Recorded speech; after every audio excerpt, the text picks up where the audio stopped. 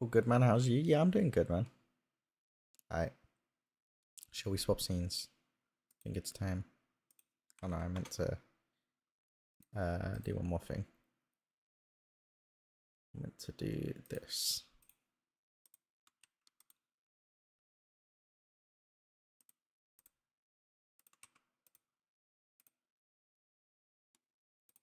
Boom. Good morning. It is that time. Liquid are actually in bed. So we're gonna have Echo method POV until Liquid wake up.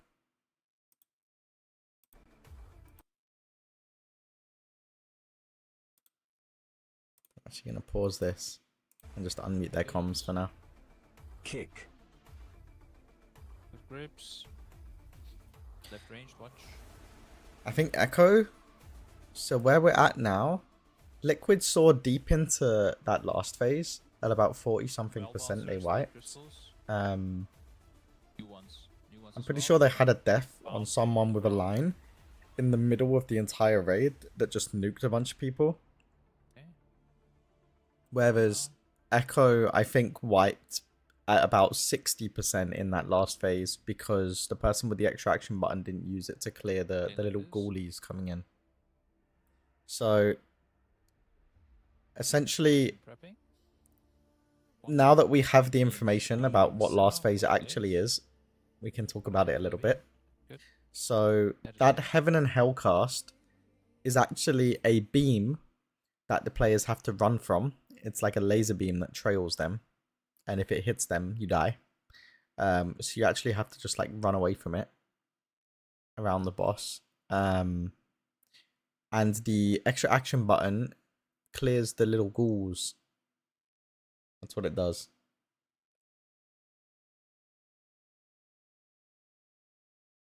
So yeah, pretty cool, pretty cool.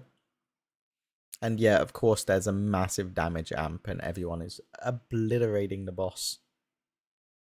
Like we anticipated. Diamond 2-5. Playing like this. Oh. Keep watching, Glaze on the... They're surrounded. Watch, a soak. Watch. Yeah, good soaks. Good comms, good comms. Through that soak. Orientation. I haven't got CP4 yet, just woke up. Spawning. Fair. Now. 2, 1, shooting. You spawn. Couple of people dropping really low. Perfecto procs the cheat death. Not ideal. This should be okay. Is Seri actually going down? He does get battle res though. Health bar is going to be a little bit unstable. 2, 1.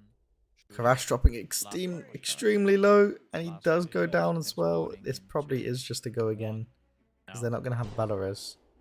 Verb also dropping. Yeah. Two crystals, bitch. It's over, guys. It's over, guys. Oh yeah, they failed to pick up crystals as well.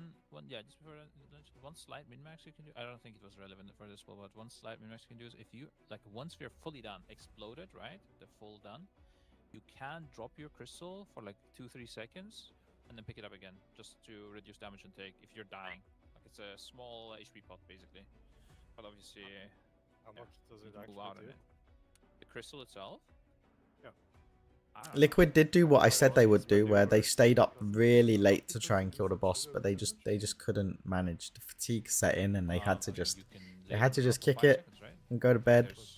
Quite some time. I don't know if it. So I owe you some gifted subs, Villian. But,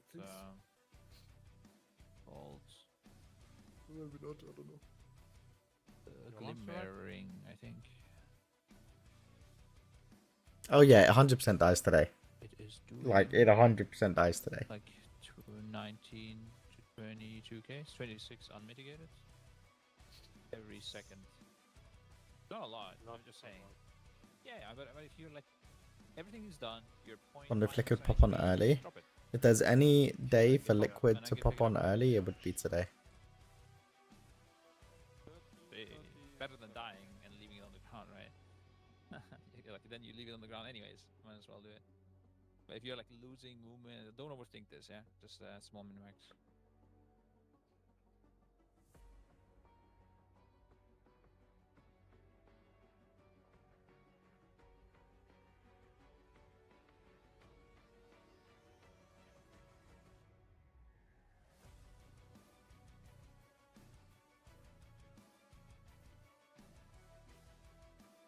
The memes from last night? Wait, what memes? Did I miss something?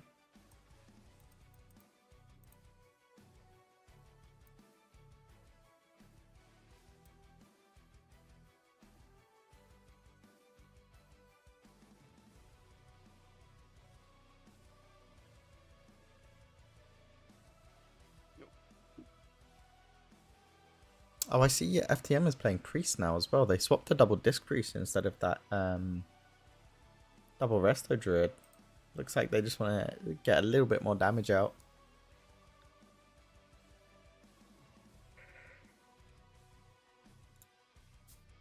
This is what the cool kids about yo Midgard. What's this tweet? Absolute cinema. Yep.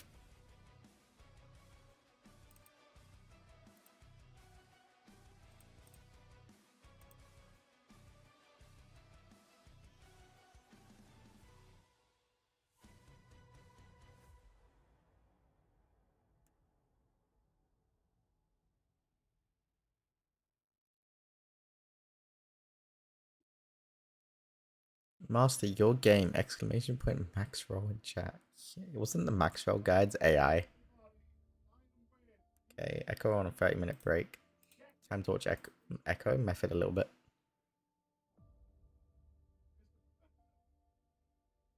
So Method haven't really seen deep into that P3 yet, which is a pretty big shame. Watching Faithy POV here.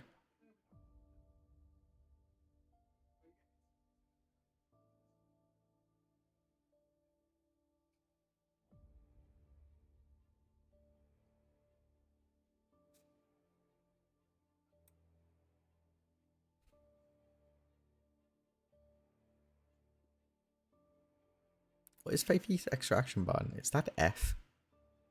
Oh, and they do die. Unlucky.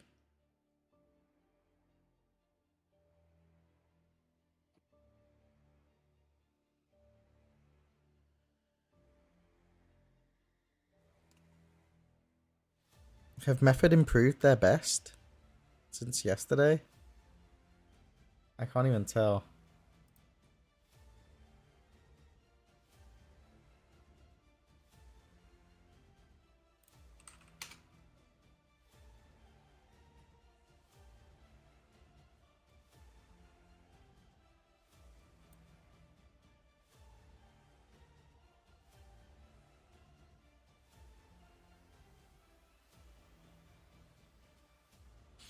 They have about 7 to 8 hours left until Liquid will return to try and grab that world first themselves. So Echo are on a bit of a clock now. That's a long amount of time though.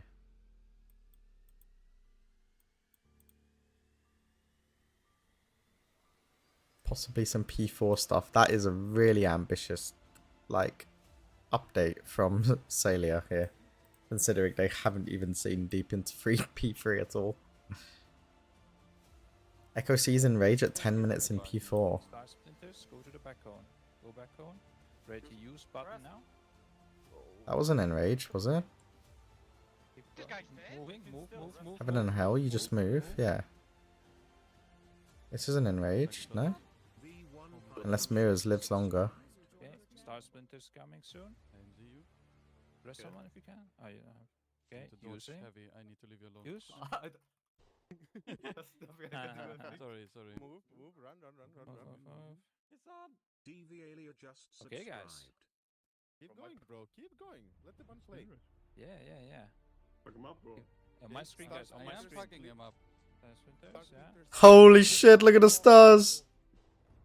Wait, that did no damage. Enrage. Big damage now. Big damage. Oh, he actually saw Enrage. Big damage now. Big damage. Fuck. Big damage. Wait. That was a 10-minute Enrage. Big damage. Ah, 10-minute Enrage. So they go into last phase. That's a 2-minute phase, right?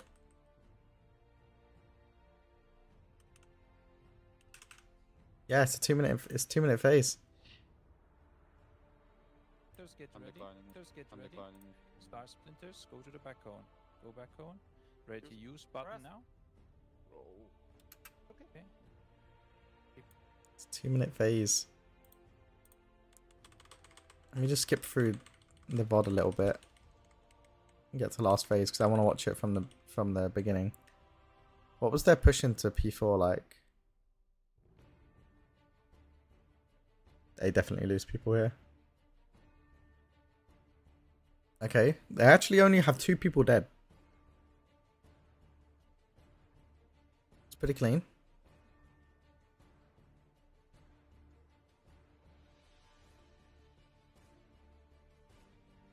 Okay, so it's a 1 minute phase.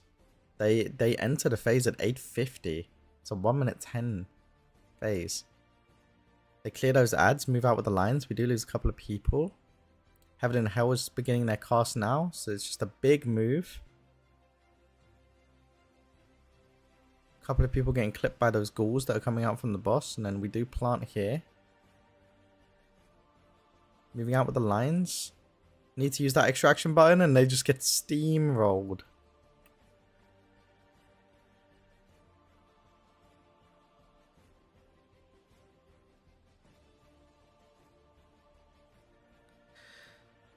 Poor.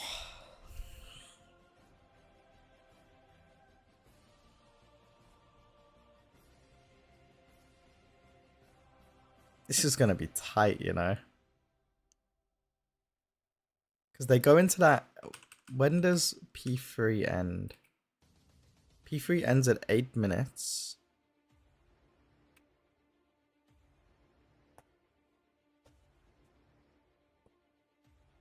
They need to find a way to not use 2 minutes here.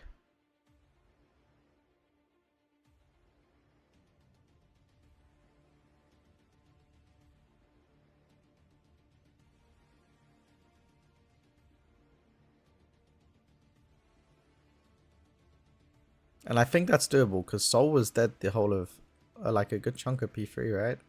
Like the whole last pizza slice. I don't know, saving 2 minutes is so scary.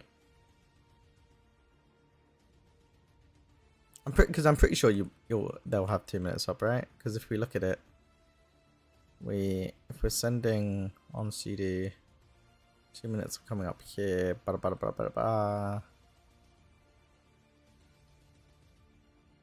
It depends on how you use CDs, but they might actually not be up at the end of P3. Because if you delay on pull slightly, they wouldn't be up here. Or they would just be coming up and you wouldn't be sending them. And then you'd go into P3 and have 2 minutes for this burn. And then it's hitting 9 minutes here, which means you'd have 3 minutes coming up any second now.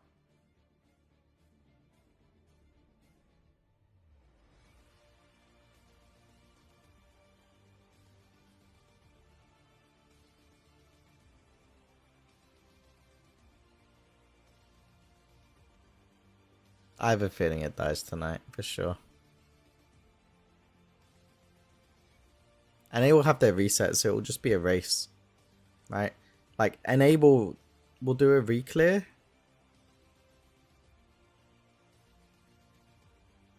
To get that addition, like, a couple of extra eye levels. They'll also have vaults. And they will steamroll this. But that's just like an insta one bang, by the way, that enrage. Is there a cast at all? Oh no, it's just Lura hitting 100 energy. It's a 10-minute enrage, yeah.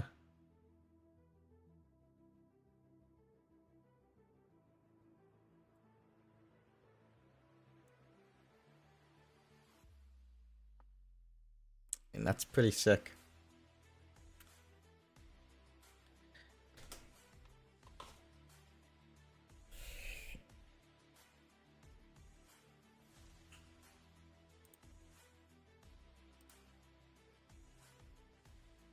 Echo is still on break. Let's hear the method comms a little bit.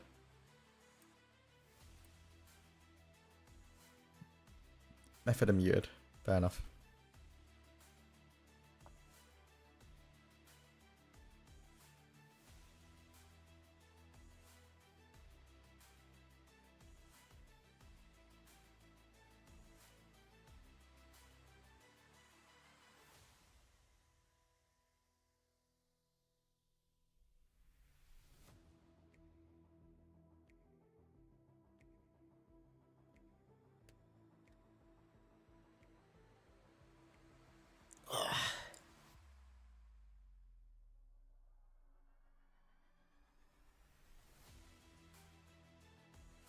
Method opting to stay with that double resto druid though.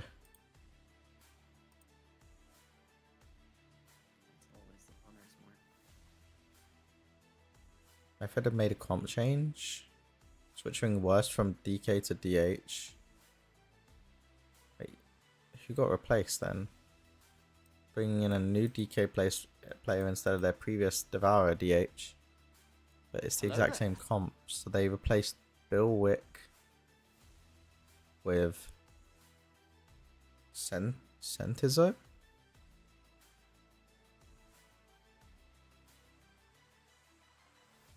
They swapped worst from DK to DH.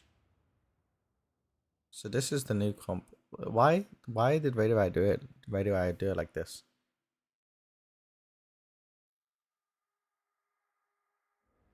I mean, they have the exact same comp. It's just literally putting worst.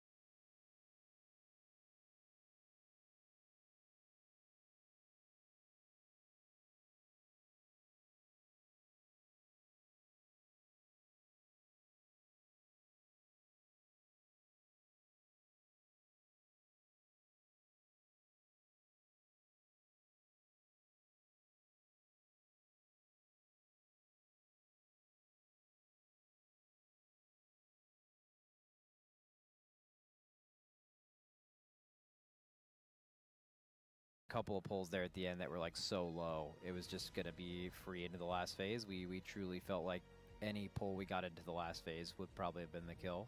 Yeah. But the longer you go into the night, the more that becomes less true. The DPS check isn't free, right?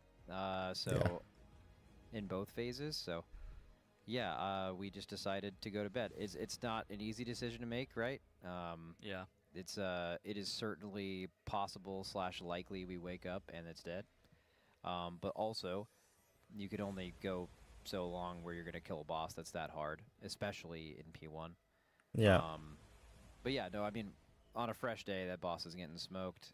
And then also, yeah, basically our best chance is Echo's doing some comp swaps, and it takes a long time to relearn with what they're trying to do. They're basically, their theory is different than ours, which was, we were like, okay, well, we're right here. We have 7 hours left in our raid after we saw it. Like, let's run same comp. We know we can beat it. The damage check is tight, but, like, we can do it. And, like, relearning with a new comp with that long in raid is, like, really sketchy to do. Yeah. Their thought is, okay, the damage check's really tight. It's going to require some relearning, but once we do, their comp will be do much higher damage, and they, like, won't have to worry about having as many, like, low wipes, basically. I mean, looking at how difficult Phase 3 is, there's obviously a lot of RNG with the Constellation spawns as well. Some are just turbo nuclear, and some are just like, there's a big open gap here. Comparatively to Phase 1, like pre and post Glaive nerf, do you think Phase 3 is like a harder phase than Phase 1, or is it just reaching that phase? No, not at all. Not even close. Yeah, no. I mean, if you could spawn into this fight into P2, P3, or P4, and you could just pull it consecutively, it would be like money in like 10 pulls. Like all of them, honestly. It's just P1 being as hard as it is, really. I mean, P3, yeah, Constellations are really RNG. Why is P1 so hard? I don't feel like P1 is that hard. Absolutely horrible visuals. Like, we have gone back. Maybe that's just easy to say from outside, as though. As, like, visuals are concerned, that like you can, when you see the light siphons that you have to soak, right, like that completely covers Constellations animation. when you have a mark over your head with the Star Augur mechanic, you cannot see. It's like it's actually on our last wipe, THD stood in a constellation. I don't know if you saw it, but like literally his mark on his camera is directly over it. You could not see it, and he just died. So Well, yeah, you of course can't there's really see it RNG because to there's glaive people to the left paths, and right of but him. I mean, it's always So, playable. Yeah. Visuals Especially are, after I would the say nerf. the visuals are very challenging, and constellations are a little RNG. But I mean, I mean, you have to actively play every it's phase pretty every late at night, time. and it felt like we were gonna make it through the phase every time we got there. Fair enough. Yeah, so how did you guys feel seeing the secret phase? Because I was like hyped. I was so hyped up. But then you started pulling the boss again, and it was like, oh no. They have to get there with everybody alive, you know, because nobody rezzed. Was it kind of a sense of dread, or was it exciting? It was definitely a lot of things. So I would say, like, today, we went to bed. We knew we were going to wake up behind. That happens every day in the race, right? Yeah. And we, like, outpaced them to get it to 0%, right? Like, we woke up, I don't even know how many percent behind, 10 maybe, and then we beat them to getting it into the phase. It took pretty much all we had to do that, actually. And then when we got to the secret phase, it, you know, we're still, like, you know, having a lot of fun and wanting to, like, learn the boss, but it also was, like, very deflating, you know, naturally. I mean, like, as far as bosses having secret phases, sometimes it just felt final, you know? Like, getting to the 0% on this boss felt like the end of a mythic end boss, you know? So that's kind of why we started celebrating. Like, we had the mythic phase data mined, but sometimes they have done this over the last couple years where they'll throw in some, like, fake, like, little data mineable spells. I don't know if it's just to trick you or if like they threw it out or something. But we were going into the fight, we're like, there's definitely a secret phase. We actually data mined some, like, percentage health stuff. But as we started doing the fight and we were getting near to 0%, we're like, this has to be the end of the fight. You know, we felt that out a few times in previous tiers where, like, you get to 0 and there's a thought of a secret phase and you're like, You need to, like, eat that and that. like, dude, there's no way there's a secret phase after this. This is what that fight felt like. So yeah, it was very surprising, a little deflating, and then I think as we got through the end of our night, it was kind of like, this timing is so bad. Yeah. You know, it's like you get this, and then, like, you have just enough gas to, like, basically fully learn the secret phase for every other guild and then go to sleep, which is pretty tough. But what can you do? All right, we don't really want to keep you too much. Obviously, you guys are going to come back tomorrow. Tomorrow, kill day, 100%. Thank you so much for joining us, Max, on the Blacklight Spotlight. We will see you guys tomorrow. Yep. All right. Thanks again. Okay, and for Blacklight, they're giving away the Athena Pro team. Yeah, I mean, it's got to be rough, right? You're essentially saying that we know the boss is killable. I mean, they did what Echo did, right? Like, Echo kept going and going and going until Fatigue made sure that they weren't going to hit the end of P3, right? But they had to keep going because the race was still on. It could have died that night. I mean, it did die that night. If it hit 0% and the boss died, it was over. But ultimately it didn't, so Echo have the opportunity to go to bed. And then it was on Liquid to do the same exact thing, because Echo now have an entire day to hit that last phase and kill the boss. An entire day.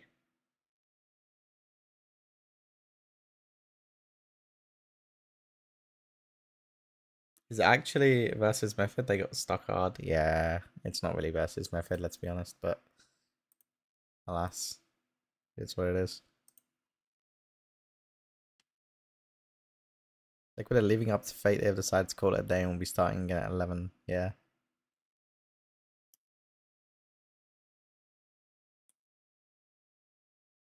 Oh yeah, FTM forgot his 4 set. It's kind of funny.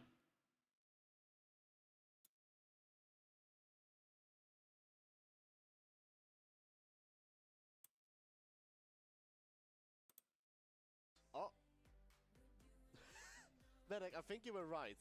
And I think he might have hurt you. You think they just noticed? FTM forgot his 4 set. Medic Catalyst reigns supreme.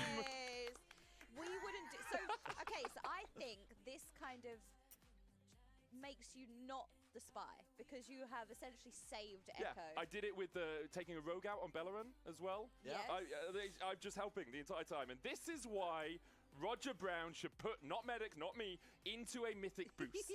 Okay? I'm doing everything I can to have the guys win today. That's such a funny thing to happen. My man forgot his foreset.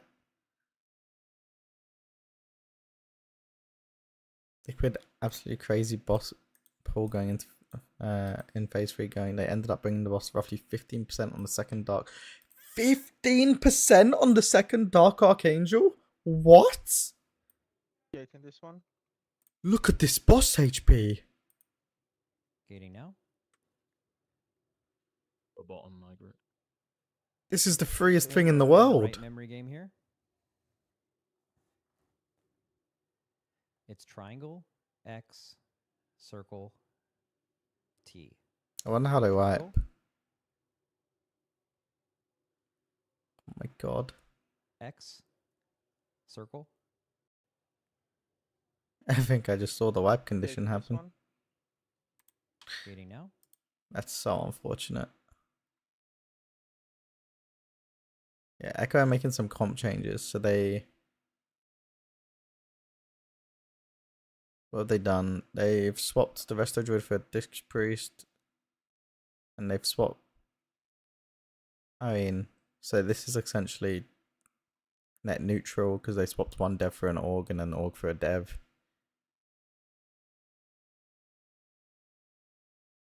Echo playing... Right, this graphic is bad. What is it? What are Echo playing now? Yeah, they're playing the same tank comp, so why does that suggest that they're playing a different tank comp? They were never playing double prop warrior, no?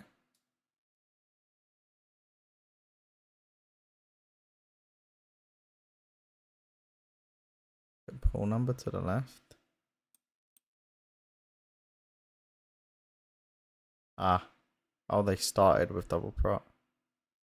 I feel like that was questionable anyway. I see, I see. So they only made the Resto Druid to Disc Priest swap.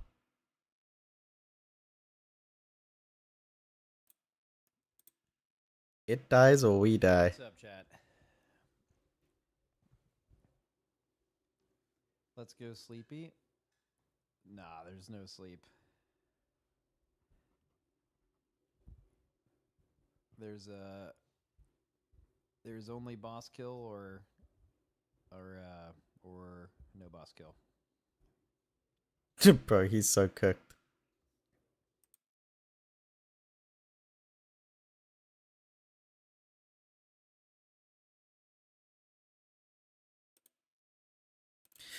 We're in a position now where it's like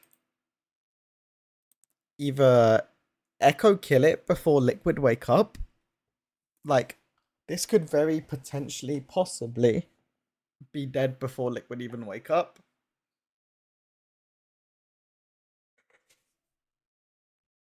Because I feel like the last phase check isn't that hard. Why are the method streams muted, man? Guess I gotta put my own music back on.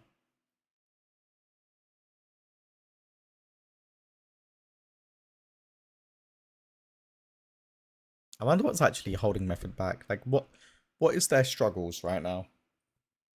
Let's try and pinpoint it a little bit.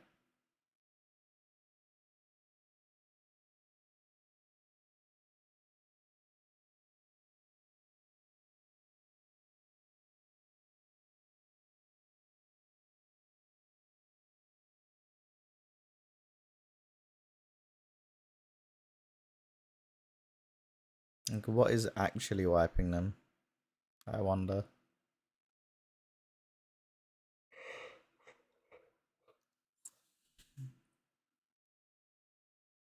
Because it looks like a pretty bog standard P1 so far. Quite walling to just tank that glaive.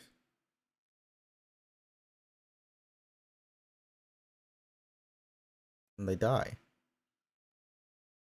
Someone got hit by a glaive, I guess.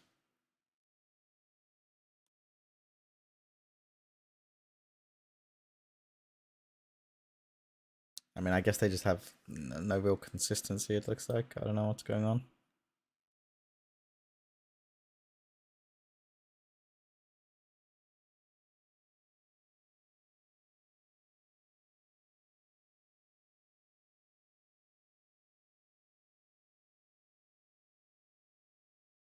Is multi-twitch a plugin? No, it's a website. It's pretty handy. You just do multitwitch.tv/ what channel you want to watch / another channel you want to watch, and it displays them side by side. What is this advert going on right now? Let's display.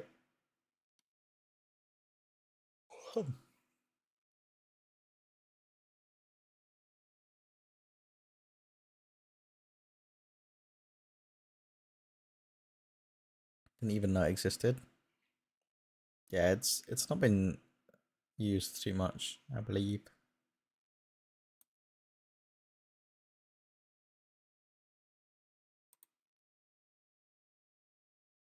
Why am I seeing an advert on Ginji's stream? Does this get played on all of their streams? That's kind of funny.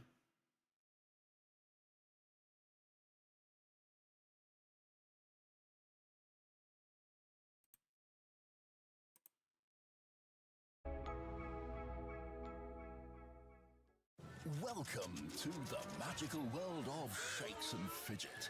The funny Yeah, why is there an advert on Ginji's stream?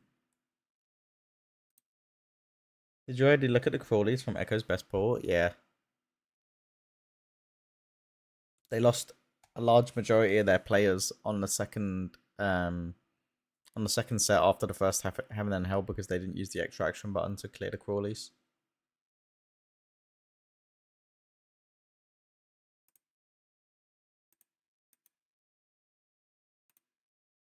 So we can look at method again.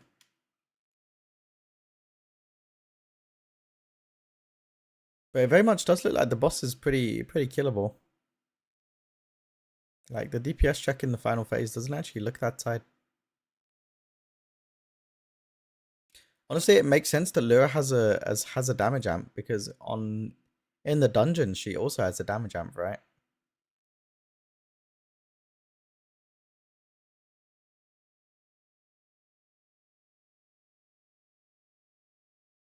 That is a pretty cool fucking phase.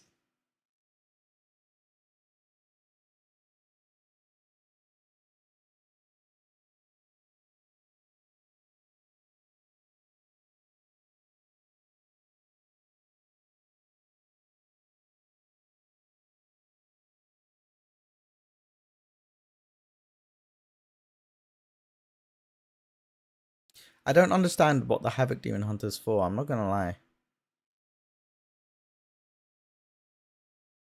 Outside of just looking good on the meters. Because I feel like the Havoc Demon Hunter fulfills the jobs that the MM... Like, it fulfills the job that the MM Hunter's doing. Or the two MM Hunters are doing.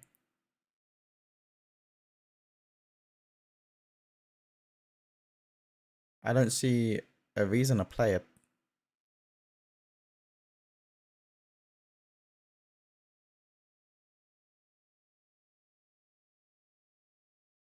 Like, don't get me wrong, it's doing good damage, but you're sacrificing a melee DPS spot to fulfill a job that's already being done.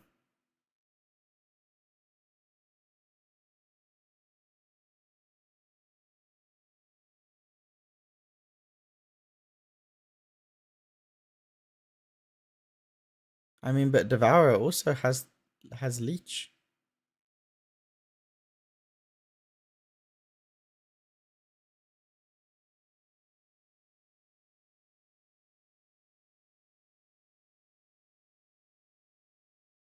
Yeah, they're running one Devourer and one Havoc instead of just double Devourer.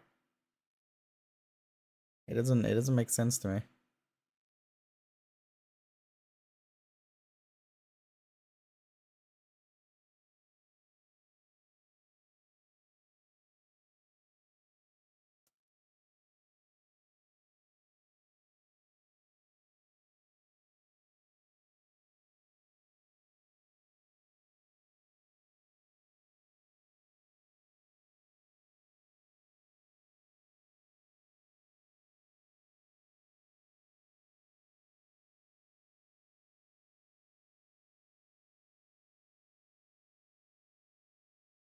It's interesting you run Death Pact on Unholy DK.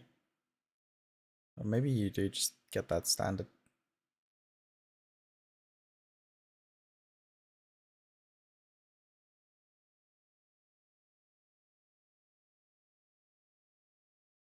Can't remember much about Unholy, to be honest.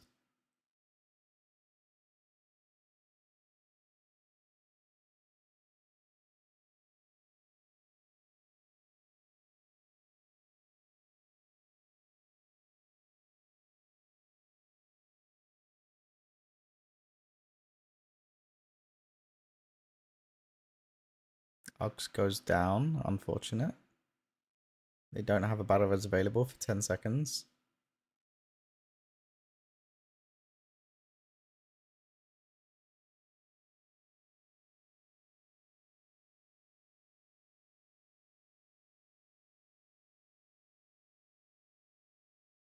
If he gets the battle res up, Ox is going to wait to take it though.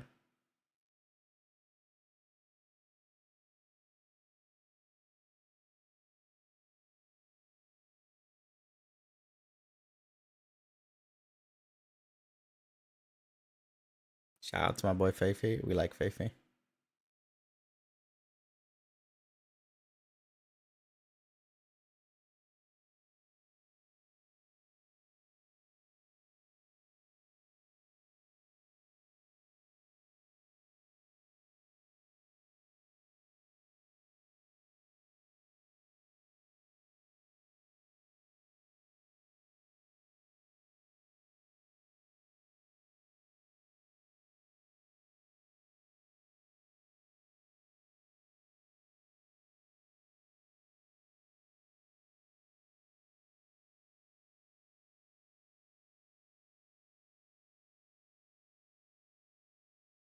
Why?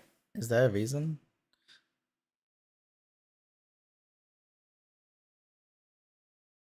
That's unfortunate. Faithy going down with a lot of his defensives available.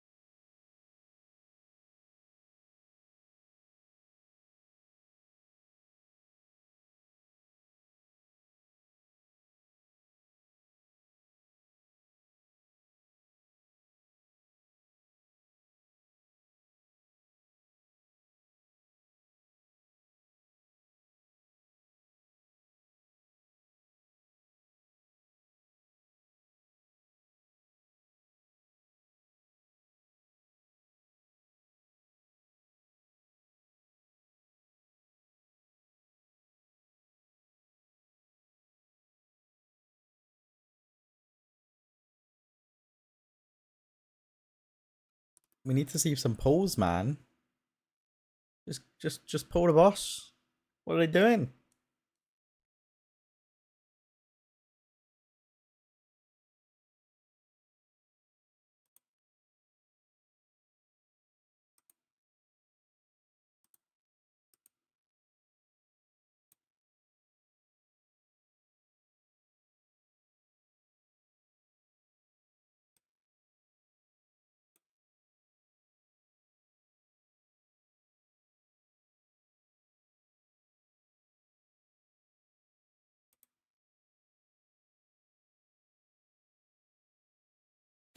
In phase 5, Lura, she summons pre-nerf Halondrus to join the fight and he crawls out of the Sunwell.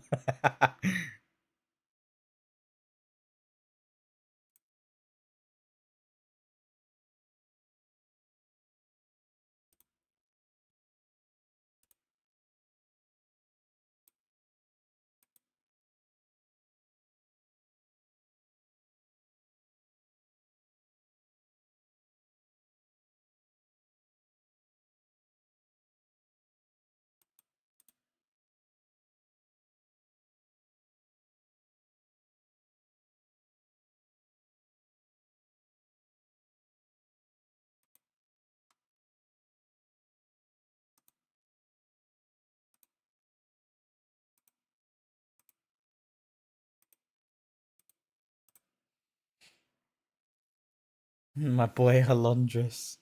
That's what happens when you keep saying raid is easy. Yup. One of these days, they're going to bring Halondrus back. One of these days.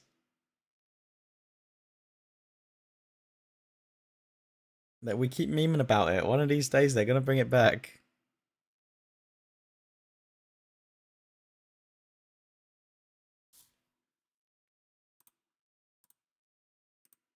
Okay, we need like chill music. While we wait for them to figure it out.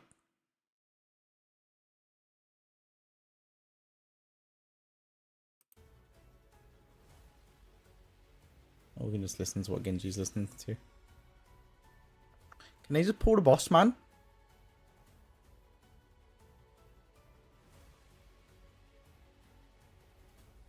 How many pulls do the guilds actually have now?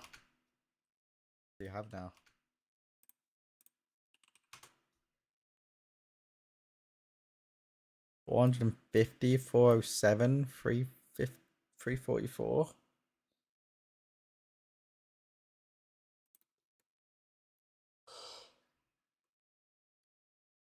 They forget their second and Lick will be up in a few hours. I mean, I don't think that really matters, right? Because like, I don't think Liquid goes straight into it. I like that's such a hard decision to make. The Liquid wake up and just go straight back into March, knowing it's killable? Probably not. They probably like. I feel like it could be a Gahoon situation all over again, where Liquid extend their raid lockout to get back to Lura without re-clearing, and all of a sudden they just get absolutely fucked and Echo win. It's Monday, they have another day. Oh my god, it's Monday. Why am I talking about lockouts? Duh. I thought it was Tuesday today. God, that shows how warped my mind is.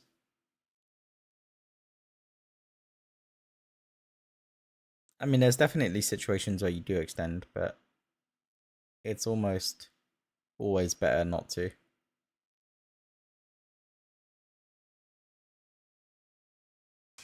That's chill then. We're vibing. This boss is fucking dead. Method make it back to P3 once again, did they? I don't remember seeing that. I tune in, it's P1 wipe.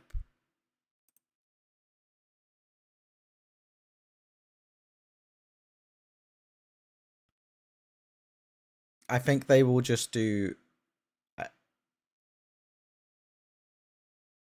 I don't think they will do splits at all. I think they will just full send a raid with mains.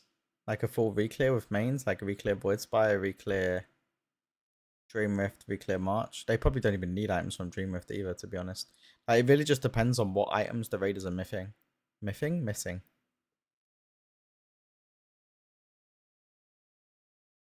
Because you want to spend as little time as possible outside of Lura at this point.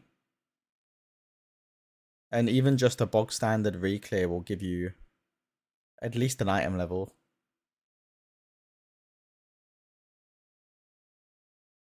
Like they'll most likely one shot every boss in Void Spire because that raid is a complete joke, and then they'll one shot Dream Rift because that raid is also a complete joke, and then they'll come here.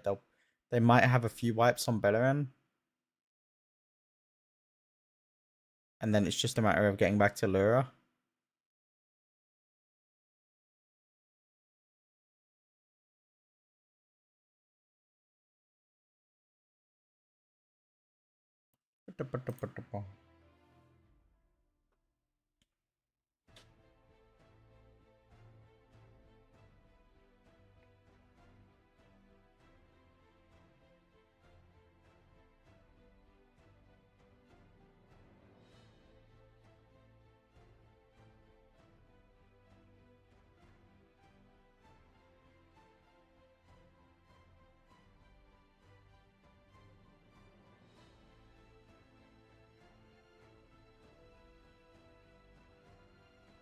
beams.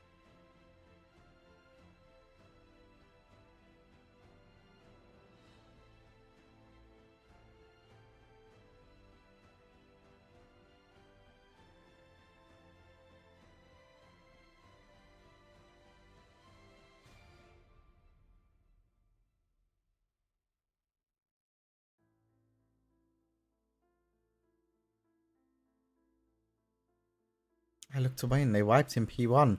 Guys, we need to hit P4. Enough now. Has anyone used the Michael Jordan meme onto that person who was tuning in this raid? I don't think so.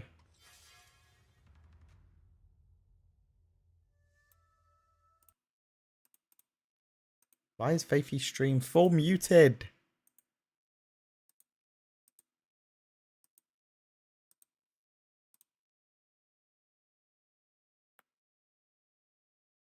I want to hear the comms, man.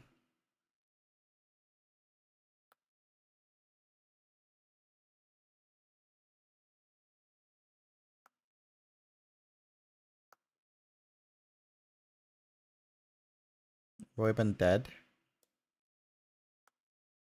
Do you have a res? Crystals come out. They do get gripped in pretty quickly. Nice, nice.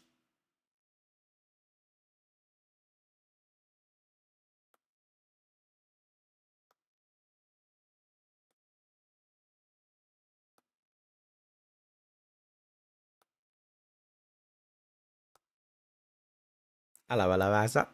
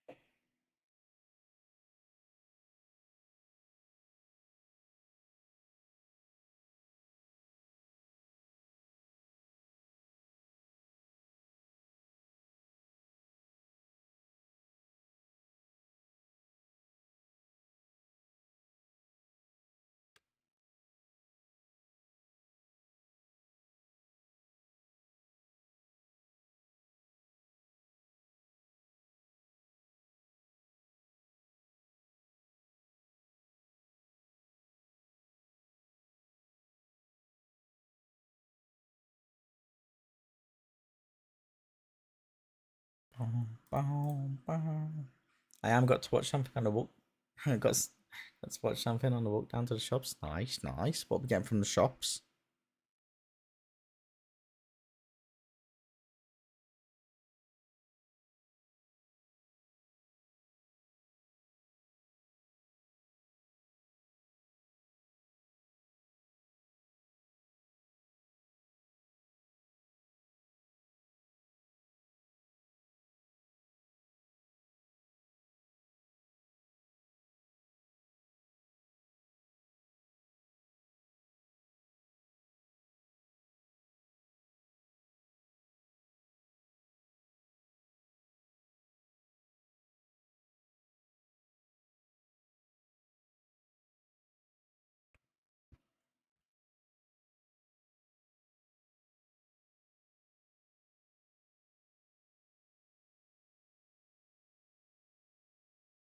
Hello, Sonny. And they're fucking dead in P1 again, man. Method, on the other hand, getting into that phase 2 with everyone alive. They do have a They do not have a battle res available.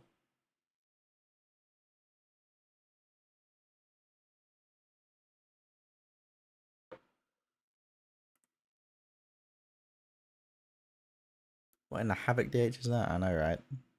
I don't know why they're playing Havoc over Devourer. Like, obviously it looks good on the meters, but it's like I was saying earlier, you're just stealing the job that the MM hunters are in the raid for.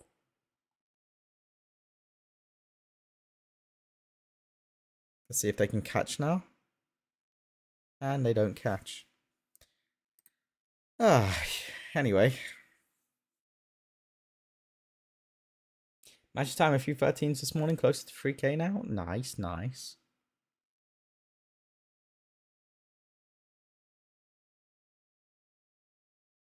Would be interested to see its breakdown from intermission onwards. Yeah. I mean, I think it's it's obviously doing good single target as well, but is it doing more than the Devourers? It's hard to really say.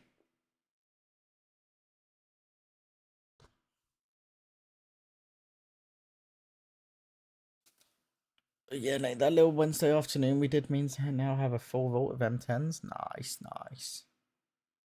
Had a Shadow Priest cook, which might be nuts for P3, but it'd be a long shot. Yeah, I don't think you play Shadow Priest on this boss ever.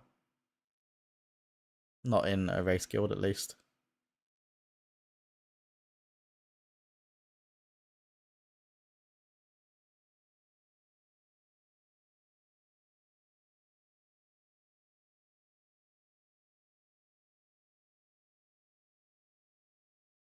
Fine, you can see your spells with all the void shit going on. That'd be one of those things that comes out after the race and no one would bother taking a chance on. Yeah. Okay, what is, like, boys, we're in a race. It's time to kill the boss. You've seen P4. Why are we wiping in P1? Guys, time to lock the fuck in. Oh! Faithy music is back.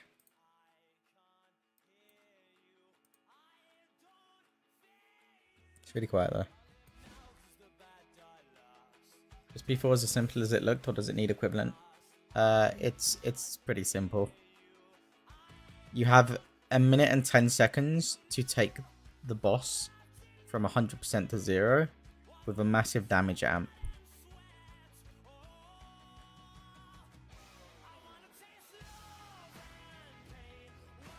Because the hardened rage of the boss is at 10 minutes and you enter at 8:50.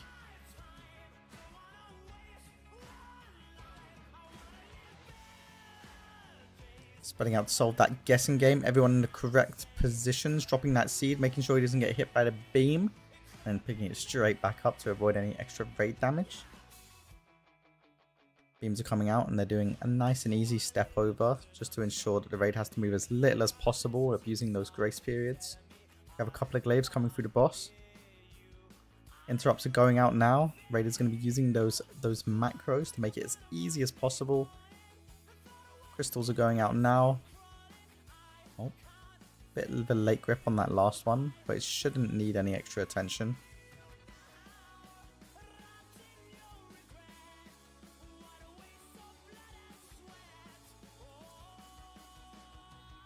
Be careful of your VOD being muted for copyright if you're playing this via his stream. Oh, that's very smart. That's why you are the better streamer.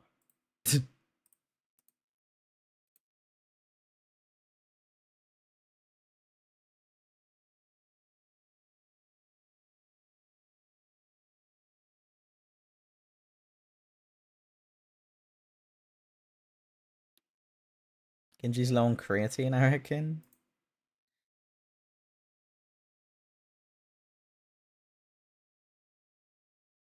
I think you would have to take a lot of creatine to ever run out of that stuff.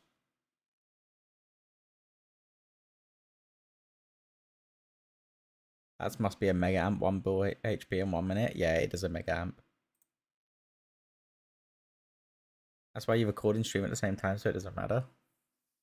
That would be the smart thing to do. However, I don't have infinite storage space, nor infinite money to spend on said storage space. So, yeah.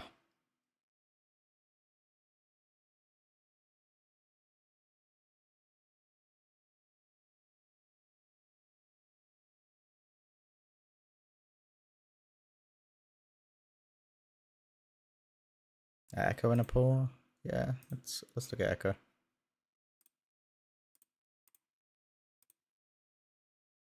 Skill issue, true. Just Robert Curry's in it. I mean, there's one that's not too far away, I'm pretty sure. And hey, thanks again for the Discord talk. Was really struggling. I appreciate you, friend. My pleasure. I'm sorry that you're having a hard time. Hope you're doing okay now, though.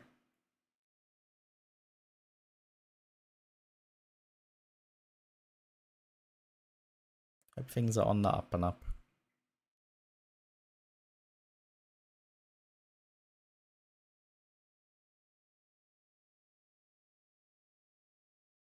Zoro is cut off from the raid. Oh, getting singed by that beam a little bit, but he does manage.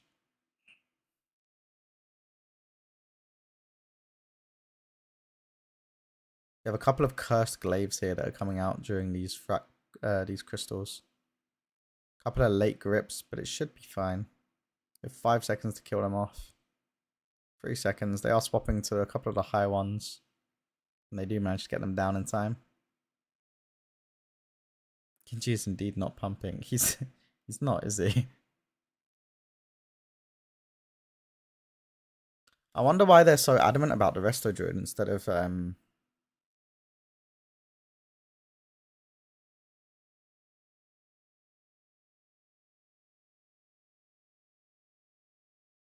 it's really hard to quantify, right? Like the alternative would be playing Warrior Guardian Druid and then bringing either another Disc Priest for PI or another Monk for the throughput over the Resto Druid because they can fulfill the same role.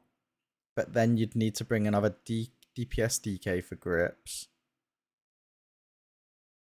And I think that's almost just strictly worse. Oh, we do have a seed carrier get hit. Very unfortunate. Method into P2 here.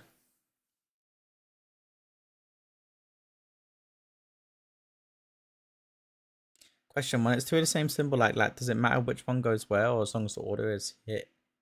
Yeah, they can go to either of the correct locations as long as the order is hit correctly. Method just need to catch here. This is always a bit of a pain point for them, and yet again, they don't manage despite the entire raid being very healthy.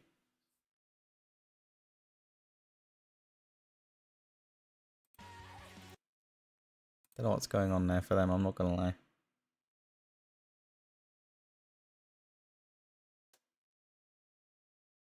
Did they miss a soak? Yeah, every time they get to P3, they get that knockback and then they miss a soak. Every time I've watched them get to phase 3.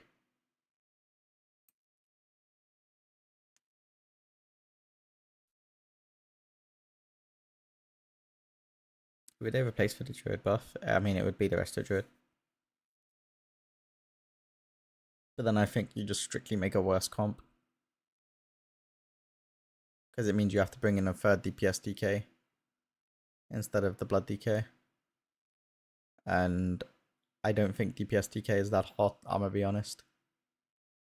I'm really surprised that no guild has tried to make it work with only one DPS DK. And then just bringing in a strictly better class. Because it's not like AMZ has particularly great value on this boss. They miss a so-called what? Don't have pre-assigned positions? They do. They do. But yeah.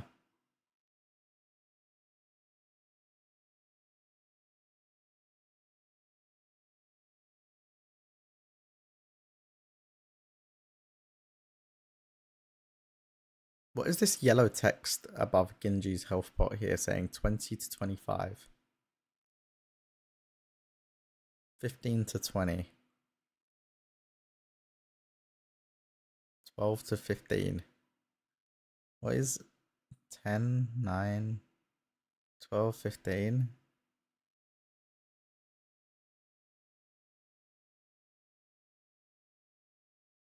Not too sure what that is. Range? Was it? Yeah, is it range from the boss? Or what is it range from? Yeah, it has to be range from the boss. That's cheeky. I thought Blizzard was supposed to have removed all of the range indicators.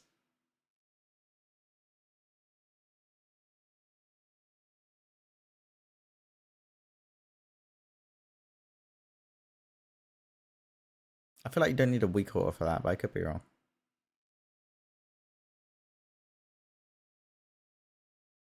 It's been a part of like all quality of life add-ons since the start.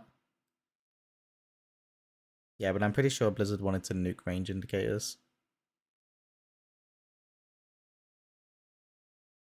It's the most arse-clenching race we've had in a while. It is a good race, yeah. Reminds me of Demencius, to be honest. Demencius was a banger race as well. It really came down to the wire.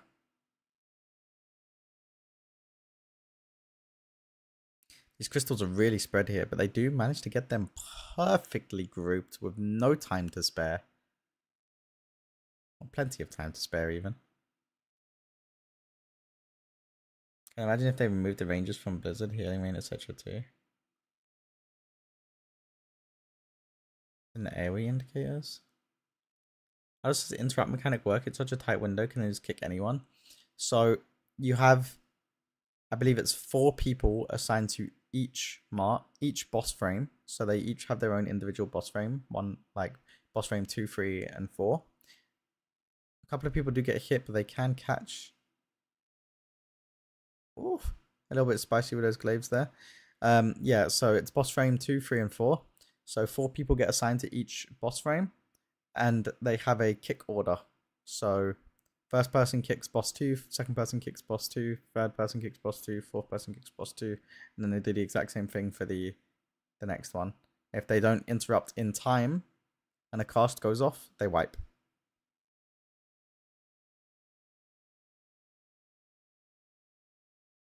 But it's quite easy. They just set a focus macro to their boss frame and then press an interrupt button. Genji's really low here. Does he pop the health pot? Yes, he does. Good boy.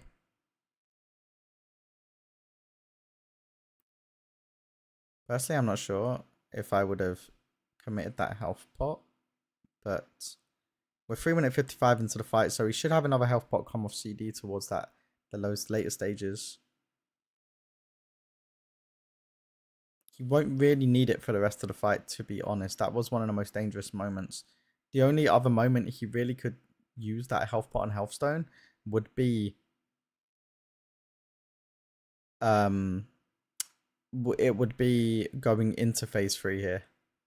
That is the next most deadly point of the fight, but it looks like the healers have it completely sussed out and everybody is very healthy.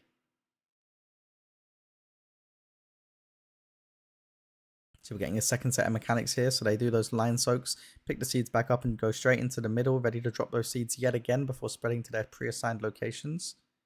Everyone does live. All the seeds get picked straight back up, and now they're spreading back out to where they need to stand to avoid these orbs getting sucked into the boss for that raid nuke. Now the healers have plenty of time to top people before the next set of line soaks. And this is the third and final set of mechanics of the phase. Echo making this look easy. Maybe they finally got over that slump and they're going to start consistently seeing into those later stages of P3 and that potentially P4. Ideally P4. So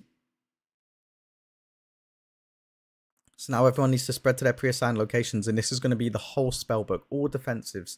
They just need to live this knock, catch these crystals, and then stack up in the middle of the boss room to squeeze out every inch of damage. Boss is 53% right now. That's a pretty good boss burn. And they are on track to push into that phase 4.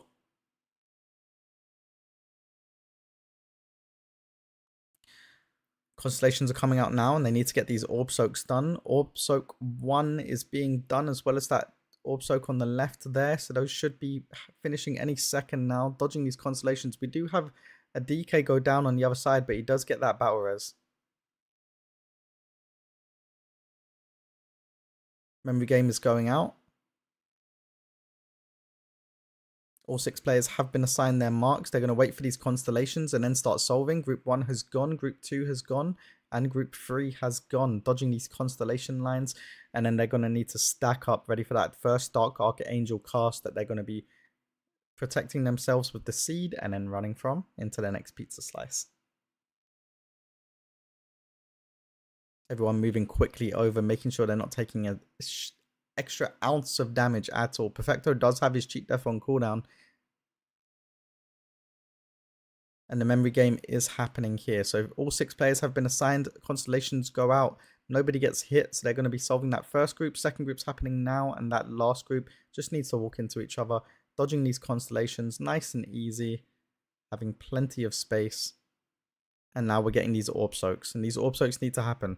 So the first orb is already being soaked here. Second orb is being a little bit delayed, but they do manage to get in it in time. Should be finishing any second now. And this third orb, they should have plenty of time to finish it off before stacking up again, getting that gateway down for that second Dark Archangel cast and moving into the final pizza slice. Boss is at 17%. This is more than enough damage to see that phase 4 with every single player alive. Little bit unstable here, but we do have time to top those health bars up. First orb soaks do go out. They're going to have a little bit less play space here now that the entire raid is in this same section of the room. First 2 orb soaks have been done. The other side is dealing with that memory game. All orbs have been done successfully. Dodging these constellation lines now. We do not lose anybody. Boss is 10%. This is absolutely a-okay. The other side is dealing with those orb soaks now. First one has been done. Memory game does come out. Constellation lines are happening now. They do the first 2 memory games successfully. Done. Second 2 memory games need to happen now. Constellation lines need to be dodged. There is a soak that needs to happen. They do the last memory game. Oh, and they don't manage to catch the soak in time. Oh. 2% on the boss. That was easy phase 4 if they caught that. But unfortunately, we did have a player get hit by one of those constellation lines with that seed, and it does proc those soaks that need to happen whenever that is the case. And unfortunately, it was at the worst time possible because the knock was happening at the exact same time. And although people were in it before the knock just kind of sent them to their death. That would have been an absolutely insane P4. Really kind of showcasing how much extra damage they have now with that second disc breach though, with the PI. Making those P4 pushes looking pretty chill. TBH.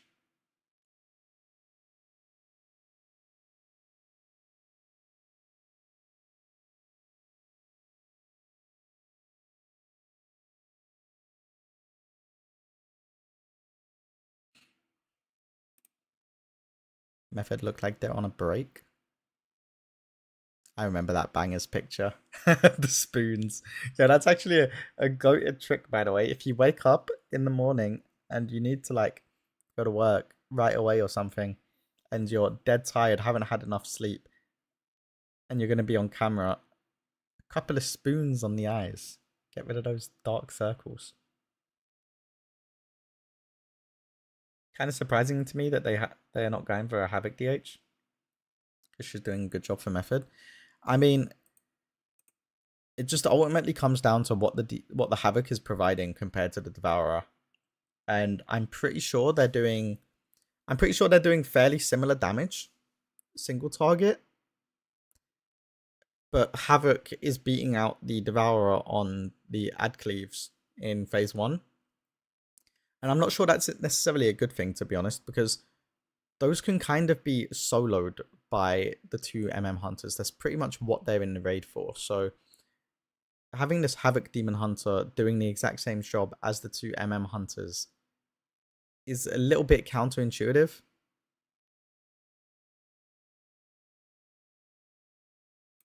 You know, it's just a little bit overkill. But I mean, if they're struggling with the crystals and consistency in P1, then it 100% helps improve that. And as long as the Havoc Demon Hunter isn't too far behind the Devourer Demon Hunters on actual single target, then it is just a bonus. But you are going to be robbing damage from the MM Hunters. And the MM Hunters are the main characters in this tier. So... odd question, but I like your way of explaining stuff. Would you maybe be open to coaching and help me study for bosses in some future tier? I do offer coaching, yeah. I've been meaning to set up my Patreon where I'm going to start selling coaching courses and like just having a clearer space to offer my one-to-one coaching. But I do offer coaching, yeah. I'd be more than happy if you want to slide into my DMs on Discord. After my stream and everything later tonight, I can give you my rates and talk a bit more about it. He seems to be maintaining good damage in P2 too. Yeah, but it's just a case of whether it's actually better or worse than Devourer, you know. There is also the caveat that he is taking up an extra melee spot. But as long as it's not actually problematic, then it should be okay. I have ADHD, so I really struggle with learning bosses just from watching a VOD, so it's hard for me to focus just on my own. Yeah, Jess also has ADHD, and what was it? I've got something somewhere. Let me try and find it. I made these graphics for Liberation of Undermine way back when, just to kind of, because I know ADHD, you need everything to be short and sweet. Otherwise it just gets lost in the sauce, you know. Yeah, I made these boss cheat sheets for Liberation of Undermine.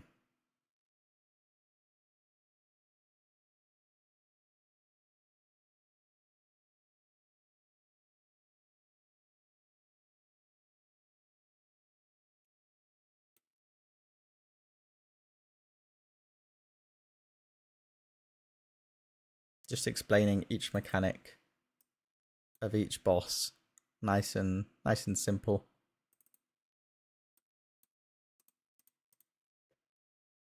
Subway Surfer's explainer for boss mechanics sounds great. I mean, hey, if it works, it works.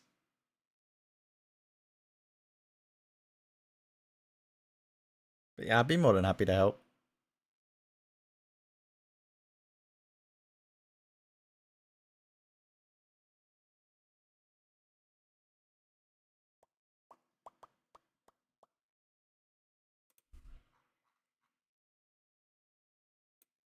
Oh man, that was really unfortunate for Echo. Right as the boss ends up casting that final Dark Archangel, there's a small knockback which will coincide with one of the two remaining Dawn Crystal players getting a tick of the Constellation. This spawns two small void zones to soak, and the knockback ended up knocking the players out of the soaks, leading to a wipe that otherwise would have been a P4 pool with everyone alive. Yep.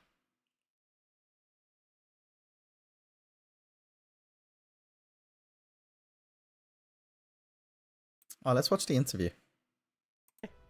Hello, everybody, and I am with the old man himself. 8 decades of Race to World First experience. Been doing this since before the game came out. Yeah. Mr. Perfecto. Why do you keep dying in Phase 2 with your health bar? What is going on there? You know the intermission? Phase 2? You know the intermission? Yeah. Where you all spread out and you're shooting off the Kai Vesa lines. We watch you and Koresh, and your health bar just does this. If you get out of there without cheat death, we think this is a good phase. Well, yeah, it's a little bit rough because we're on the side, we're far away from the healers, we're kind of left to our own devices. The only difference is Chris has a Death Strike, so he can heal himself. It's a little bit harder for me to get my HP up, so I have to feint every single time I get the lines. It's a waste because of energy. they do about 20. Like waste of energy. They leave me to about 20%. It's so based and sometimes I have to clock there, maybe I have to send a health pod. So it's a little bit rough. Are you not just closing your eyes? We're trying to make it through it. Yeah, we're trying to make it through it. Yeah. I don't know who you called at Blizzard, but you called somebody and said, "Can you proc a cheat death for Echo?" Because that's what seemingly has happened here. As Liquid crossed 0, 0.45%. There was a risk of Narcoles being the guild hero, which is gross. And then we get another phase. Talk us through what was going on in the team when that happened, because we've had stories all day of where were you when it happened. So what happened with it internally in the team? I mean, we were playing, right? We didn't really hear. Someone said something. I believe we were not even in a pool. So because I have Spen right next to me, I turned to his monitor because someone said something, and on his second monitor he had them playing, and I could see like the secret phase with the ads coming through the boss. And you know what they instantly reminded me? Cho'Gall. Yes. Instantly reminded me of Cho'Gall, and we also got 1 second there, by the way. So it was not a good memory. My man Perfecto is showing his age with but that I heard when people yelling reference. from the caster room, you guys, and because we have a lot of people. I was casting. Oh, you were casting, but a lot of people were yelling and stuff. So we realized something had happened. Yeah. Yeah. Did you think at first we've lost? Like, that has to be the No, impression. we didn't know. We had but no you idea. knew something had happened, right? So yeah, we knew something. But I instantly knew because I saw the monitor and I saw the boss was still alive. But we didn't know if they had a good pull or anything like that. So, yeah, it was a surprise to see something different happening that we hadn't seen yet. Yeah, I mean, it obviously changed direction immediately. Send the bed angle. How do you feel as a team? This has happened a couple of times where you played, I think, 17 hours yesterday. 17 hours of raiding is what we medic quick mathed. And now there's another phase. That's going to be a few hours of cooking, let alone you hadn't actually reached that phase yet. And, you know, the decision is made. We're going to bed. Like, how do you even get to sleep knowing that, like, this... It was hard to go to bed because we were assumed we were going to play until it dies, right? And we were also so close. We had a 0.4% wipe. And I was getting the Demi flashbacks. Yeah. Or we had the 2.4% wipes and then we lost. But then the phase spawned, and obviously we had to rethink if we have to go late. Obviously we were really tired. Odyssey, I think it was late hard 20s. to go to bed. A lot of bulls were popped that night to go late. We didn't obviously go super late. A lot of balls were popped. I Hey, think that's the my boss does it. man. I don't think the phase is that complicated. I think it's quite simple actually. Much with all these secret phases, they're usually quite simple. You just go there and I mean, holy probably energy. go there like 5, 6, maybe 10 times max and the boss will die. Yeah. Hopefully so. But you are on day 20. In fact, you were one of the first two to arrive. Yeah, me and Roger. Are we loving the Secret Lab chairs? That's why we're here. These Secret Lab chairs, baby. Very confident, keeping us comfortable for a month here, almost. Do you have one of these? No, we don't have these on ours. What? Yeah, right. And of course the desks, they're great. I love the desk. They certainly are. They have been a wonderful companion to go along with these raiders. But lunch buff, nothing heavy, hopefully. We don't need sleepy time. Thank you for talking to us, Perfecto. And we'll go back to the couch. Yeah, I think he's one of the youngest Echo players. Old. There we go. That's It's always stove. really good to sit down and talk to the players, especially when they are so close to a kill. But with the lunch buff called, Kana looks we so will be taking different a short with his little head break shaved. as well. But don't go anywhere. A kill But to be could honest, I very can't really well be remember him imminent with at hair. any moment. It is a very exciting day indeed. We'll see you soon. Bye.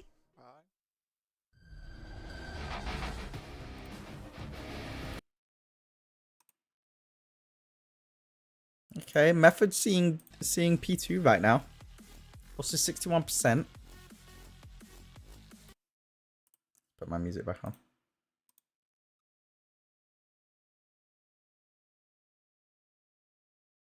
When did Kana leave? I think it was after Liberation of Undermine.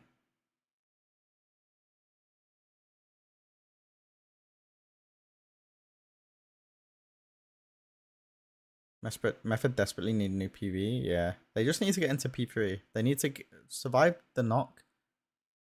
So they're going to spread out to these knock locations, use every personal in the game, and then they just need to catch.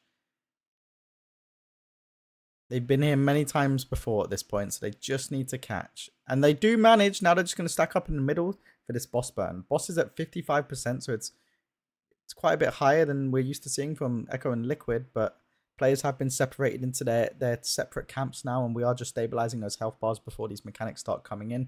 Left side dealing with these orb soaks at the same time as constellation lines, and right side dealing with that guessing game at the same time as constellation lines.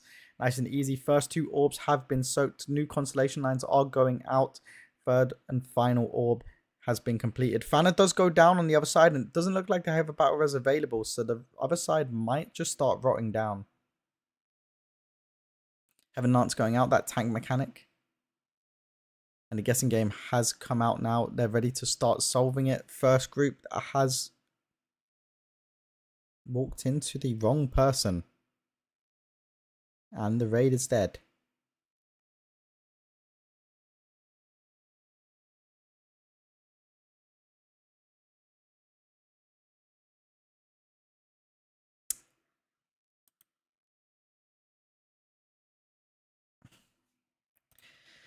Fair enough. Fair enough.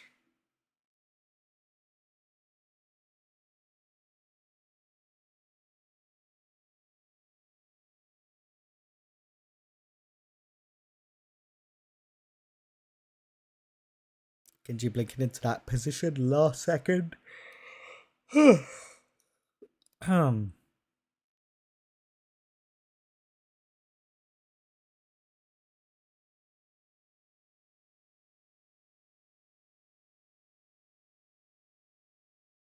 Was that a 0.1% improvement for Method? I go VDH to tank this HD Dragons run. Can I get a TLDR on what to do?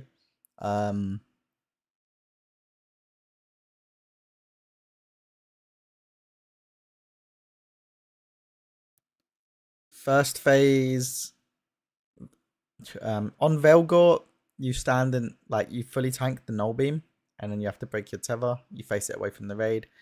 The glooms, you send through the middle of the room, just to let people make it as easy as possible to soak them. And then you also need to make sure that...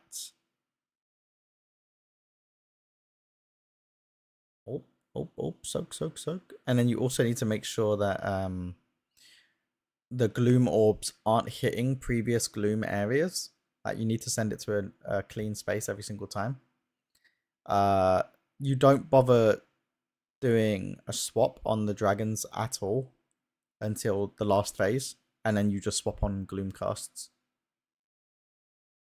And in last phase, you tank the dragons together.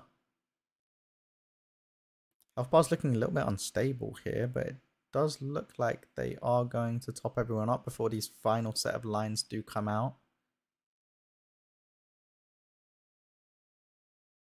Everyone looking pretty healthy. Genji's going to blink to the back. Perfecto does proc cheat death again. And we are looking pretty stable going into this phase 2.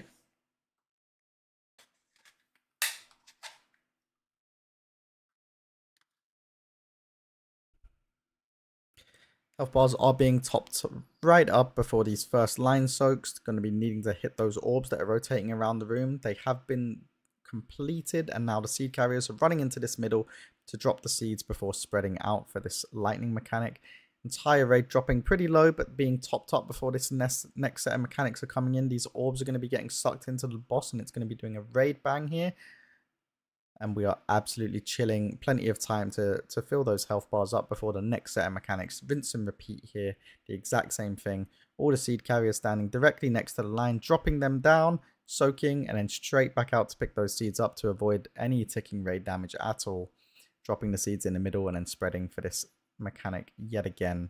And then straight back to pick those seeds up. Really important that those seeds aren't down for any length of time, because it does do ticking raid damage when they are on the floor for more than a few seconds. All the raid bars looking pretty healthy as we go into this final set of mechanics in P2 here. Boss is at 57%, so this is looking like a pretty good boss burn so far. 56% as they are approaching the final set of mechanics of P2 here. All of the raiders looking pretty healthy. They're going to be dodging these orbs, getting sucked into the boss, and then they have to do one final spread before entering P3. Not a lot of time to fill these health bars here. Everyone's spreading out, and this is going to be every defensive in the game as they all get knocked and then have to catch these soaks before moving further into P3, and they don't manage to actually catch the soaks in time. Very unfortunate. Very, very unfortunate. Zelia gets out of P2 with no mana for Method every time. I don't know how he's going to manage P3 and P4. I don't know. The insta-ping, yeah. It's unfortunate. It's unfortunate.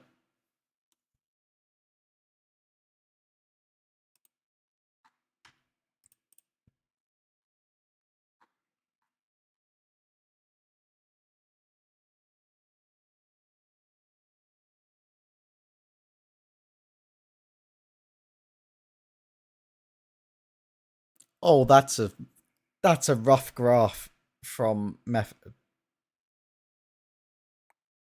That's a rough graph to see from Method. I'm not gonna lie.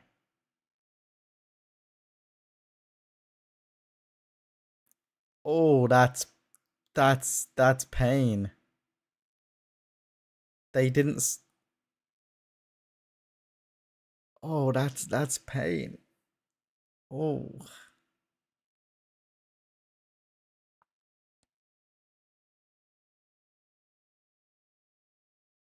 How many pulls do we think until the boss is dead, chat? What's our pull count predictions?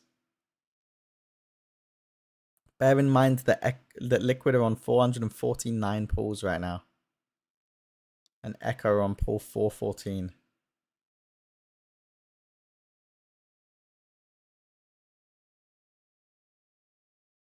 The real question is Method killing it this reset?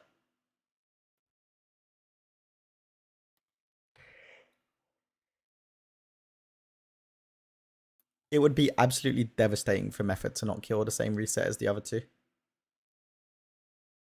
That would be a big step backwards. That would be such a massive step backwards. They have to kill it the same reset. They have today and tomorrow.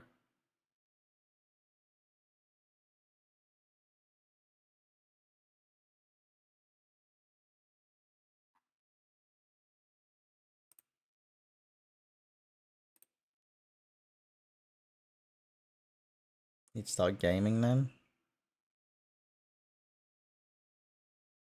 This reset is only Liquid? Nah, no way. I think there's a very real possibility that Echo kill before Liquid even wake up here.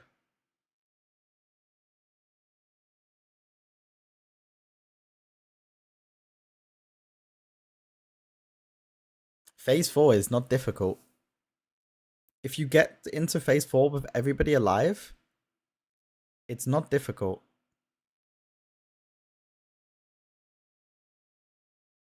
The only reason Echo don't have a better boss percentage than Liquid is because whoever had the extra action button just forgot to use it.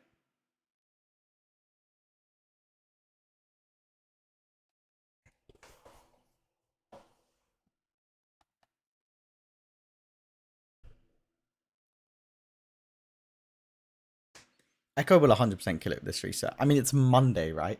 It's literally Monday, and they've seen halfway through. I mean, Echo are the only guild that have seen the hardened rage of the boss, that 10-minute mark. Liquid didn't even see that. So not only do Liquid have to kill it today, which it 100% dies today for both Echo and Liquid, but even if it doesn't die today for Echo, they still have Tuesday. Because reset is Wednesday for Echo. Asian guilds are creeping on Method. Speaking of the Asian guilds, where are Hot Pot Heroes? What's Hot Pot Heroes boss percentage? Is that, or Juego Hero, whatever the guild name is called. There's no tracker for it. Let me just go here, maybe. Juego Hero is 69% in intermission 1. Oh yeah, they've got ages to go before they catch up to Method.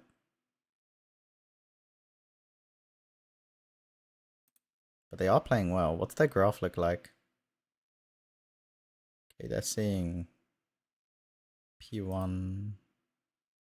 What's Method's graph look like?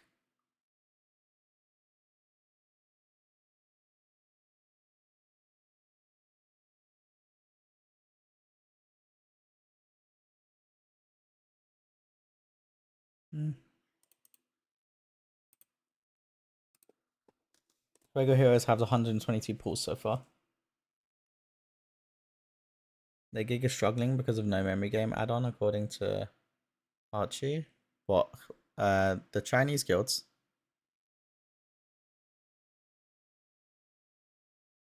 Just one more day though, no? Yeah, Liquid have today alone because their reset's Tuesday. Echo have today and tomorrow. But the boss dies for both guilds today. I say as they hit a seed with the lines. Yeah. There's not a doubt in my mind that the boss dies for both Echo and Liquid today. It's just a matter of who kills it first.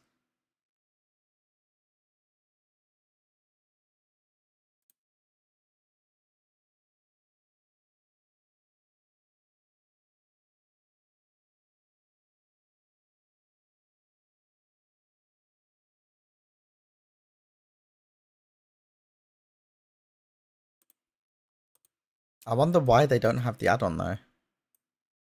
Because surely they have add-on developers. So why why don't they have it? China's usually much less restrictive than Western. Wow. I don't see Echo killing it today, honestly. Why don't you see it? Out of curiosity, why don't you see Echo killing it today? Knowing that P4 is not that tight.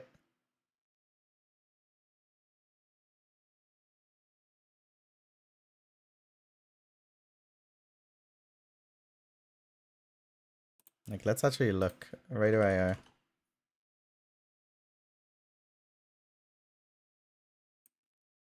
So we'll look at Liquid and Echo graphs, right? So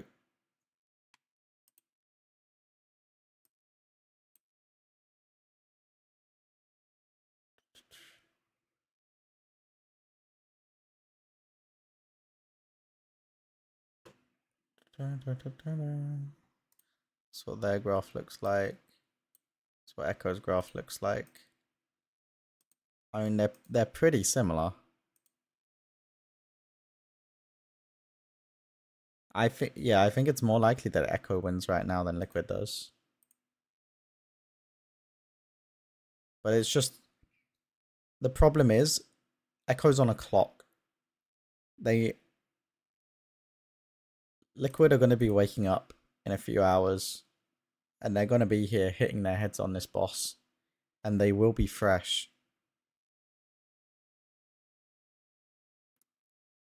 Like Liquid saw P4 here and they've had 1, 2, 3, 4 P4 pulls, whereas Echo have seen P4. Echo have seen P4 twice.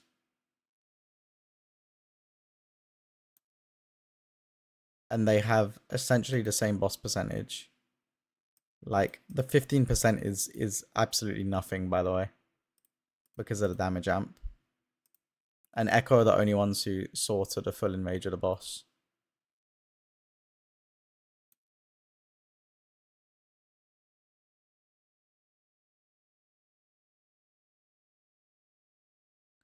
Yeah, I'd be really surprised if Liquid don't get up early.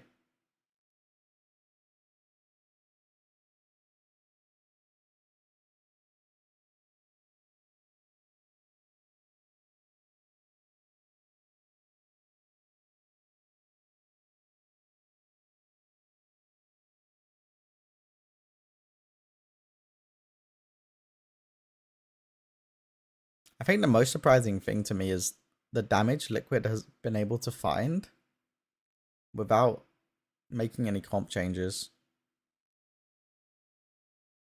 Fired Up did go back to Frost. I know that much.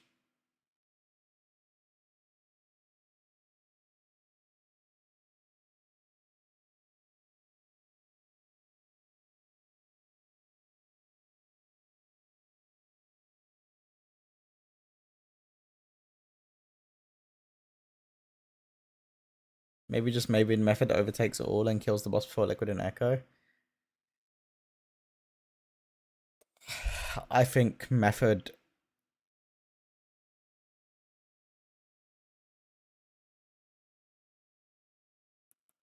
I think it's going to be tight for Method to kill it this reset. And if they don't kill it the same reset as the other two guilds, that would be absolutely devastating for Method. Maybe pigs will also start to fly.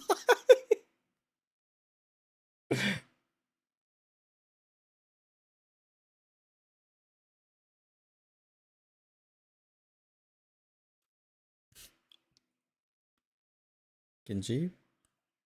Pop Narco's down? Do they have a battle res available? They do. That does mean they're going to have no battle res until P3 now.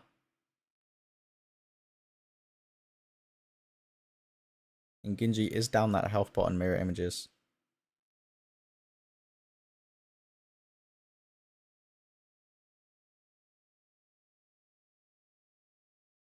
Let's see if Perfecto can survive an intermission without proccing cheat death. I think Method's healing roster is kind of meh. It's funny because a lot of people would argue the complete opposite now that Zalia's back.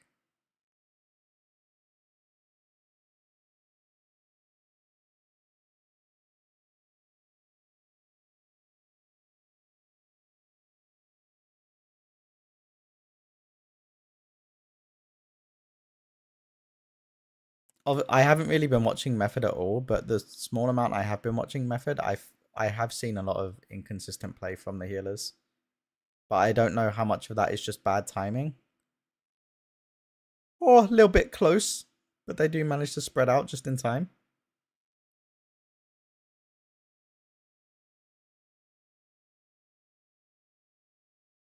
Going into the second set of mechanics here. Seed carriers dropping their seeds a second before moving into the lines to go straight back out to pick their seeds up, making sure the raid is taking absolutely 0 additional damage before spreading out for these lightning orbs here. And then moving straight back in to collect those seeds once again. Now we're going to get some orb sucks straight into the boss for a big raid nuke. And the healers have plenty of time to top those health bars up before the next set of mechanics, the third and final rotation here. So this is the third and final line soaks that we're going to get. Making sure we hit these orbs. Absolutely perfectly done. Seed carriers have picked up, moved into the middle. They're going to be dropping their seeds now and spreading out to their pre-assigned locations. Everybody is absolutely chilling. Seeds do get picked up. Orbs are now going to be dragged into the boss for that third and final raid nuke. And then all the players need to spread out to their locations for this final knock. This is going to be the whole spell book. Everybody just needs to use a defensive and live here. And then catch their crystals. Looks like they did successfully catch. Now they're going straight towards the middle to continue burning the boss. Boss is 53% coming into phase 3. It's not the lowest we've seen them have it, but it is very much in that comfortable kill range. Or, well, push into P4 at least. Constellations lines are going out at the same time as these orb soaks. First 2 are being done right now, and then that third one will need a little bit of assistance just to make sure it's done and dusted. And they do successfully soak all the orbs and dodge those constellation lines. And now they're just going to need to stack up after these for that guessing game. Or not stack up. You definitely don't want to stack when this guessing game is going out, because if you bump uglies with the wrong mark, it is a raid wipe.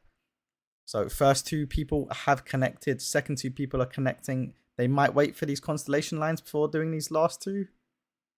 And they do, and it is done. Now they're just stacking up for this Dark Archangel cast, where they're going to be using that seed extra action button to protect the raid, and then just running into the next pizza slice away from that area denial. Done absolutely beautifully. Perfecto did proc cheat death, but it is okay. We are getting the next guessing game here. All 6 players have been assigned. They're going to wait for these constellation lines and then begin solving. So first group is going now. Second group is going next. Perfecto does go down, and we do have a battle res available, so he will be coming up after these constellations. Third group has been done. Orb soaks have been done on the other side as well, and now we are also getting orb soaks here. So the first and second orbs are being done, making sure we're dodging those constellation lines. And now we need to move into that third and final orb soak. We have 6 seconds to make sure it's gone, and then we need to stack up and get ready for that gateway as this second Dark Archangel cast is beginning right now. Seed has been used. Dark Archangel cast finishes and the entire raid does gate. So now we're moving into this final pizza slice. Boss is at 17%. That is plenty doable for a push into P4 with everybody alive.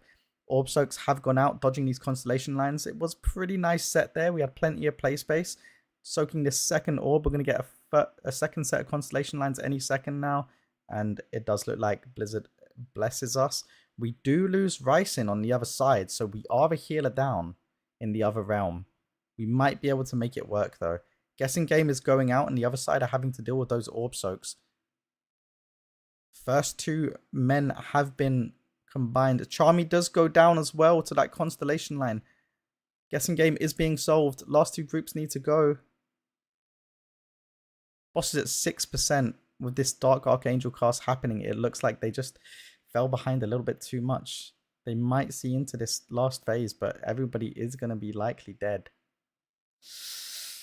Oh, they just had too many chokes in that final pizza slice, and it ultimately cost them their boss percentage that they needed. Unlucky. It really does go to show you that this push into P4 is so tight. You really do need everybody alive. If Filian gives you those subs yet? No, it's me that owed Filian because the boss didn't die. Liquid didn't kill it.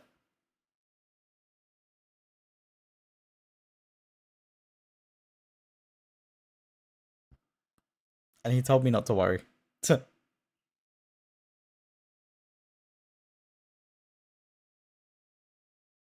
Yeah, Liquid didn't kill, so I lost the bet. But they did stay up in an attempt to kill it. They stayed up really late.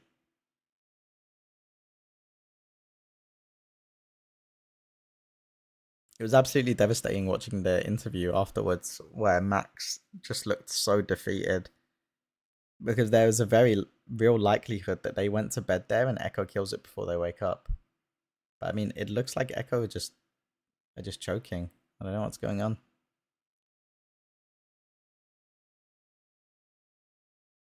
I didn't realize you were being silly, one, with that choice.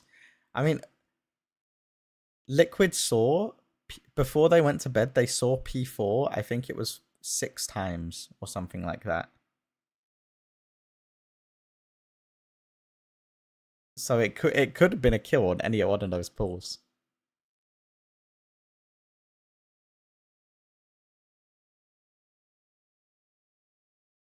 Yeah, this is very much Echoes to lose at this point, though. Still the silly one. Nuh-uh. Method in that intermission.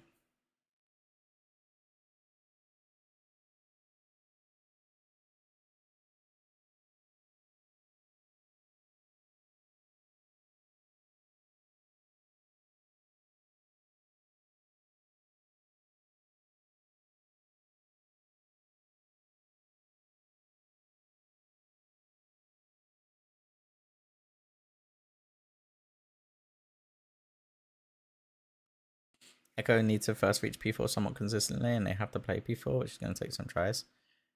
I think we are... Okay, Method just don't soak, fair enough. I think we're overestimating the difficulty of P4. The difficulty of P4 is... P4 is the easiest phase of the fight. You just have to get there.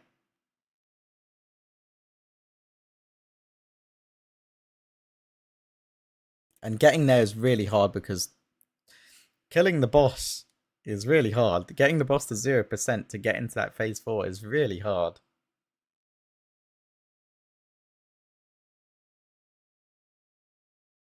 But I could see the boss dying with less than double-digit pulls in P4.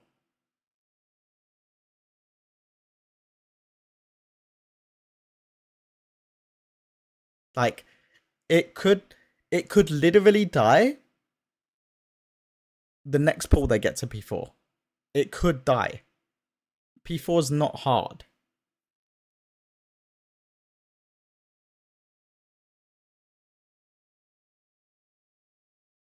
It's a what was the boss that was similar?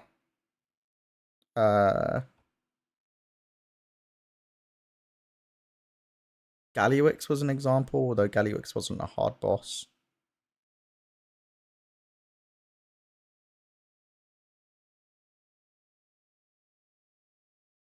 Was it Ansarek? No, Ansarek was a hard one. What boss am I thinking of? It might have been Razageth. Yeah, it was Razageth. Razageth was absolutely brutal, and then you got to last phase and it just died.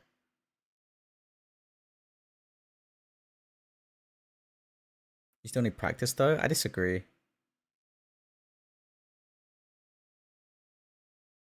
I don't think you need practice to make phase 4 happen.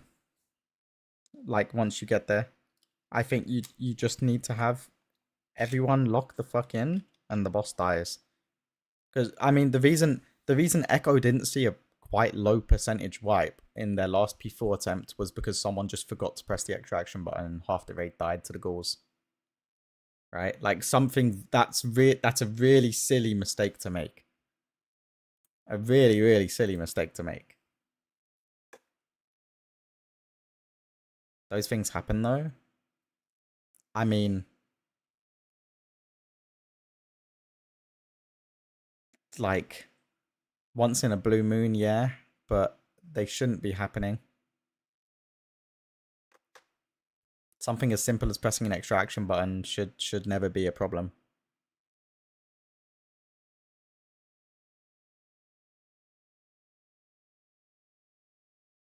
Like obviously there's a lot going on visually, but pressing an extraction button's not hard. After 450 tries, the most wipe phase is still with P1 though? Yeah, of course. But, I mean, you spent most of your prog in P1 anyway. P1 is harder than P2. And then I would say, like, I personally think P1 isn't as hard as P3 now that it's been solved, but Max tends to think otherwise.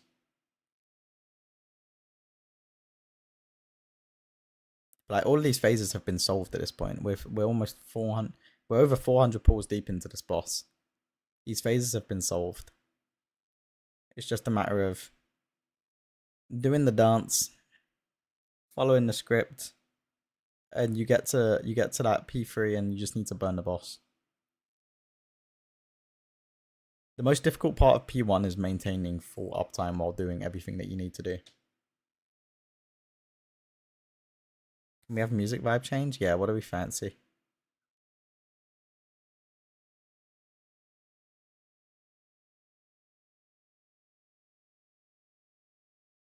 People still die in P1 to dumb stuff.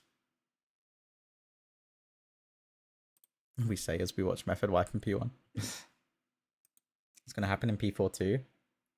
There's a lot more room for failure in P1 than there is P4. A lot more room for failure. Like, P4 has... If you're not the one with the extraction button, P4 has two mechanics.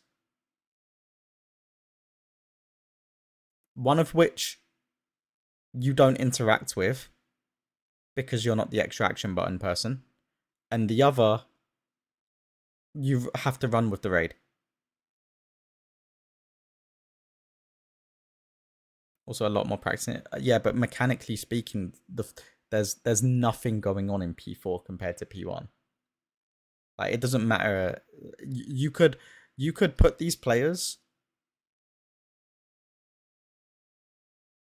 like squeaky fresh, never seen the phase before in P1, and they'll have over 100 wipes in P1 at least before they see the next phase. Whereas P4, they would kill the boss in like a linear amount of pulls.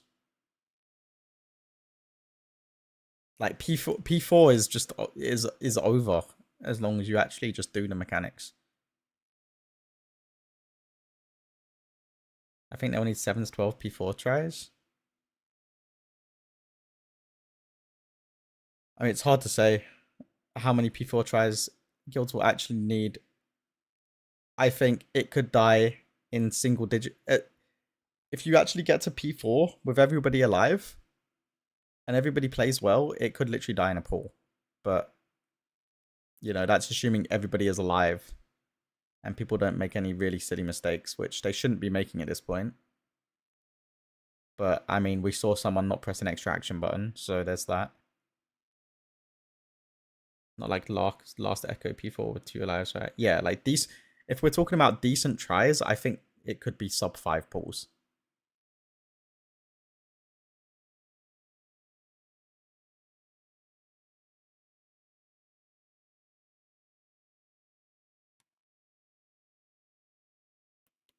They just have to consistently get back there.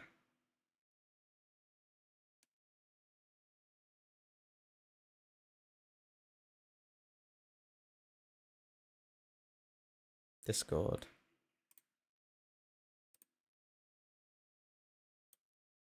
Less edgy, boys.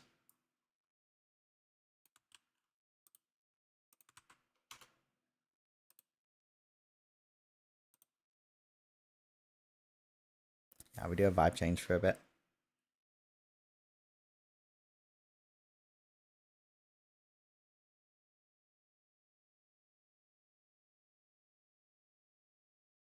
You're paying offline on Discord? Oh yeah, I paid offline last night when I was in bed, so nobody messaged me because people see me online on my phone and think that I'm awake. And then I wake up with DMs saying, log on for keys. Like, no, I'm sleeping.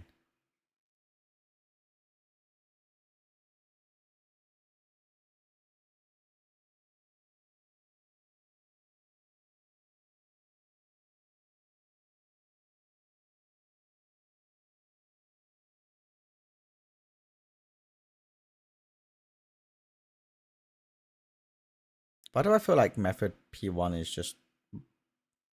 It looks so much more messy than the other two guilds, no? But are we close to a kill? We're just waiting for Echo to get back to P4, to be honest.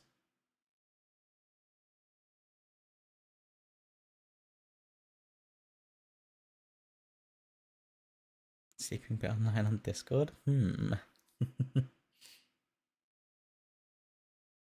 Discord needs a status where you're asleep.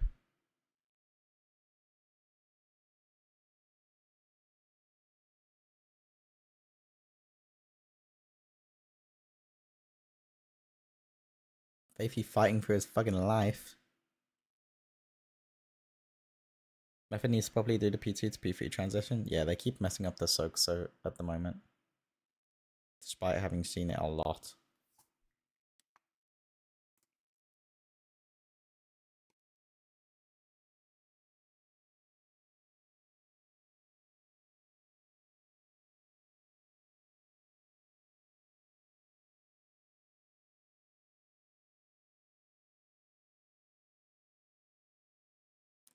This reminds me of Atrocity UI. I think it's very similar, right? I mean, let's be honest, almost all UIs these days are rip-offs of Atrocity UI. Like, even now UI is just Atrocity UI with different scaling.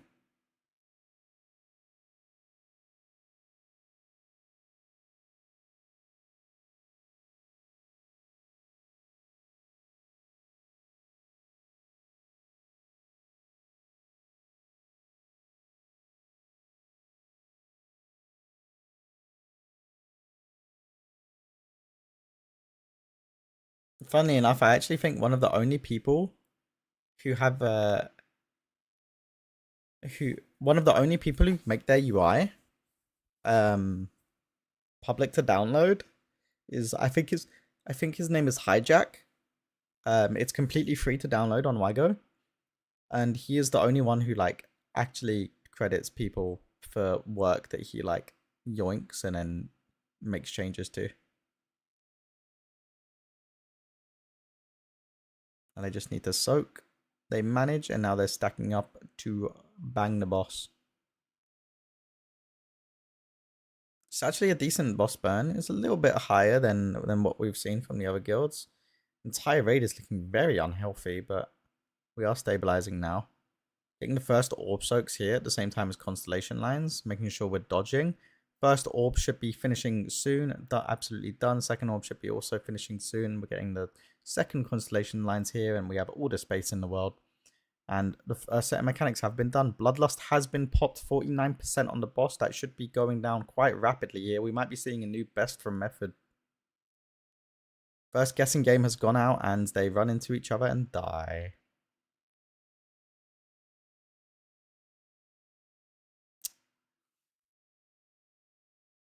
Fair enough. Is Now UI not free? No, it's not free. You have to be a sub on his Twitch or Patreon.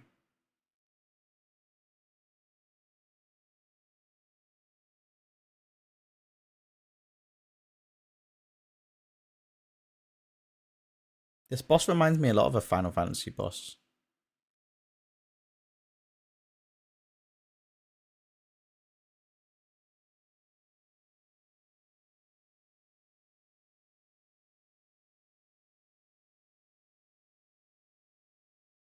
You know, now UI is not free at all.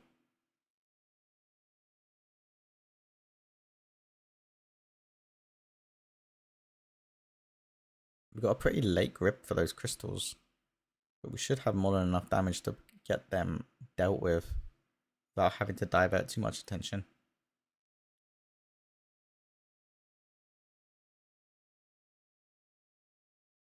I'm getting the third and final guessing game of phase 1 here.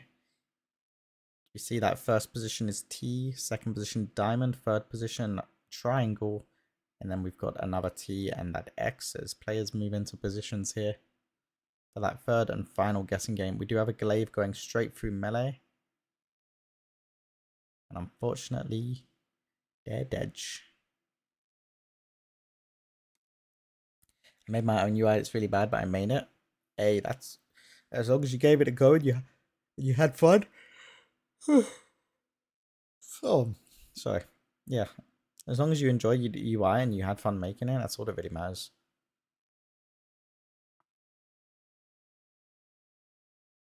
I want to make some changes to my UI. I'm not quite happy with how it looks at the moment. I'll be honest.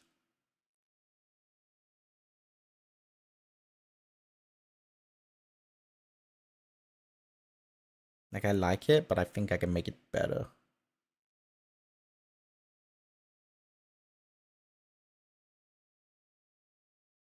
Spent like 3 hours on it day one. I ain't changed it since. Nice.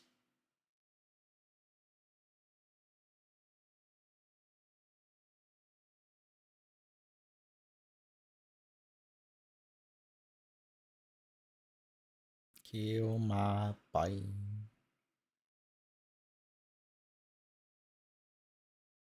I'm fighting the urge to go and like order food because I've ordered food so much recently. And I have food downstairs, so it would just be as easy as warming up some food.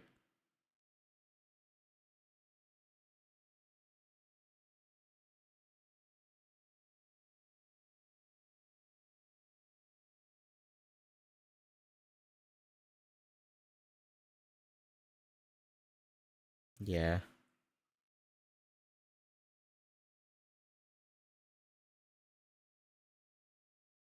It's naughty. I got a week's worth of Easter leftovers. I don't know anyone who actually like has big meals for Easter. Is this a normal thing? I've never had like an Easter meal.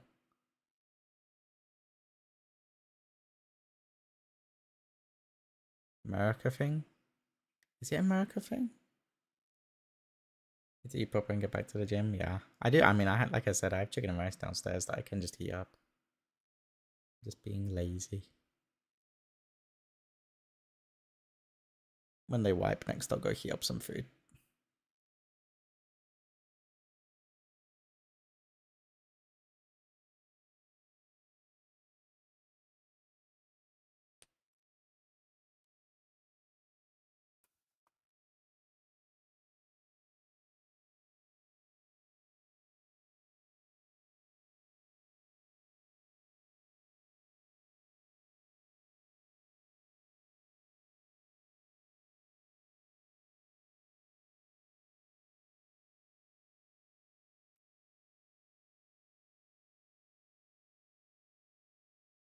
I better go touch some grass before I watch this. The rest of my holiday. I enjoy it. We have meals almost equivalent to Thanksgiving for Easter in the US. Oh, damn. That's big. I remember when I was in the US one year for Easter, I remember my ex's family that I was staying with, yeah, they gave me the full experience. They made me an Easter basket and they set up like an egg hunt.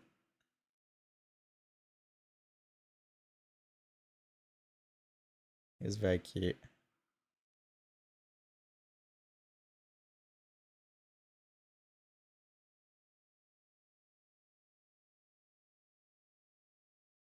Is it me Or is 100k DPS very low?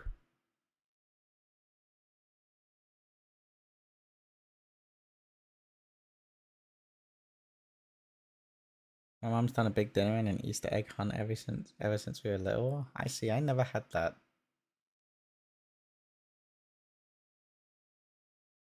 I think it's an American specific thing. It doesn't sound like it then. 8 DPS is quite underwhelming. Yeah, but hey, you bring Arcane Intellect. Oh my god, Perfecto got through an intermission without proccing Chi Death. This is the pull.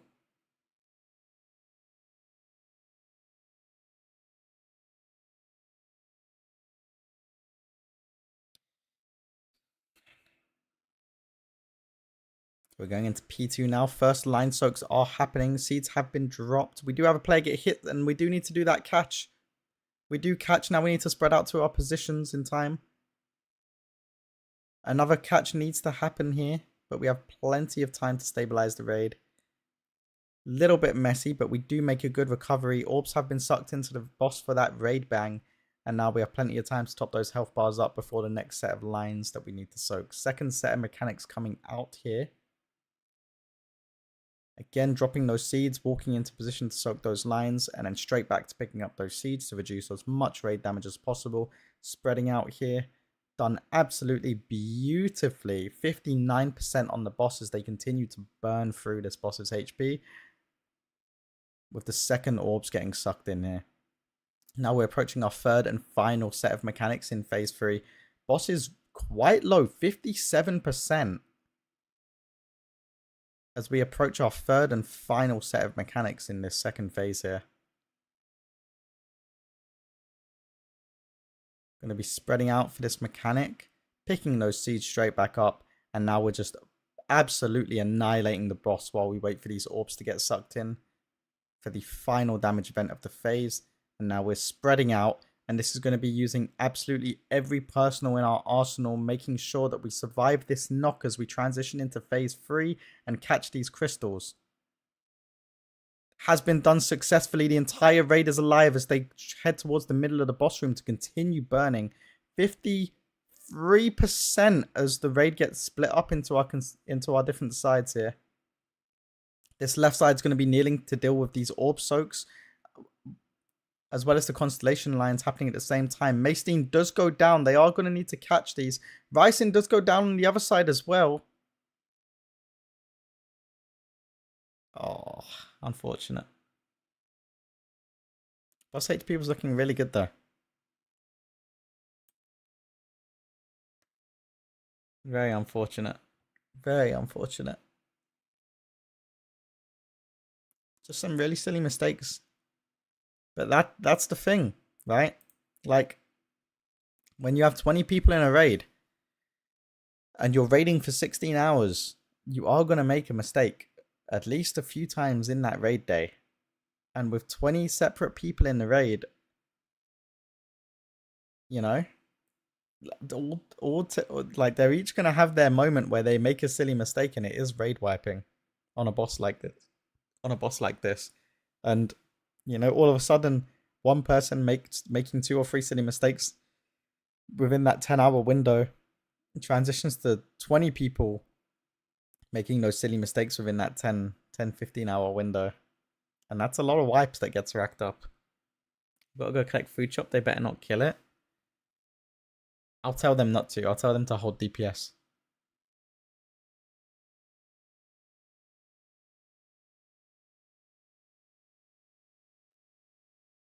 Just a quick Raider IO check.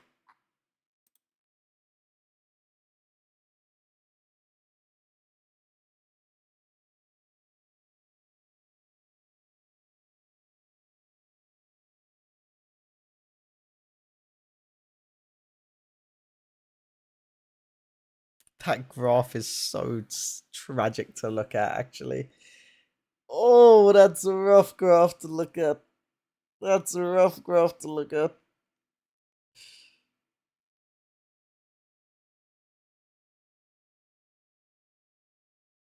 After next food break, they're going to be playing pretty bad for at least an hour or two.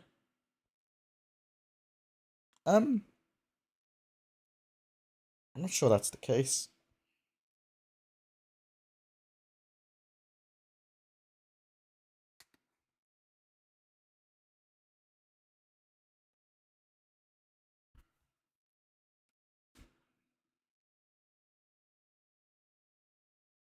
I know Method always played worse after breaks because they just the players had no self-restraint. They just filled up and then felt absolutely lethargic after a food break. But I'm pretty sure Echo and Liquid don't have that problem. Alright, chat, I'm going to leave this playing while I go and grab a bite to eat real quick. Be right back.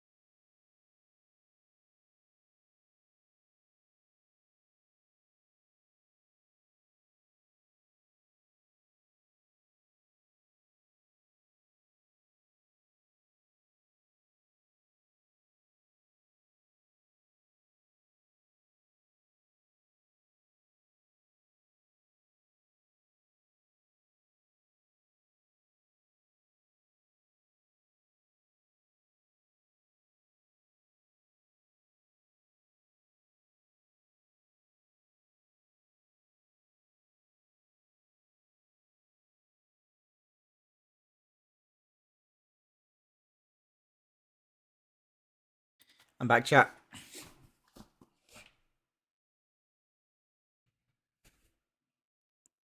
Oh, I didn't see where they wiped, but we're back in P1, so.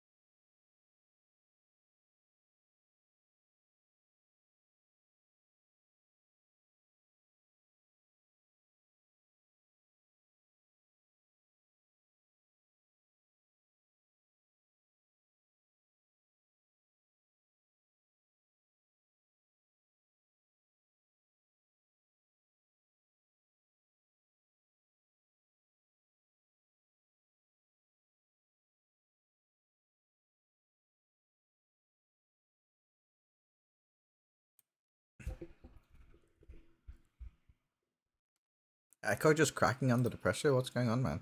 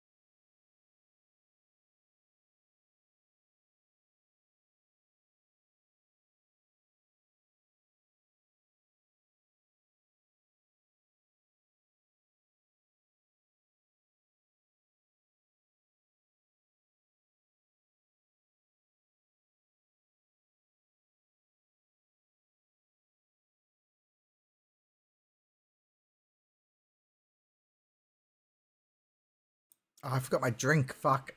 We're back.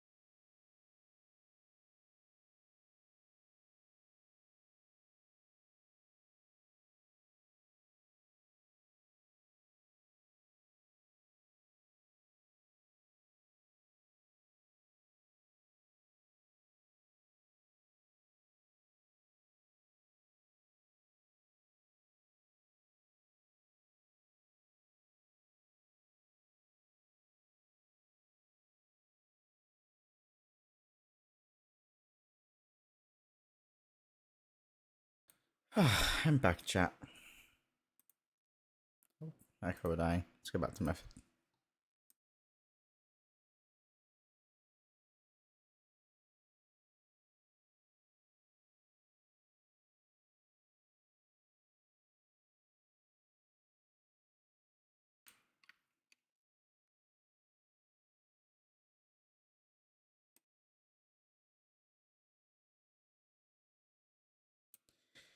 Have 3 meetings today. They're really screwing with my race world first time. Yeah, that's pretty messed up, to be honest.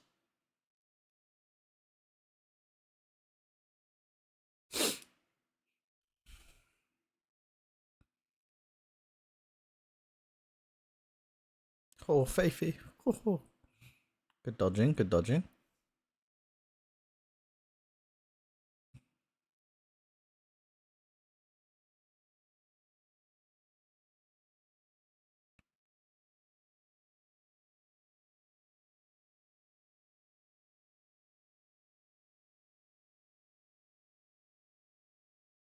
Part of me feels like I wish this boss was a little bit harder to tank. It's so free. Bellerin was harder to tank than this.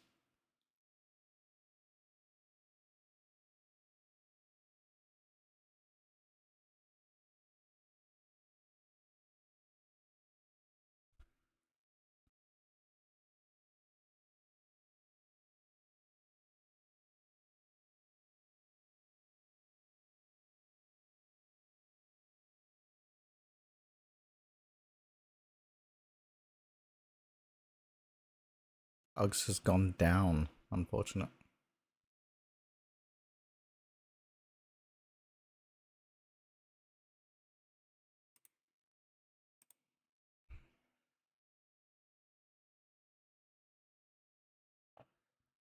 When is Echo's next food break? It's probably not till the evening now, right? They should have had lunch already.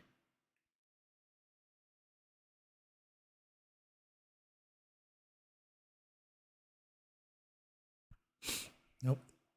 If it had dead.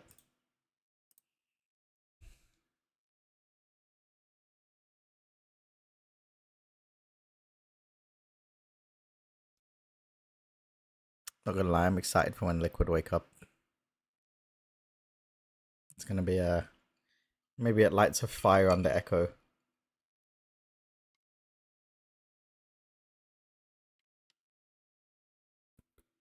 Because I mean, I don't know what's going on. Echo just are playing worse than Liquid on this boss. Like what? Echo were first to see P3, right? And then but Liquid were first to see the final phase. I mean, there was a very real possibility that the boss died at 0%, and Echo would have lost the race after a couple of devastating low wipes.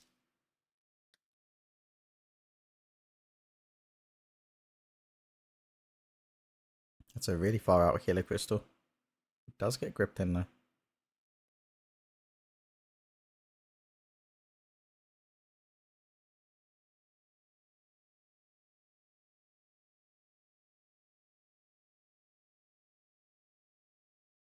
And the 2 sub 1% wipes on Demencius, yeah.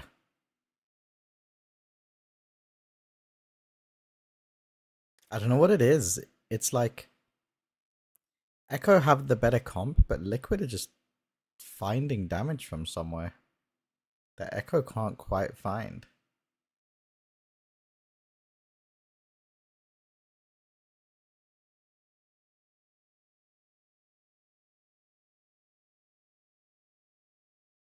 Nako having to bubble. You should have it back up for P3 though.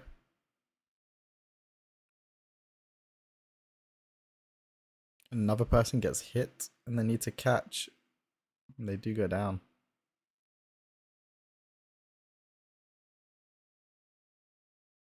That is going to be a wipe.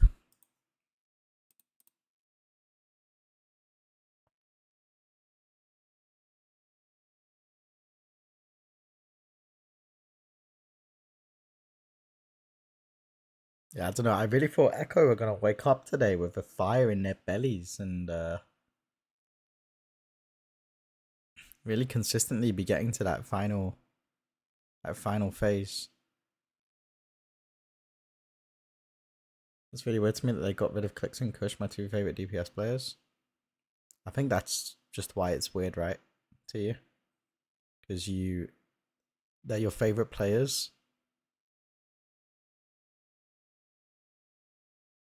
So it's hard to see why a guild would replace them.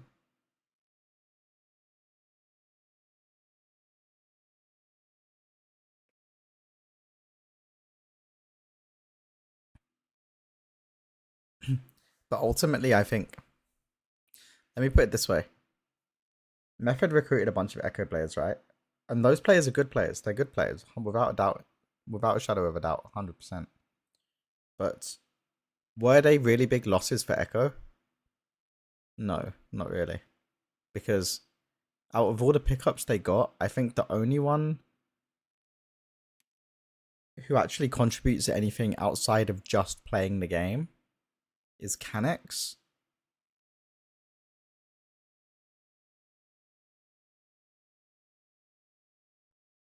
Because you can have the best players in the world. You can have people who are just really good at their pressing their buttons. But that's not what wins you a race.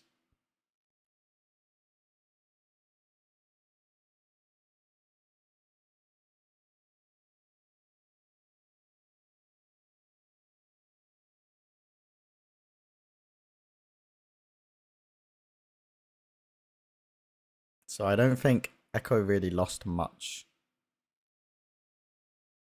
in this whole situation. And I mean, Method are kind of showcasing it here, right?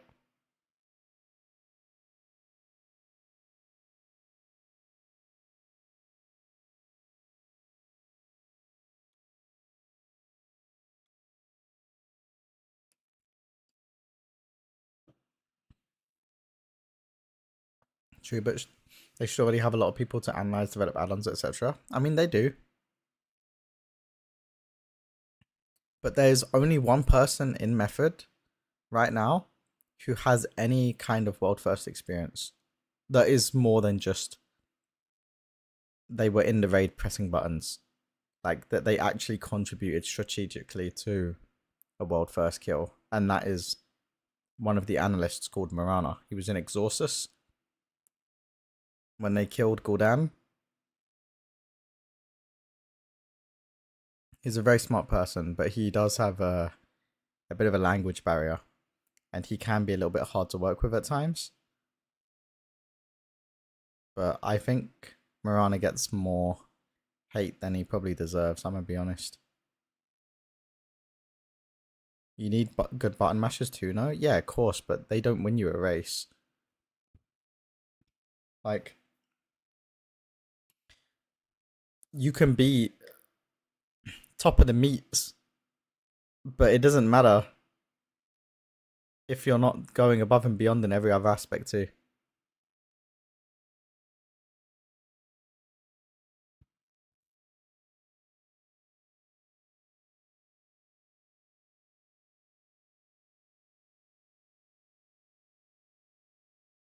Like, if you're not contributing anything outside of just mashing your buttons, you're not problem solving, you're not enabling your team to succeed as well, then you are just inherently less valuable than a player who might not press his buttons quite as well as you, but they do contribute a lot strategically and communication wise.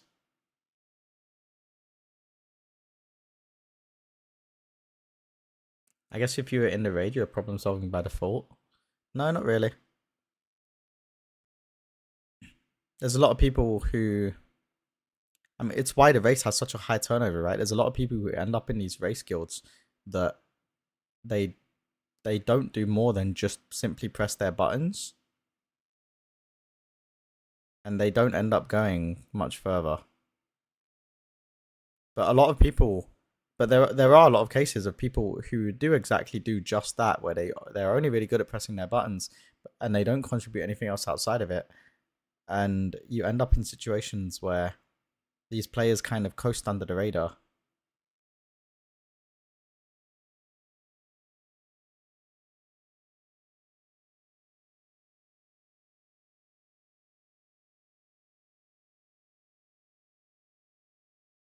Because like ultimately, right? You need people who are good at mashing their buttons, but mashing your buttons doesn't matter if you make silly mistakes and you're dying a lot, right?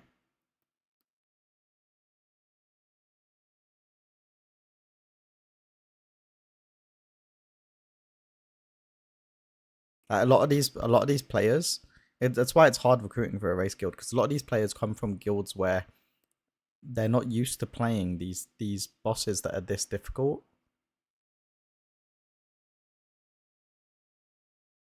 Yeah, there's a big difference between being a good DPS and being a good team member. 100%. 100%. It's the same when it comes to healers and tanks as well. There's a very big difference between being a good healer and a good tank, and just being a good team member. Like, they don't go hand in hand. For method example, I would assume a player like Zalia will be giving ideas. Yeah. I'd imagine Zalia probably is.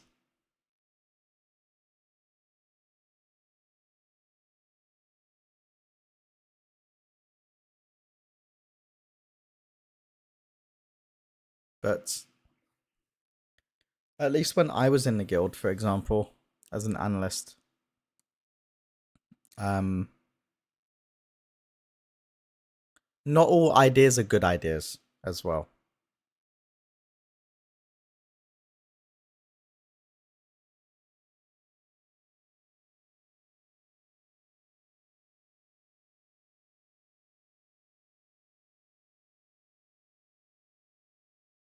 There's a lot that goes into it.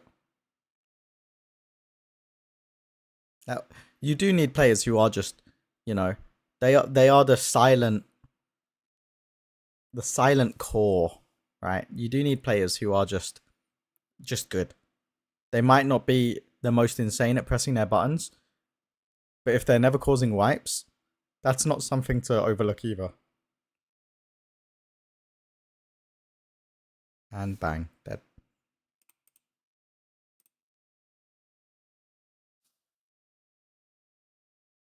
I think that's something that's overestimated as well. Everyone looks at these race guilds and just assumes that every single player is like absolutely S+++ tier, and all the players are really fucking good, yeah, but there's levels to that as well.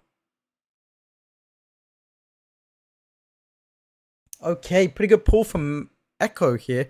52% on the bosses. They've entered into this P3. The raids have been split and they're solving these first set of mechanics. First two orbs will be getting completely soaked here as the second constellation lines do go out and they finish off this third orb soak. Everyone's absolutely chilling. Zerwo drops a little bit low, but they should have time to stabilize him before the next set of mechanics. Boss is dropping quite low. Bloodlust has been popped. Guessing game has gone out. And they're going to be solving this with ease. First two people and the last.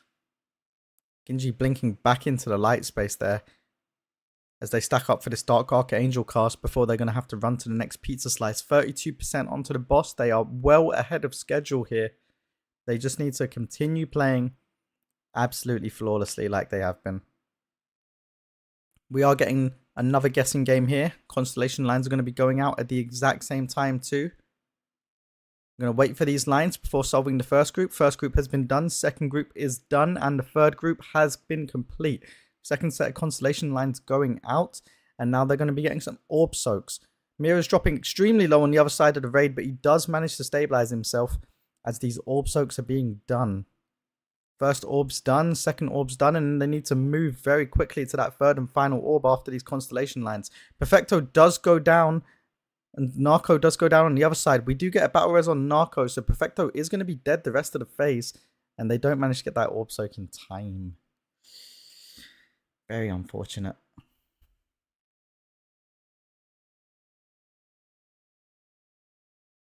Very, very unfortunate. Just losing a couple of people to Constellation lines. It's really, really rough.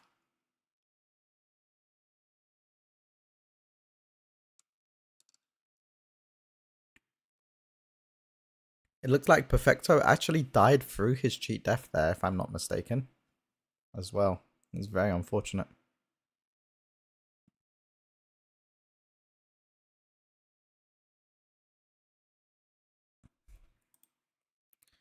Let me check boss splits real quick. Check boss. I can do my dance like a touchdown.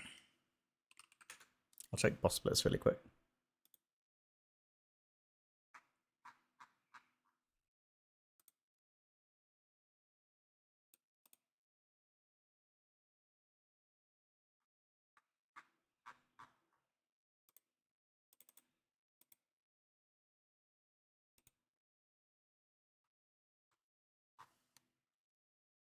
I can do my dance like a touchdown.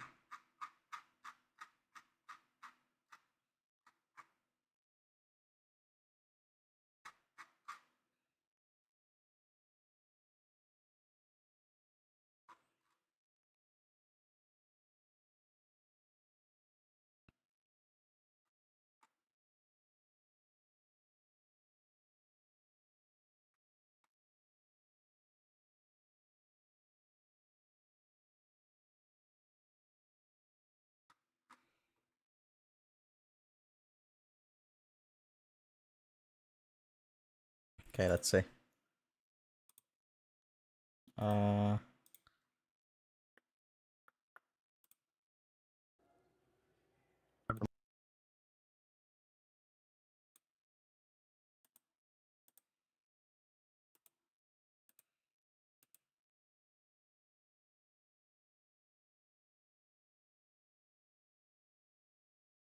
Trying to find a split. I'll just put Echo on full screen while I look for this.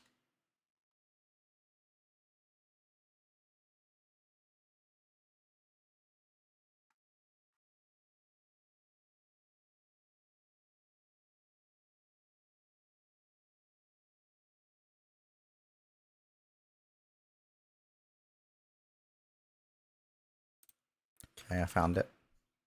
So, let's put that there. So, let me go back as well. Twitch.tv. We'll look at Genji. We'll go to his VOD just to check their breakpoints.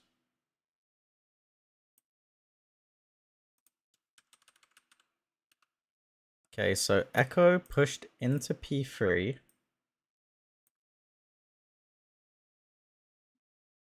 Let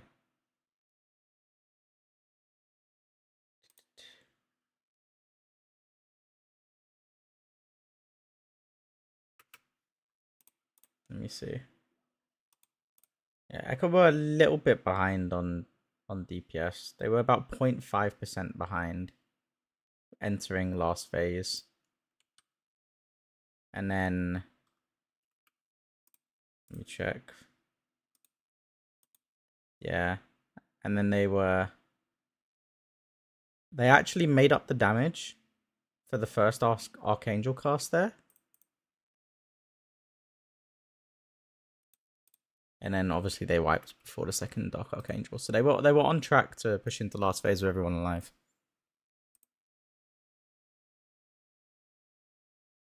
They need 18%. The boss needs to be at least 18% at most for them to push into last phase with everybody alive.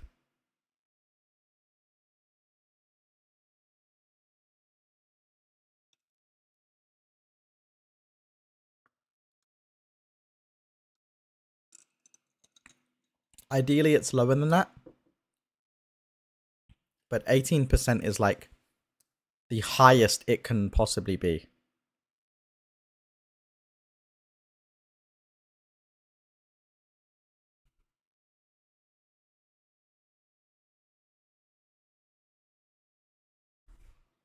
So they're on track here. They're pushing into this first intermission with the boss at 71%. That's an entire percent ahead of what the threshold we're kind of looking for is. So now I just have to play this intermission pretty clean. A lot of lines coming out into this one section of this intermission, but I do manage to play it quite well. Charmy dropping low on the other side. He does get that pain suppression. And they do manage to stabilize the raid. Final Blazers are coming out in a second here. All the seed carriers doing their best to make sure that not a single one of them are being hit. Perfecto dropping low. Sarah with the pain suppression. And they do manage to stabilize just before phasing into this phase 2. Boss at 65% health.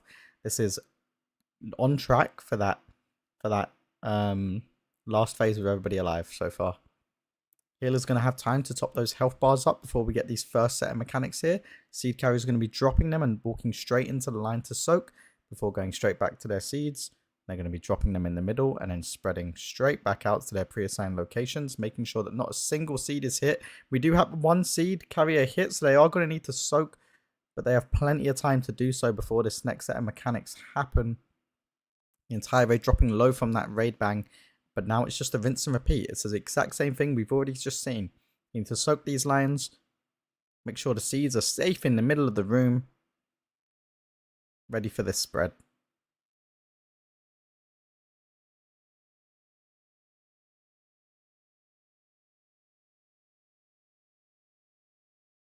Boss is at 58% HP and dropping as the second orbs do get sucked into the boss and we approach that third and final mechanic set.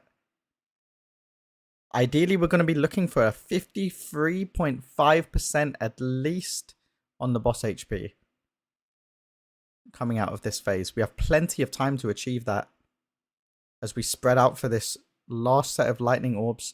Everyone dropping really low, but we don't lose absolutely anybody, as now we just need to spread to our pre-assigned locations as these final orbs get sucked in. The healer's giving us plenty of time to top those health bars up as everyone gets prepared to do that final knock into phase 3 using every defensive they have available, ready to soak all of these little crystals that they need to. And the entire raid is safe as they walk towards the middle of the room to carry on burning that boss. Boss percentage is looking really good here. They are ahead of schedule, 52% as the raid gets separated to their different sides. First orb soaks are happening now at the same time as constellation lines, and you can see the raid is soaking those two different orbs at the exact same time. The first orb will be getting done. Second orb should be happening anytime soon. Yep, it's finished, and now the raid is going to be dodging these lines and making their way to the third and final orb, which has been soaked, and dodging yet another line of constellations. Guessing game coming out here. There's going to be 6 players assigned with their marks that need to bump into each other. Genji dropping extremely low. We do lose swag, but we do have a battle res available. And they need to wait for these constellation lines and then immediately bump. 0.5 seconds left on the timer as they stack up for this first Dark Archangel cast. Boss is at 31%. They are well ahead of schedule here as they move into the second pizza slice of the phase. They're an entire percent ahead of where they need to be to meet this DPS check here. So we're going to be getting guessing game here. The other side of the raid is going to be dealing with those orb soaks at the same time. So they do need to catch. First group can go. Second group has gone, and the third and final group needs to go. 0.5 seconds left on the timer, and they do manage as we get these orb soaks as well as constellation lines. The raid is a little bit unhealthy, and we do need to stabilize a little bit, but it does look like FDM and Velo are working overtime on this side to make sure that the raid is healthy. Constellation lines going out again. We have 5 seconds to soak this orb. It's going to be plenty of time as we stack up for this second Dark Archangel cast. Gateway will be getting placed down now. Boss is at 18%, 17% as they use the gate. Now, it might be a little bit tight, but we are still on track to go into that final phase with everybody alive here. The entire raid in this final section of the room, so play space is going to be a little bit limited. First orb soak has been done. Second orb soak has been done. Nope, second orb soak's being done now. So after these constellation lines, they need to run to that third orb soak. 5 seconds remaining. We do lose 2 people on the other side of the raid. Frago does get battle resed, but we are going to be a DPS dead, so it is going to be even tighter. Guessing game is going out now, while the left-hand side of the raid needs to deal with those orb soaks. First two people are going to walk into each other. Second two people have been done. Velo actually goes down. Third people soak, and the last people are soak. And now everyone just needs to stack up for this third and final Dark Archangel cast. It does look like this is going to be a wipe, as the boss is 3%. We might see some immunities popped here in an attempt to see into that final phase, but it doesn't look like it's going to happen this time. We just, they just fell behind in that final pizza slice, losing people to different things. But they were on track. They were on track. They were an entire percent ahead at every breakpoint until that third and final pizza slice. Have Echo reached P4? Yeah, they've reached P4, I think, 4 times.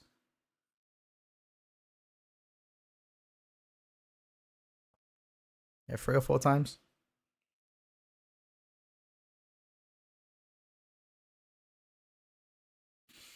Unfortunate.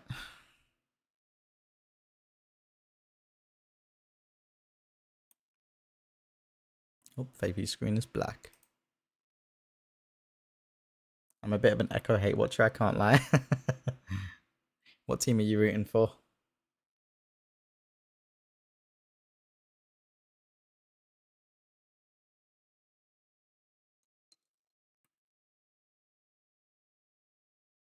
I don't think it's that tight if they don't lose DPS in that final pizza slice. That's the main problem. They went into that final pizza slice at 17%, which is completely on track to go into that phase 4 with everybody alive. But when you start hemorrhaging players like that, you just naturally fall behind, and it's just over.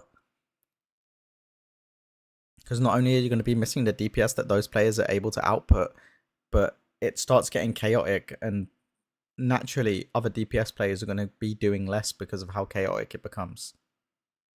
They really need to just get into that final pizza slice, play those mechanics cleanly, and really just push through into that last phase. There is a little bit of an RNG element to it as well. They did have pretty cursed constellation lines compared to what we've seen before, but it's still playable. Liquid because of Exile and in the past Ben. That's fair. I much prefer Liquid Atmosphere. I think that's fair. I think a lot of people prefer the Liquid Atmosphere, to be honest. Liquid do have the vibes on their side. I'm not gonna lie.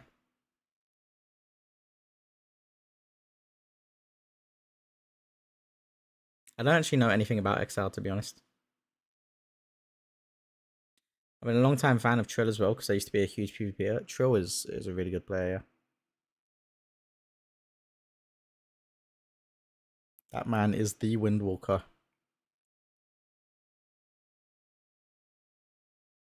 Only bad thing is Liquid is from the USA. Yeah, they're not too bad.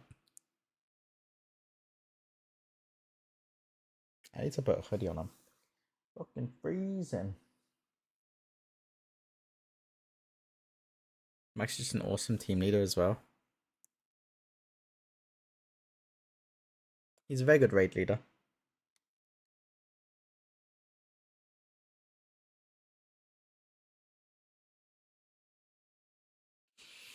I haven't heard particularly great things about him outside of that. But you can't fault him as a raid leader.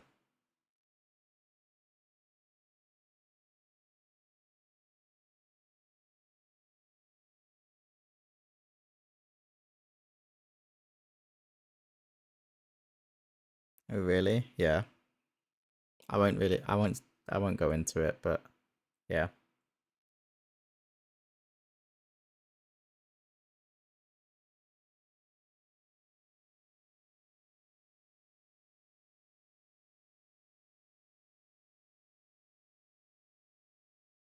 I also think Max does very well to play his part in the story building that is Team Liquid as well. Liquid do an insane job at creating narratives and building these really fucking cool stories that you see from other esports. And I think that's something that uniquely Liquid bring to the table as well. Because naturally Liquid have been in the esports scene for a very long time. And having like their toes dipped into all of these different esports, especially League. A lot of the cinematography and videography that goes with things, particularly like League, has kind of been, you can see it in the story building that Team Liquid does for Liquid Guild. It's honestly really cool to see. And I think it's a large part of why the guild is just so loved, because every player of the team is a personality, you know?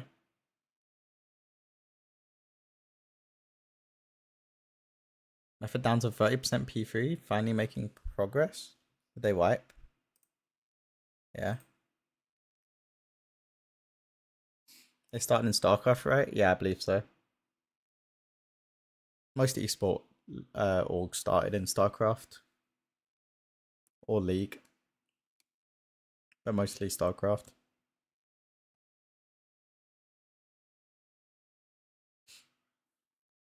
Oh yeah, CS as well. Genji going down. Not quite sure what killed him there. I didn't quite see.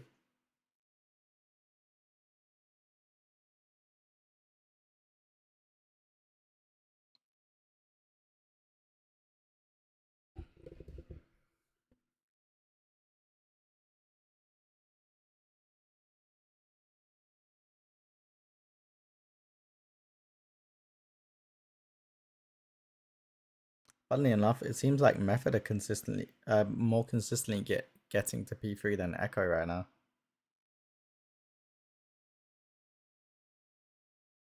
Funny thing is, founder of Liquid is not even in America. I mean, I don't think the majority of esport, like NA esport orgs, are founded by Americans.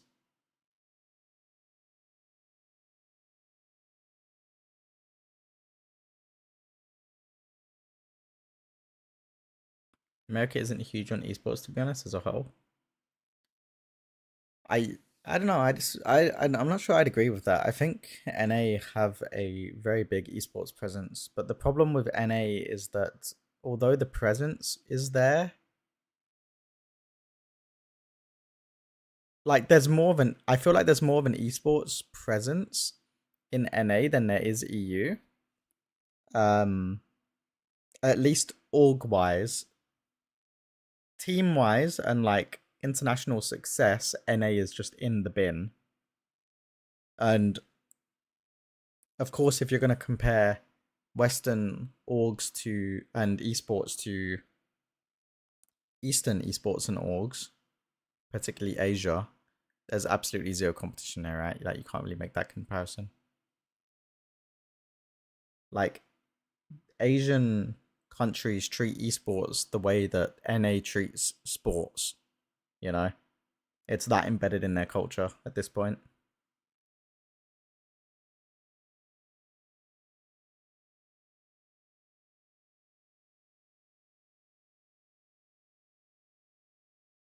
Korea wiped the floor with NA back in the StarCraft days. I mean, Korea and China continue to wipe the floor with the Western world in League as well.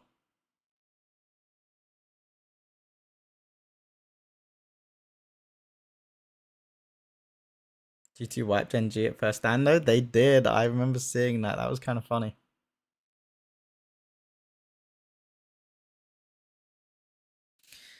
Let me have a little look-see at boss percentages. So this is this the second? No, this is the third set of mechanics here. So they need to make these spreads. Protecting those seeds, picking them straight back up to avoid any extra raid damage, as the third and final orbs are going to be sucked into the boss. And then their entire raid needs to spread out into their pre-assigned positions, getting ready to pop that personal as they get knocked into phase 3, ready to catch those crystals. One of the hardest moments of the fight here. The entire raid dropping really low. They do manage to catch as they move towards the middle of the room to continue burning the boss. The boss is a little bit high here, but maybe they can make up the DPS differential. Frago dropping extremely low. He does proc that cheat death on that Org Evoker.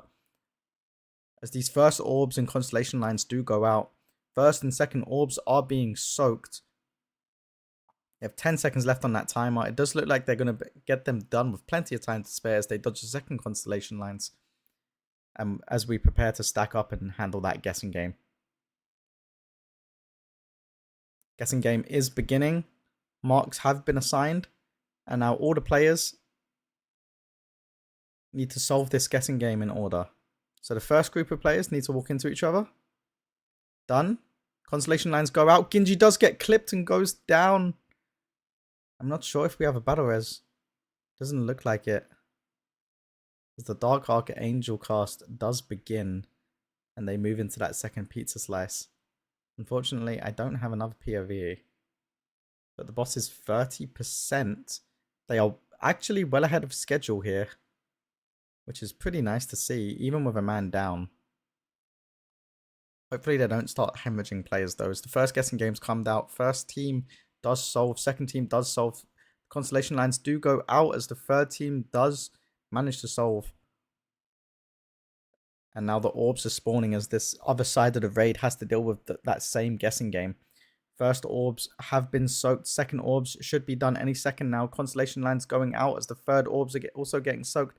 Frago dies on the other side of the raid and we don't have a battle res available. That's 2 DPS dead, so it's very unlikely we're actually going to make this DPS check now. As the boss is 19% going into that second Dark Archangel cast as the raid prepares the gateway. And now the entire raid moves into that final pizza slice. 18% boss HP. They are behind.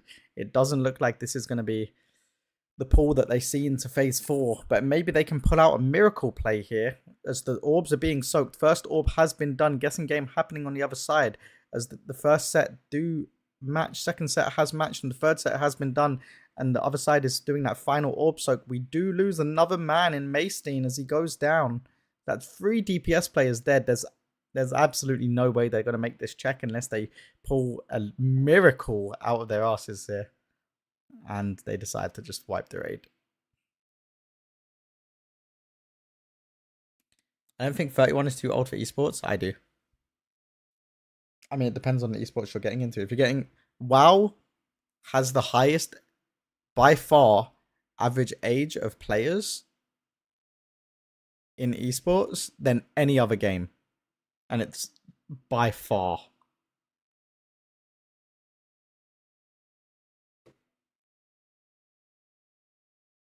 I'm pretty sure the average age of players in race guilds is like almost 30.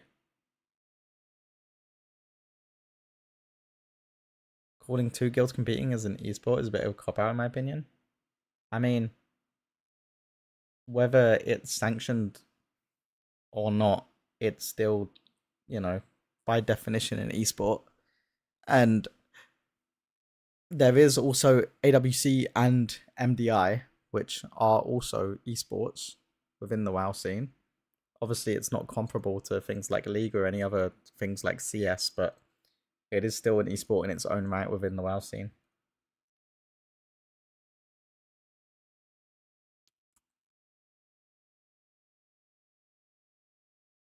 Comparing it to other esports which have entire infrastructures put into place for fostering talent, compared to WoW, which is just non-existent.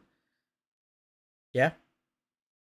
No, I agree. I mean, I agree. WoW is very much behind in regards to esports in its entirety, but it's still an esport, even if it's not. Even if it doesn't have the infrastructure like the others.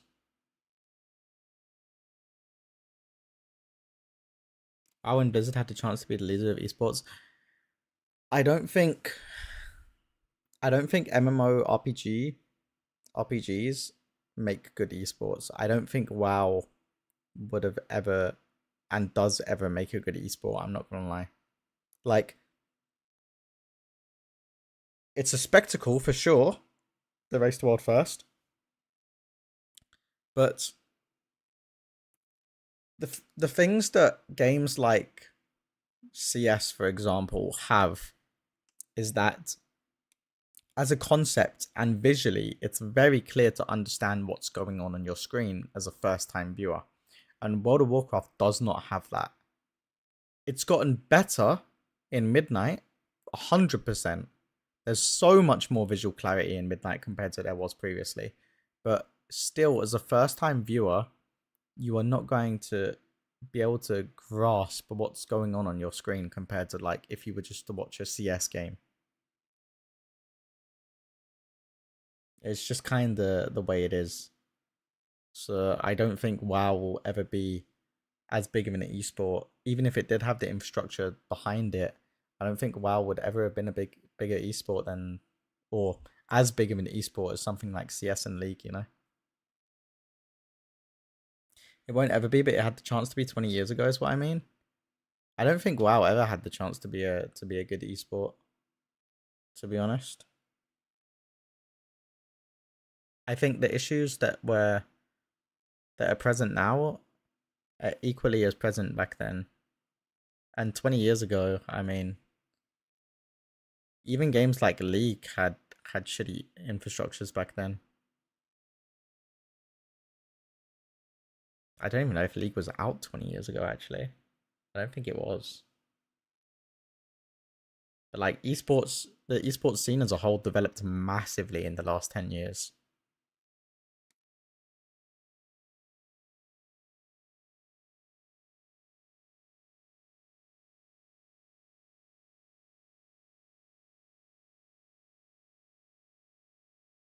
Compared to CS League or whatever, that's match best. They play games all the time compared to Race World First being only a week here and there. Yeah, exactly. I mean, one of the main problems with the Race World First is that these guilds hit these bosses for 16 hours a day for like a month, right? It's so hard to follow what's going on. You know, and until you get to the end where it's like this, it's just so hard to follow what's actually going on with all of these guilds, unless you actually play the game.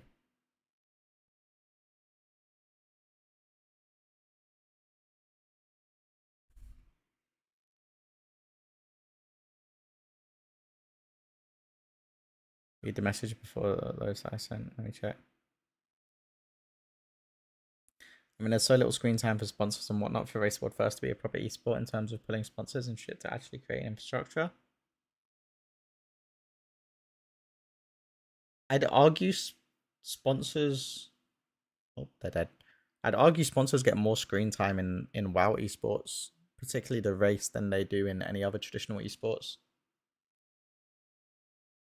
Just because you're live for a significant amount of time. If you look at it, the difference is, right, is that let's say Echo's live for 16 hours of the day, right? There's going to be much less sponsor coverage as like a percentage of that screen time compared to a CS game or a League game, right?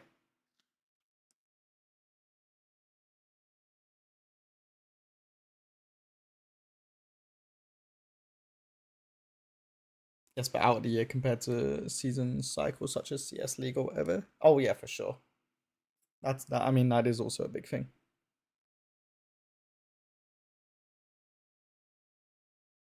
But sponsors make a metric fuckload from the race. I think you'd be very surprised to see the numbers throughout the race. But obviously, like you said, the race is a one-time event that happens like every 6 months, whereas CS games and League happen far more often than that.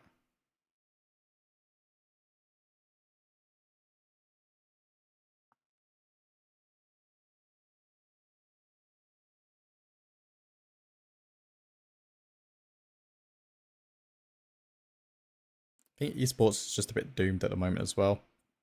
It's been going in a downward trajectory the past couple of years.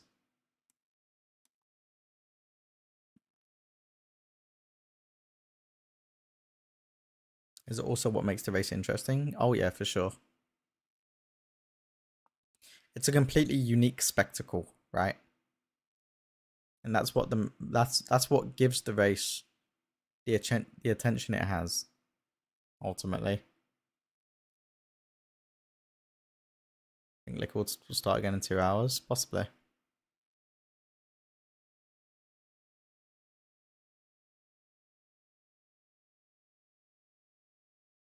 Yeah, I would have really thought that Echo would have seen more P4 pulls. But they're just not playing well on this boss. That's all it really comes down to. They're just not playing good enough right now. Their consistency getting into P3 and the later stages of P3 is worse compared to Liquid. Liquid played much better yesterday, and they're likely to play better again today, looking at the performance of Echo so far.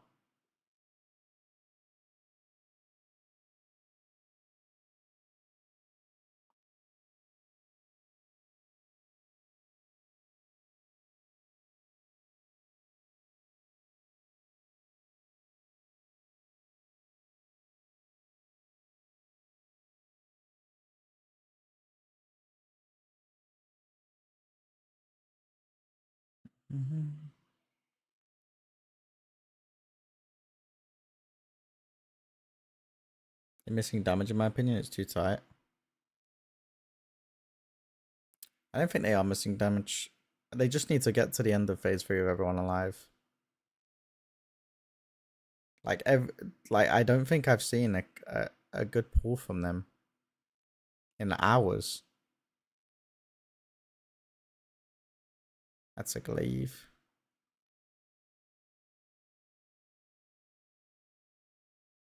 I mean, their comp has theoretically more damage than Liquid's comp with the additional disc priest.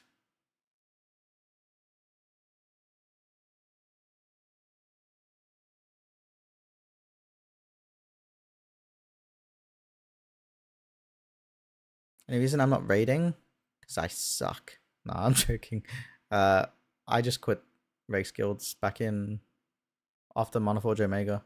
I mean, I was an analyst for Method during not after Monoforge Omega. Sorry, I quit playing after I quit playing after Liberation of Undermine, and then I was an analyst for Monoforge Omega, and then I just quit entirely just because I had other things to kind of worry about at the time.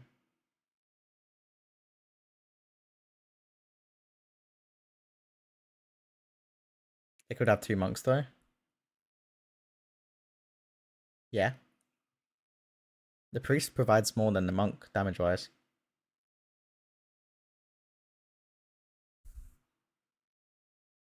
Yeah, it was really hard to justify carrying on playing in the race financially. You get paid absolutely nothing unless you're in Liquid.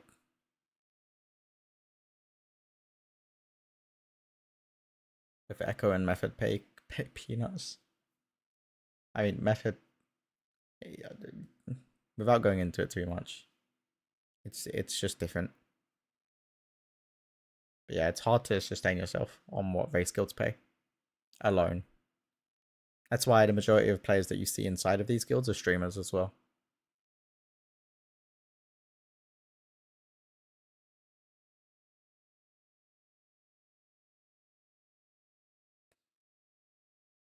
They're missing. It's too tight. They have too much pressure at the end of P3. Again, it's just a matter of them actually having people alive in P3. They keep losing people to constellation lines. It's and naturally, if you lose someone to constellation lines, you're just gonna miss the damage you need to push into that P4. But they've, like, for example, their last P3 pull, they were ahead of the curve. In regards to the different breakpoints that they needed to meet. I'm pretty sure they were 31% after the first Dark Archangel cast, which was an entire percent ahead of what they needed to be. And then when they lost Genji, it just started slowing down. And then they hit that second Dark Archangel cast on 18%, which is the highest it can possibly be before going into that P4.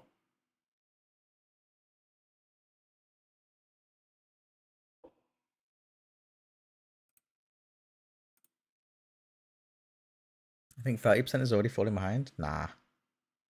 Nah. You want the boss to be lower than 32% when the first Dark Archangel cast ends.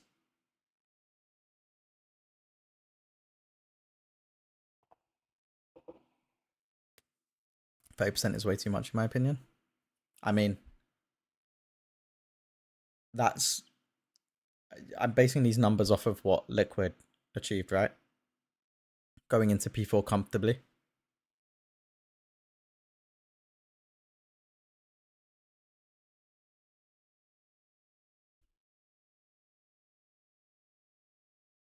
Fell asleep as a cat fell asleep on me. Aw. It's always one of those cozy feelings.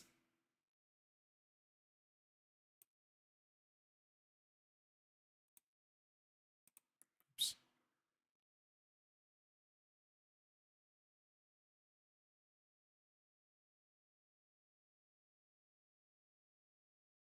How long has the race been going on at this point?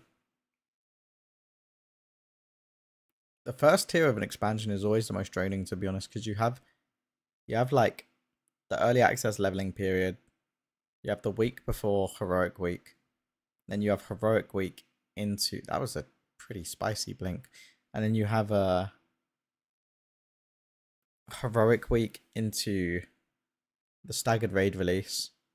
And Void Spire was an absolute joke. So they ended up killing it really quickly and then splitting it. Like doing mythic splits. To the point where they were able to get so many characters insanely geared that they had 2 BIS characters on every single player that they could Vantus Beleren on an entire raid and then swap to their better characters and Vantus Lura.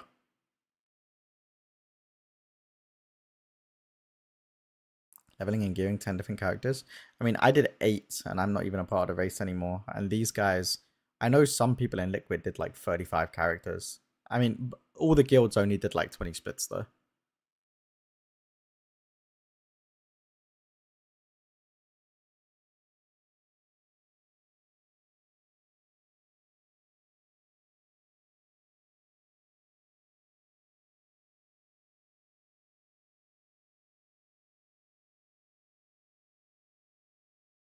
And I saw like Mira's multi-boxing like 5 characters at once. Yeah. Mira's usually always multi-boxes at least 3. Seri does go down here, but he has a battle res available, but he's not taking it yet. Can take it now. The entire raid is a little bit unhealthy, but they'll have plenty of time to top those bars up before the first set of mechanics happen in P2. Boss is 66%, which is it's an entire percent behind what we'd ideally want to be seeing. But maybe they can make up the damage here in this P2.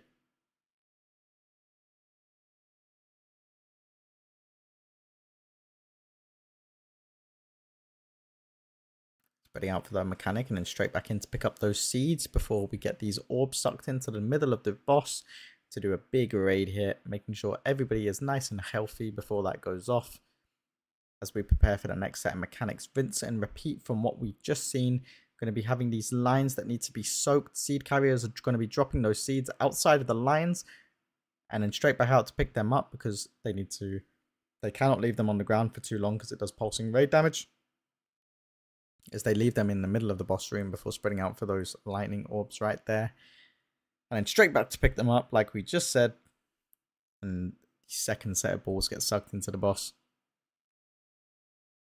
The entire raid looking pretty stable. We're a little bit lower than we'd like to be, but we do manage to top everyone up before this next set of mechanics. This is our third and final set of mechanics in this P2 here. So we're getting ready to spread now as the entire raid moves out to their pre-assigned positions and then straight back in. A couple of catches do need to happen So the raid is going to be a little bit lower right before these balls get sucked into the boss, but we do manage to stabilize in time. And now everyone's spreading to their knock position as we get ready to enter P3. All defensives are going to be used here, as this is one of the most dangerous points of the fight. Now, everyone dropping low need to get these catches here and then group back up in the middle of the room to carry on burning that boss. 53% as we're entering this final phase. And the raid has been split. 53%, it's a little bit higher. It is still doable. They can make up the DPS differential as we do get these orb soaks coming out here. First orb should be finished any second now, as the second constellation lines do go out. That first orb and second orb have been done, and now this third orb needs to be finished. They do manage to get that all soaked up as they dodge these final constellation lines before the guessing game begins. Need to be really careful not to walk into each other here as we begin to solve the guessing game. First people do touch, second people do touch, and the third people do touch, making that guessing game light work as everyone gets stacked up, ready to move out of this Dark Archangel cast. Boss is at 30%. This is a really good boss percentage. They managed to make up the damage. So assuming everyone stays alive for these next two pizza slices, we might be seeing a P4 pull here. Guessing game does go out. First constellation lines do go out as well. This is a nice and easy set. First group are going to be touching, second group are going to be touching, and third group are going to be touching. On the other side of the raid, the soaks have been complete as the second constellation lines do go out. And now this side is going to be needing to deal with these soaks at the same time as the constellation lines as well. Genji dropping low, but he should be perfectly fine. First two orbs are going to be completed any second now as they begin to move towards that third and final orb. Very nice constellation lines here. Blizzard is absolutely blessing Echo right now. And now we're going to be stacking up for this second Dark Archangel, getting that gateway down, ready to move into that final pizza slice as the boss is 16%. We are well ahead of schedule here. Everyone just needs to live. But we are in that final pizza slice. Our play space is going to be reduced as the first orbs and guessing game begin. Constellation lines come out. First orb has been soaked. Second orb will be finished any second now. As the third constellation lines come out, they do manage to dodge it, and they're going to be moving into this third and final orb soak as we do manage to finish it with 2 seconds left on the timer. Boss is sub 10% now as the guessing game begins. This is the last set of mechanics before that third and final Dark Archangel cast. We do manage to match the first pair. Second pair has been matched. Constellation lines go out. The entire raid is still alive. Very healthy. We need to match these up. 3 seconds left to do the final group. And bang, done. 3% on the boss as the raid stacks up for this final Dark Archangel cast. And we might be seeing a P4 here. 1% on the boss. 5 mil left as we push with everybody alive into that phase 4.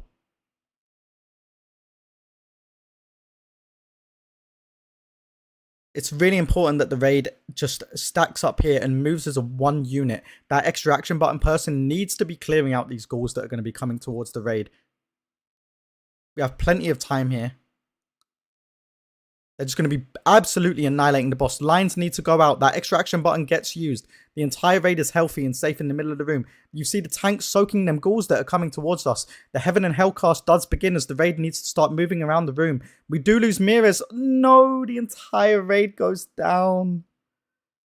Oh no, it's such a shame. Miras went down with the extra action buttons, so the entire raid did end up dying because when the person with the extra action button dies, it does just remain in place and the raid couldn't kite away from that Heaven and Hell cast. Oh. Really good play up to that point though. They really managed really well with that first set of mechanics going into P4 there. They was looking so good, but then they just lost a few players to that one ghoul that slipped through the cracks. That was a really clean transition into P4. Really, really good. We just need to consistently get back there. And the boss could die any pool. 76% after the first set of mechanics.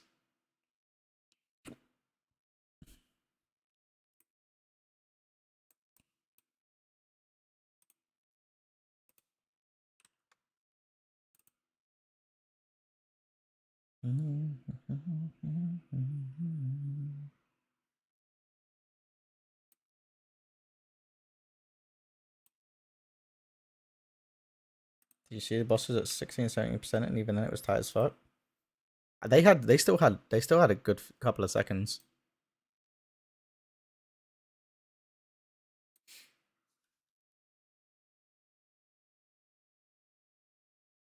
I want to go back and look at.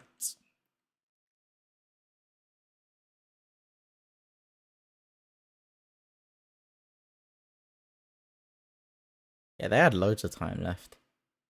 They had, so the Dark Archangel cast started. It went off. They were safe. They had about another 2 seconds before they would have started losing people.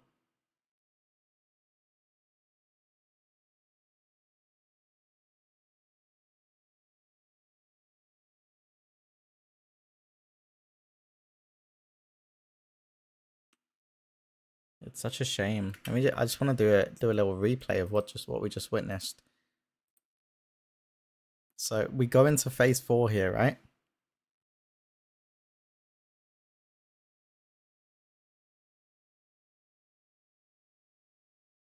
We see mirrors with that extraction button. The entire raid stacked up into the middle. Lines do go out, making sure that center play space is absolutely clear. Teeth, the man at front, absolutely soaking the ghouls that are coming in. And then, as we see, I'm not quite sure what happened. Maybe Teeth didn't have wall. Maybe he didn't feel comfortable soaking them as they were going round.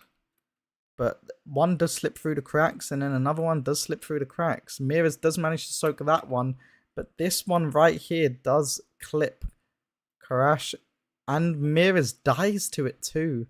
And then we also lose FTM and Frago, and all of a sudden, the extraction button is just on the ground, and the raid can't run from this heaven and hell.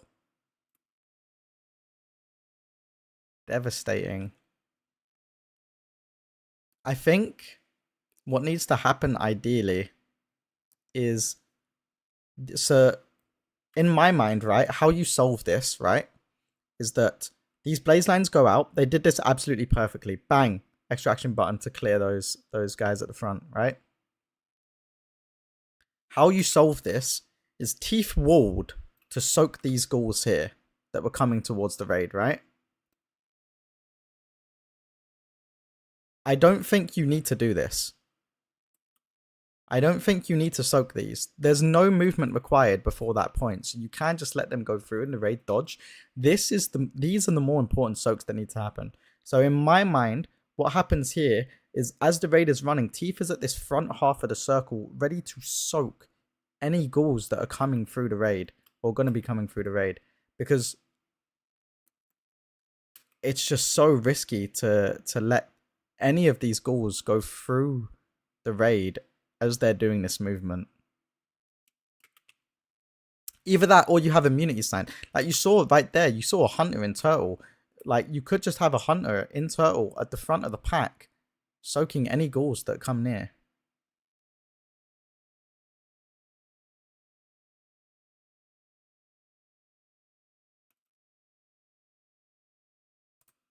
So either the tank needs to do it, either it's a tank job, or it's a immunity angle.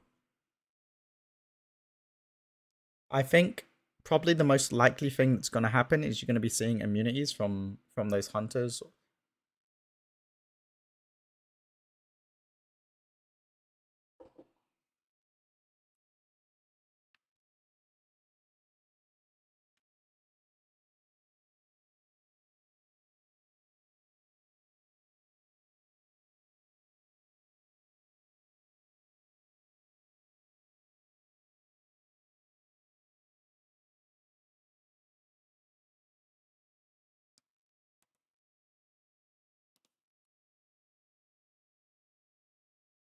Okay, they need to kill it before my raid at 6 because,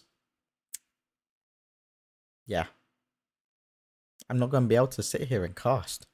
And I'm having fun.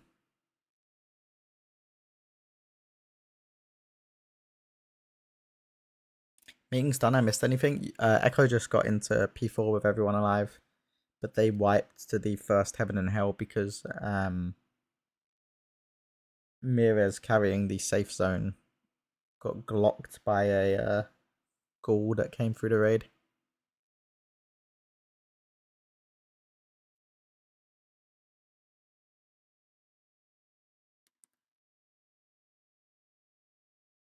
A liquid awake yet? No, they're not awake yet.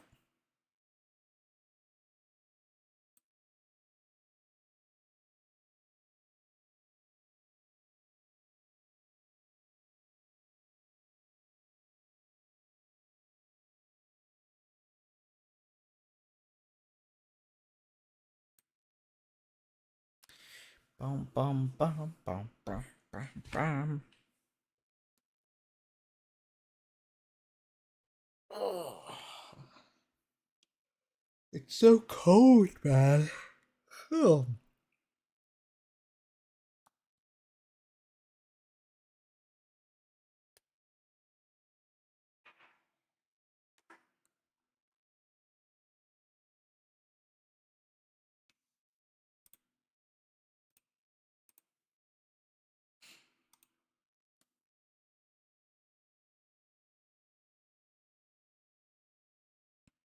Cole, just get drunk, easy. I can't get drunk. I'm not allowed. The doctor said no.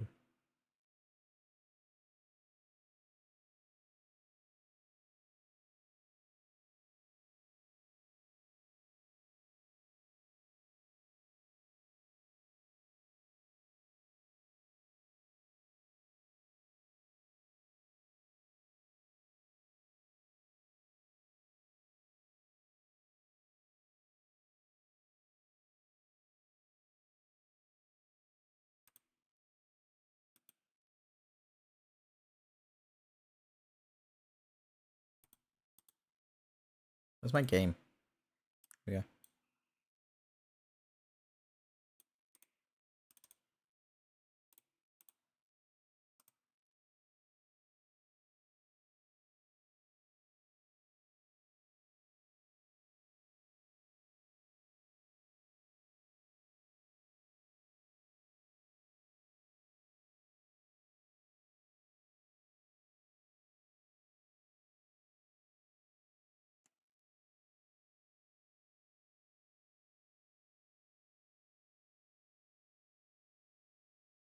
Bang, bang, bang, bang. My DK is such a baby. It's only 273, man.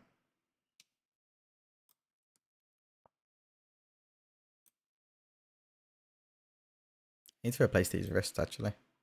TBH.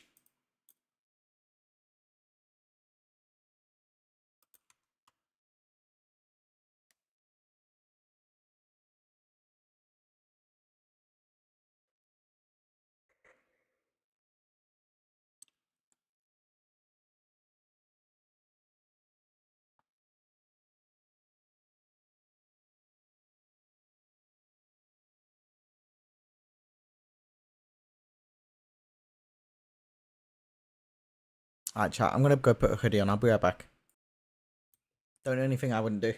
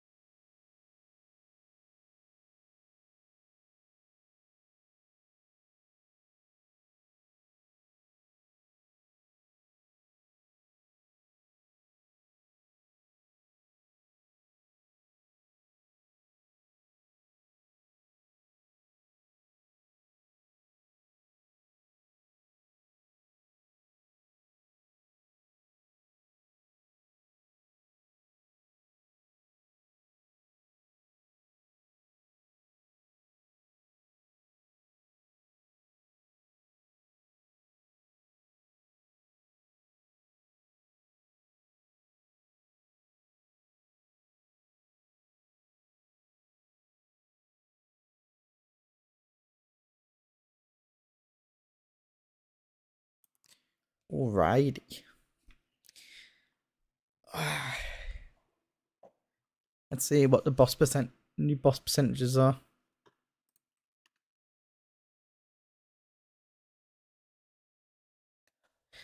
Method at 23% now. Ooh.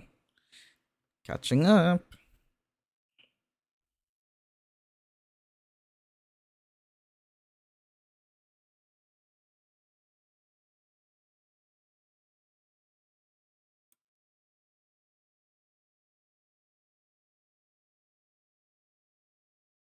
Let's see. Incoming. A huge horde of monsters. Our co-tank Thief will have an extra action button, which will purge all monsters in front of them. So, as you will see it right here, boom. All perished. They do the sequence, left, right, left, beautifully. And then it's time to get running. So you have to dodge these ads. Sometimes they have like different tanks, like even Soak It for the team. Just saw Thief do the same thing. Yeah. But it is these two guys that are going to be scary. So you want to dodge this backwards, right? You want to go around this particular way because you run away from the ads. However, obviously it's the first time getting there, so some players are going to make a mistake and they will end up running the front way, which means they're a little bit behind. In this case though, Maris tried to soak 2 of them and ended up getting sniped. So 2 players, they died from the beam itself, they were not fast enough, they will now know let's pre-move, or even before that's enough from 2 of them. In this case though, Maris tried to soak 2 of them and ended up getting sniped. So 2 players, they died from the beam itself, or before the beam starts, start on the right side rather than the left side. And then it will all be good. It seems like it would be a pretty good idea as well. I don't know how you feel about this. Pretty good Yo, idea that as well. visual Like looked sick, by the way. Wait, be quiet. I want to go back to that. That visual on the screen was sick. Look at this. That's such a cool fucking graphic. It seems like it would. And then it will all be good. It seems like it would be a pretty. Big W to whoever made that.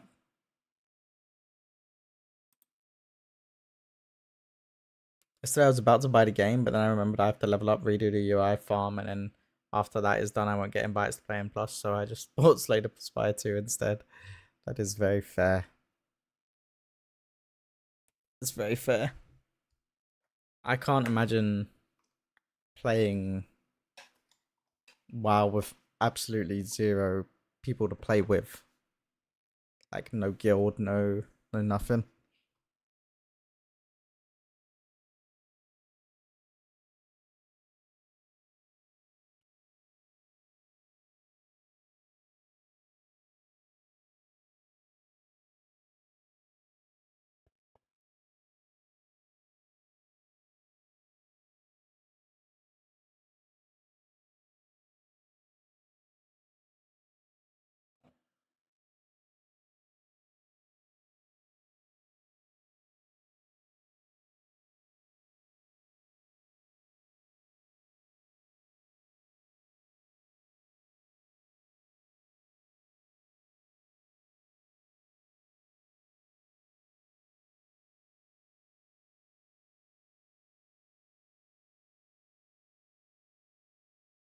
I have some casual friends that play, but they're quite bad, and I would be forced to play healer. Play a healer with Bloodlust, probably. That's fair.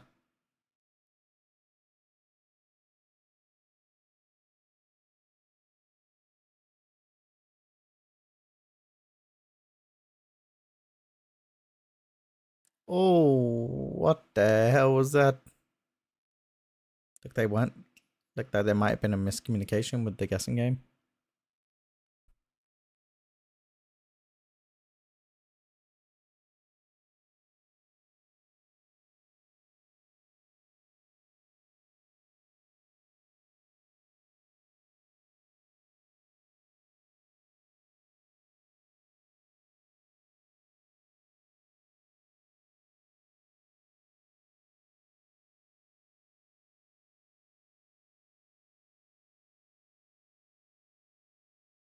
That's just a dumb mistake, yeah. It looked like they weren't really certain about where to go. So there could have potentially been a problem with the guessing game.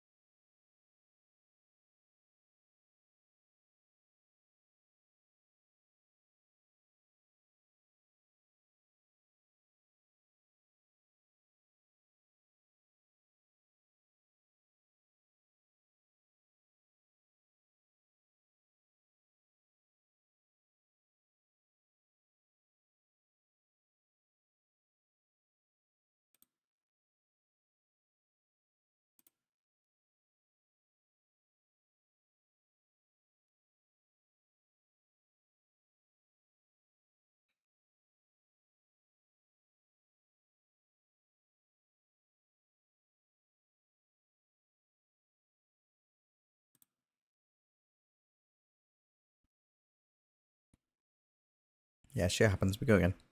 We go again.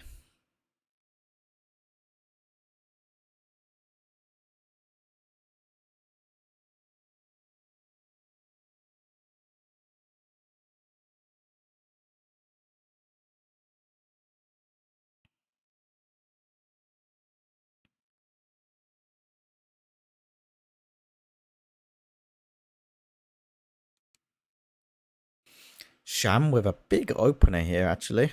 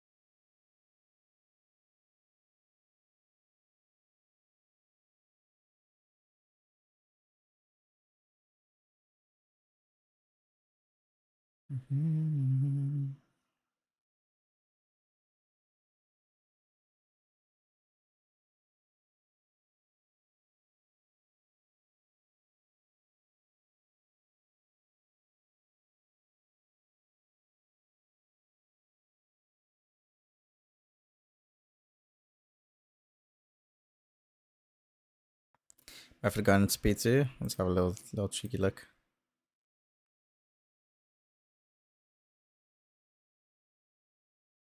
Oh, Uggs is dead. And they do not have they have a battle res available in 3 seconds. They do res Uggs, dropping those seeds, moving into position, grabbing the seeds again before going into the middle to drop them once more and spreading out for these lightning orbs.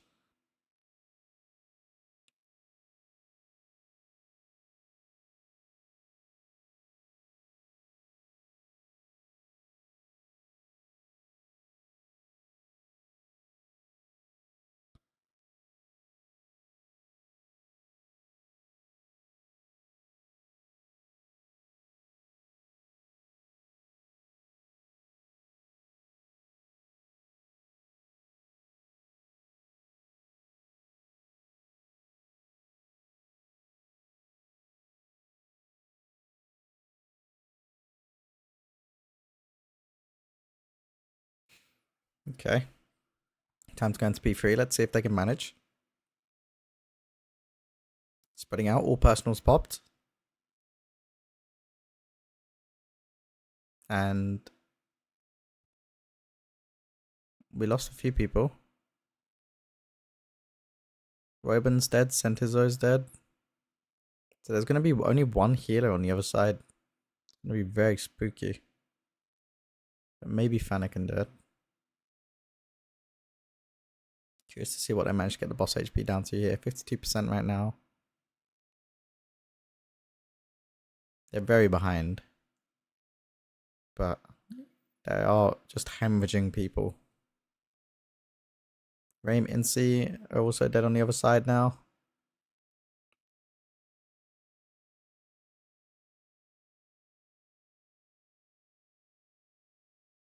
%46% on the boss. Let's solve this guessing game. Nice.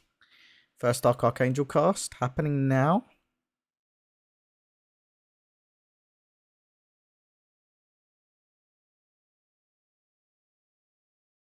AJ does go down as well. Seems like every player is dropping like flies on the other side. Fana puts the life cocoon on Clicks just to keep him alive that little bit longer. It does look like Clicks does go down. I don't believe he was going to use the Ankh here. Seems like a little bit of a waste to use it. Quep does go down as well. And that will be the wipe. 36.7%. Not awful.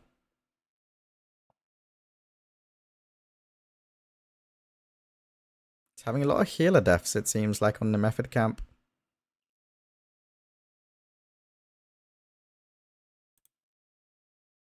It looks like Robin didn't have Bark skin up when they left P2 going into that P3 there. Not quite sure what killed her, but potentially the Bark skin might have saved her.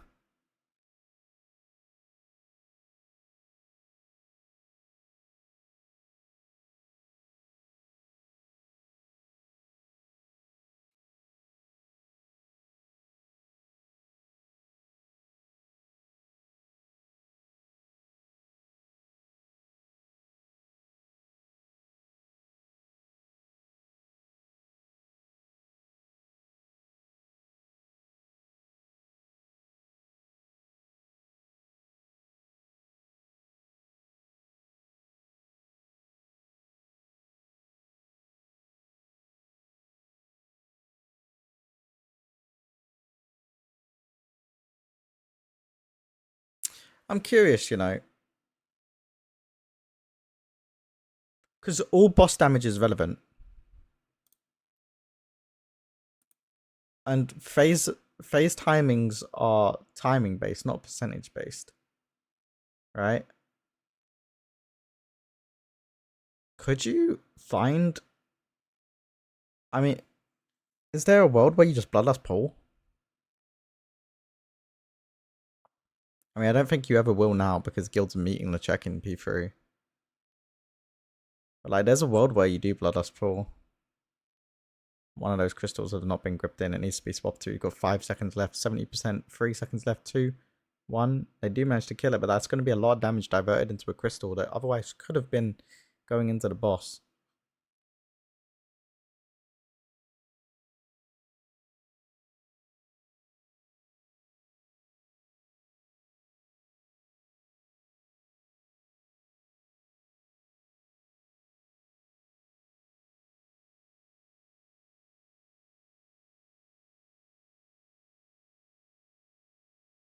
Kaboom.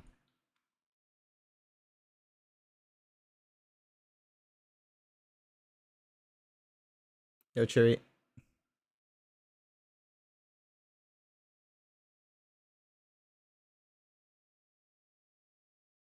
Genji, pick up the quest.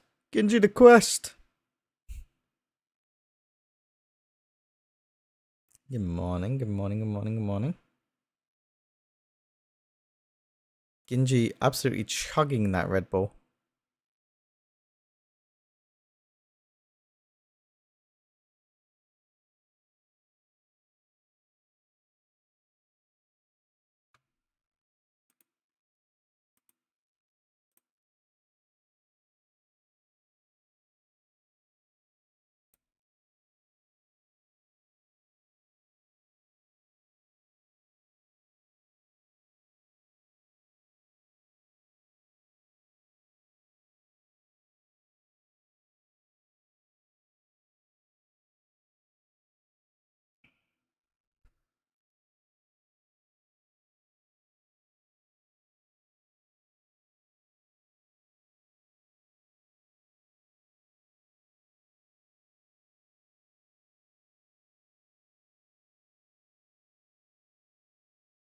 And so far, the one guild who managed to show that level of consistency most recently is Method, not Liquid or Echo.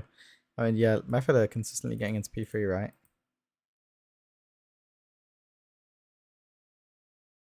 I mean, I feel like it's unfair to say that about Liquid, considering Liquid are on like fucking 18 hours of raiding. I mean, Echo have been shitting the bed this morning though.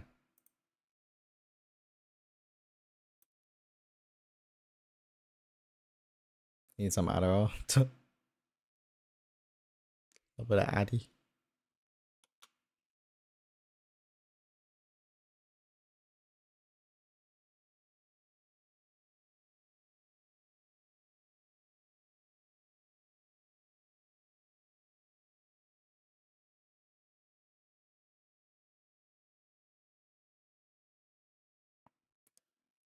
This is Method's opportunity to catch up. They are making a little bit of headway here, but they are still quite far behind the other two guilds. I don't think that this boss dies for Method today at all, unless they pull a miracle out.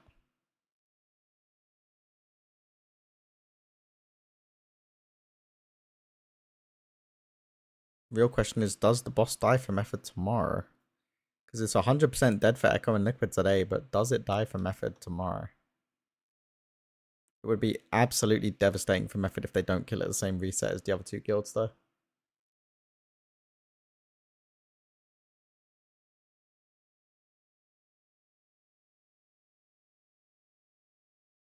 I think Method will do whatever it takes to make sure the boss dies before reset, including pulling a very, very late shift if they have to.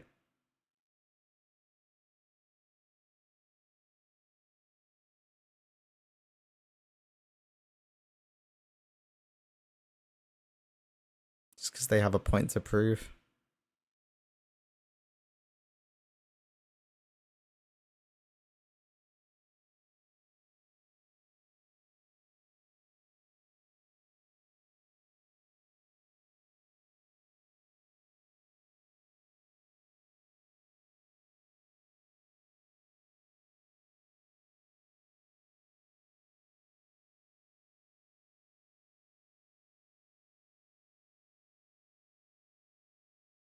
Yeah, they need to find more damage as well, but the damage will come once they figure out how to do the phase cleanly.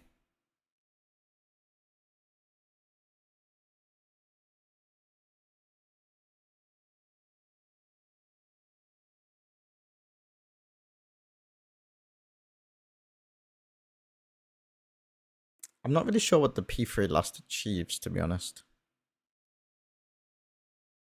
If all the phasing is timer based. Like, it makes phase 3 a little bit easier, I guess. But Lust on pull is going to by far be the most amount of damage that you can kind of get out of your players.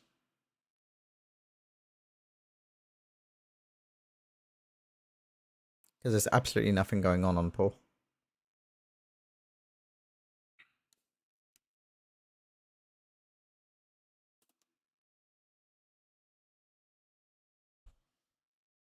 Another meeting, BRB Sag? Yeah.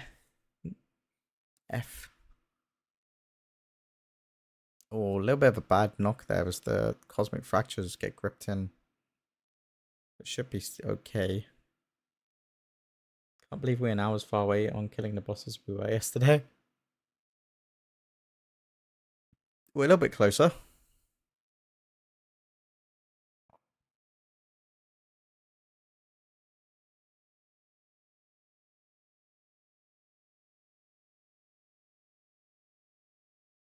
What does Bloodlusting in P3 does? Is it for healing? I guess so, but I feel like you don't need it for the healing.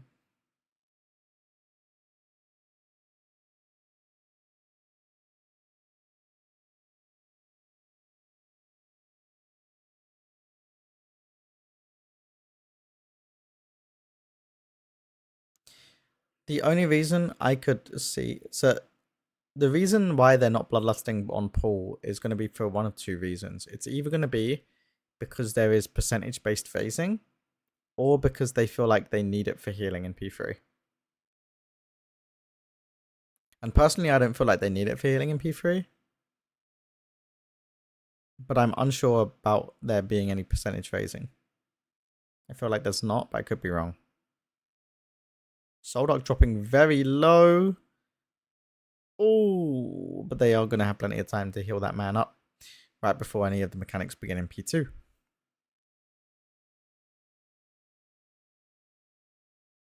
Okay, so first line soakers are going out here. Seeds carriers are going to need to drop them before they move into that line and then immediately bounce straight back out to pick them back up to avoid any unnecessary raid damage. The entire raid is going to be spreading out for these lightning orbs now. Dropping those seeds directly in the middle, making sure none of them are getting hit, and then immediately picking them straight back up. Entire raid is looking healthy before these orbs are going to get sucked into the boss and deal that big chunk of raid damage that we've seen many times at this point. And now the mechanics just rinse and repeat. It's the same exact thing we just saw, but another 2 times. So once again, line soaks.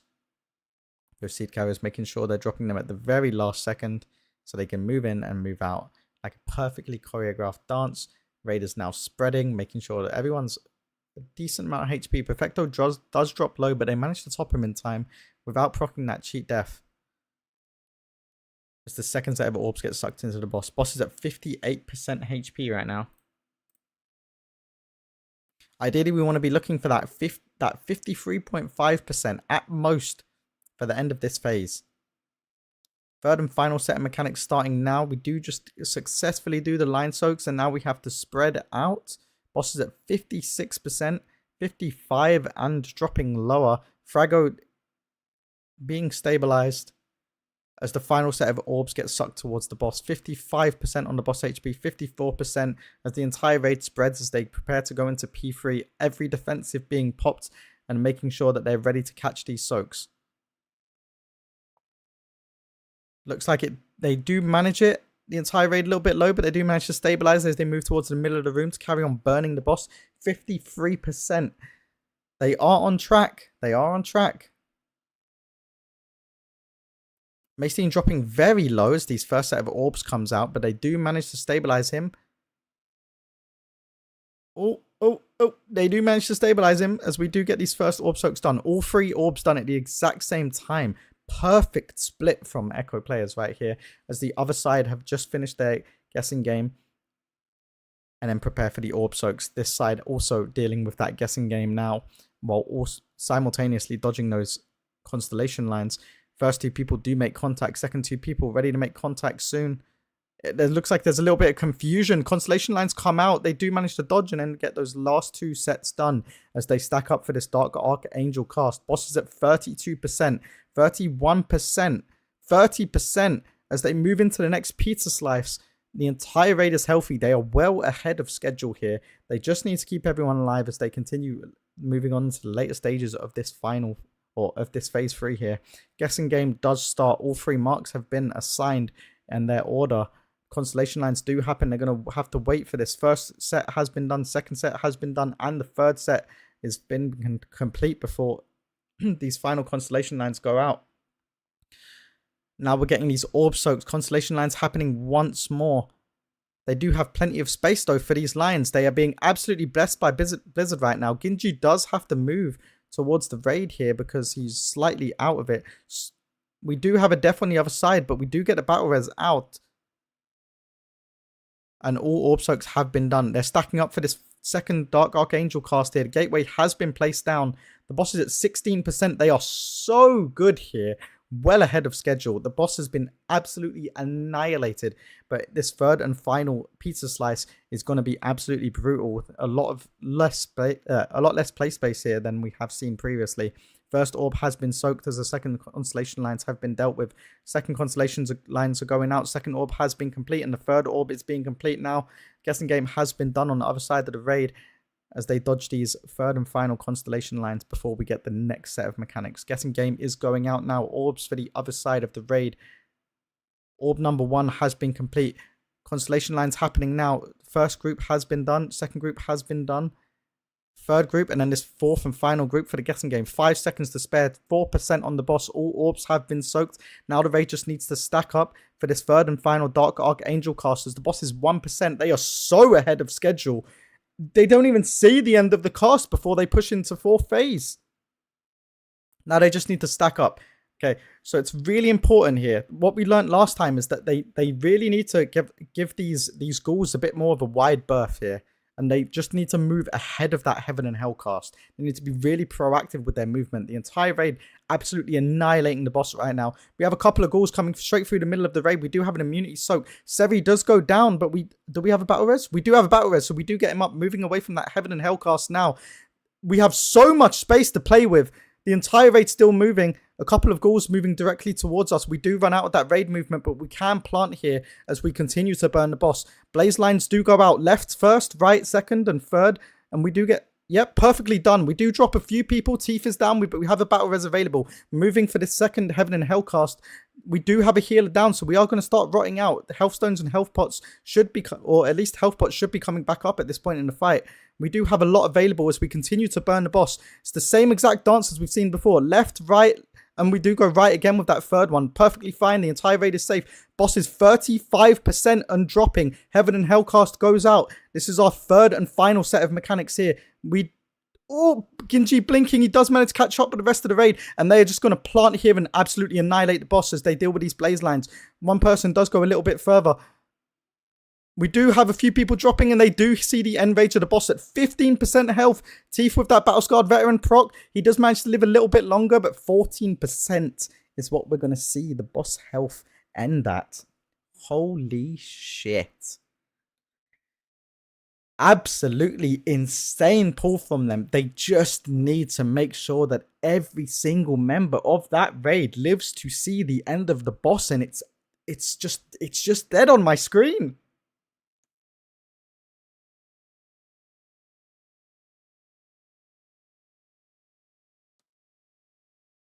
Absolutely amazing pull. Amazing pull. 14% as Echo set the benchmark before Liquid wakes up.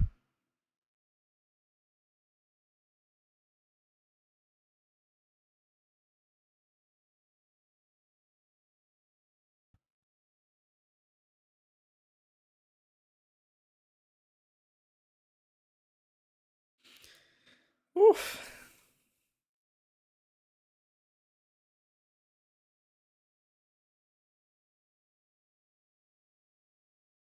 That's a really good pull. Really good fucking pull. Genji is pumped. He's throwing his water bottle across the room.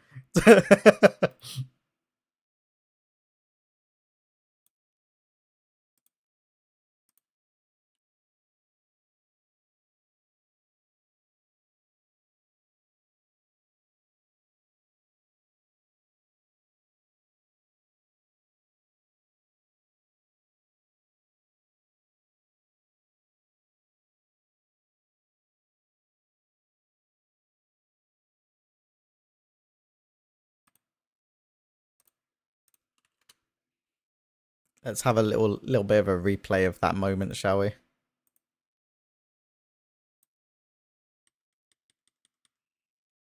Let's see exactly where it fell apart. They didn't even see the end of the Dark Archangel cast there. Absolutely obliterated the boss. Well ahead of schedule. So we went into this last phase. Everybody alive. We even had 2 battle reses available. So where do we start losing people? What actually killed them here?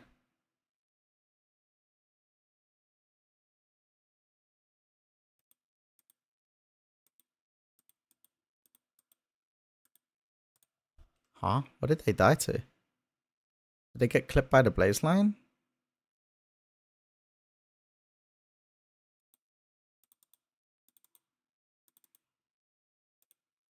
Yeah, they did. What happened with that blaze line?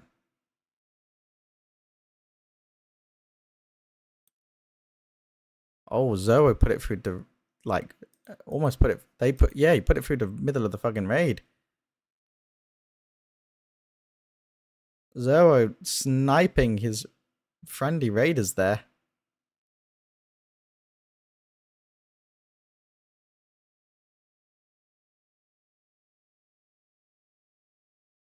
You lose more people here.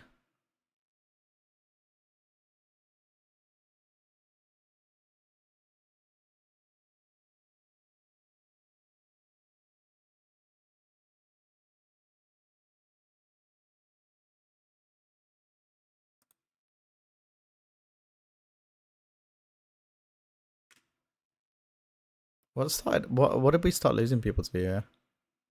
So Sarah is dead. Velo jumps out into the darkness. He just goes a bit too far with that blaze line. Then Maystein takes the hit without a personal and does go down. And then they see the enrage.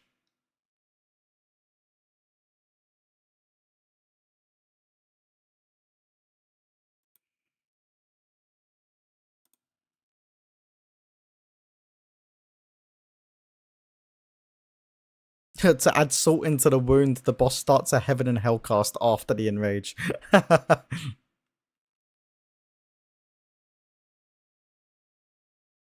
We lost Seri quite early on here. What did Sarah die to?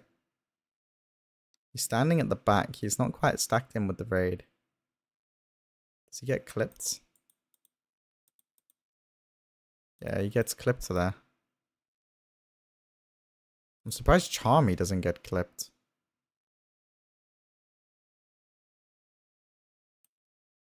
How does Seri die here and Charmy doesn't?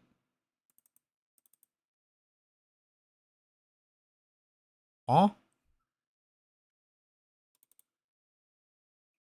Oh, I see. Charmy's like slightly ahead. And it goes straight through Sarah. Unlucky.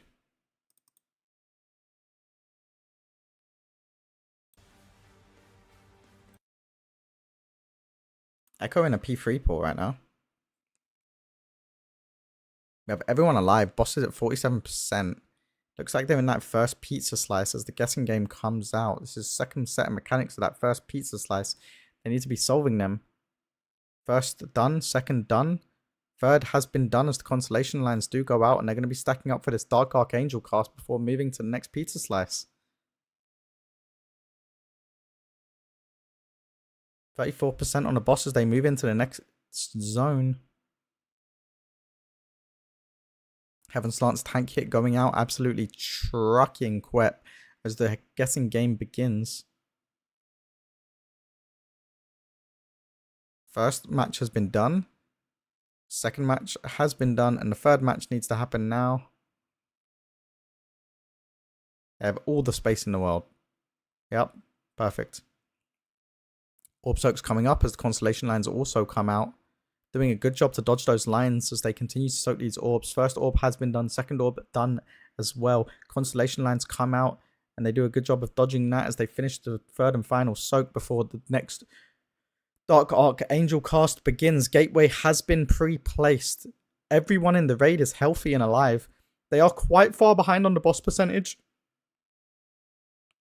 But this is the furthest into the fight they have seen. Clicks does go down. Worst goes down as well. Rame as well. The entire other side of the raid just drops. I'm assuming they didn't have a gateway down.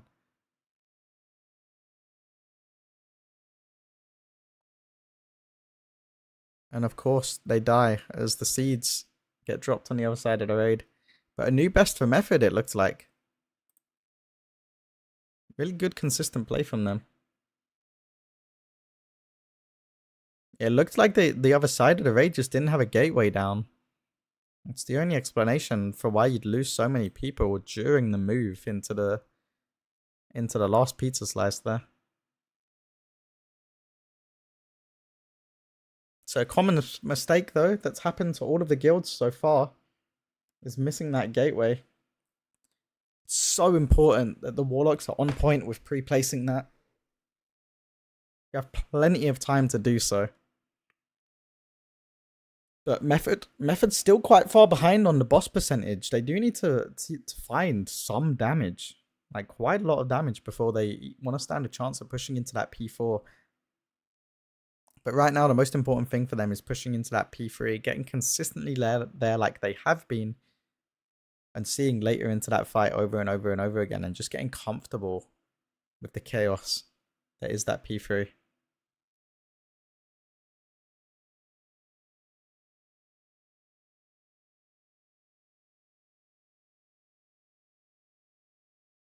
They were about 4% behind on the boss HP as that last Dark Archangel cast was beginning. Or the second to last Dark Archangel cast was beginning. So you need to find quite a bit of damage. But as they get more comfortable, it should just naturally come.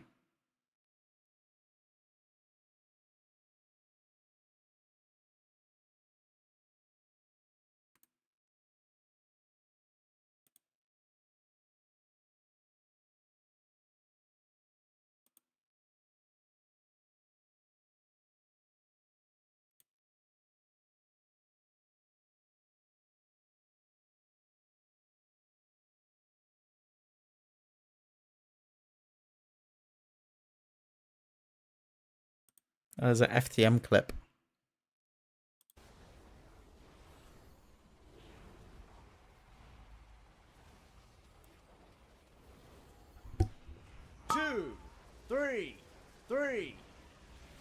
Three, 2, 1.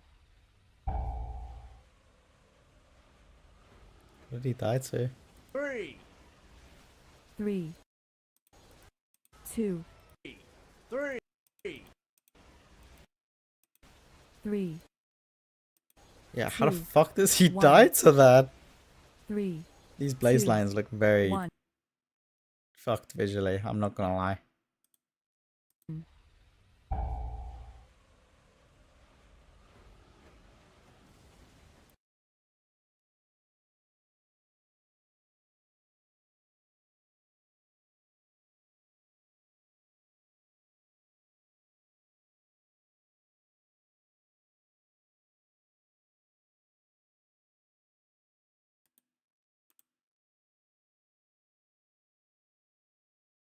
Sailor is sub 20% mono all of P3. Yeah, it's kind of just how it is.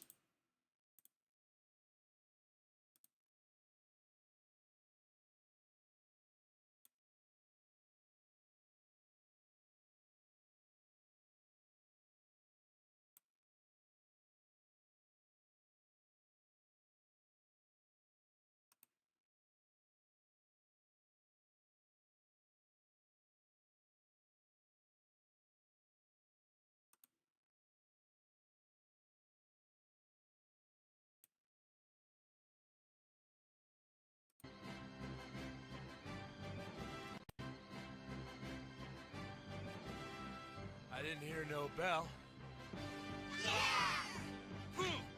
Stop right now! I'm the best around! Nothing but a hammer,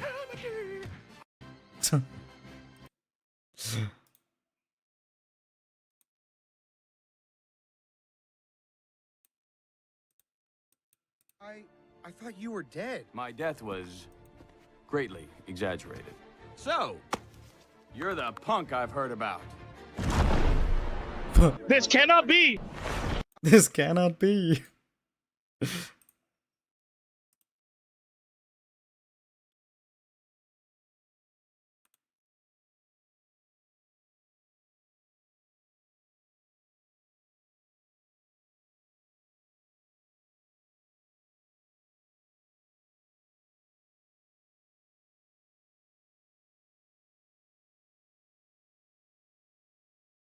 He just opened his talent page. I've been there, buddy. I've been there.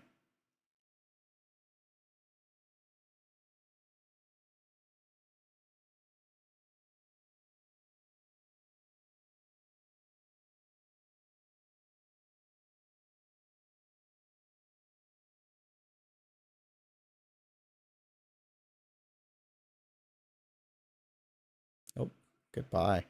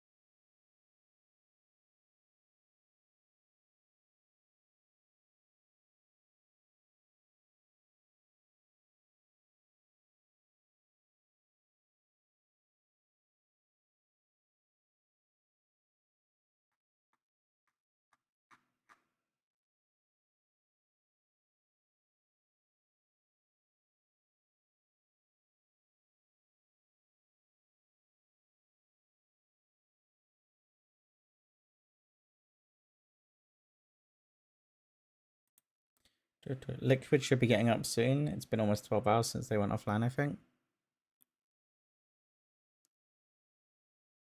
Yeah, it should have been about that.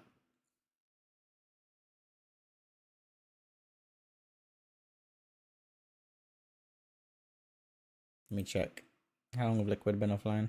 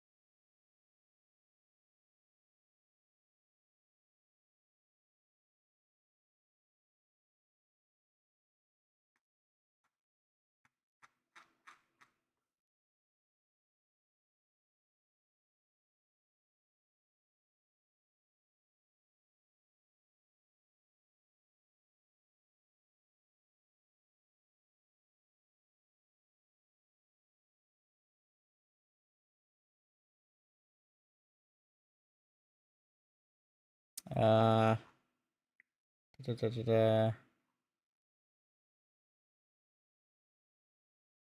Liquid carried on playing Liquid stopped at... I mean, they were still playing 6 hours ago. Yeah, 6 hours ago Liquid stopped, so... Yeah.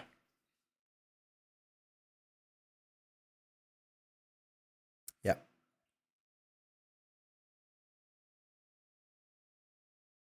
They went very late yesterday. Because a kill was within range.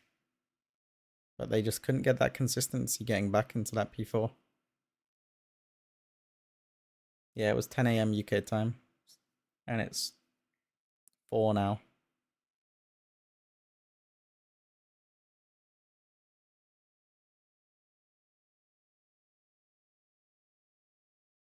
So it's only been 6 hours since they went offline.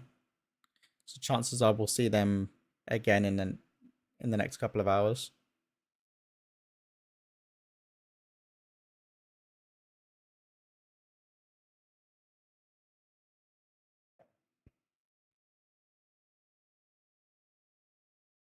I could swear I saw a rebroadcast this morning. I don't know, but they were still pulling 6 hours ago.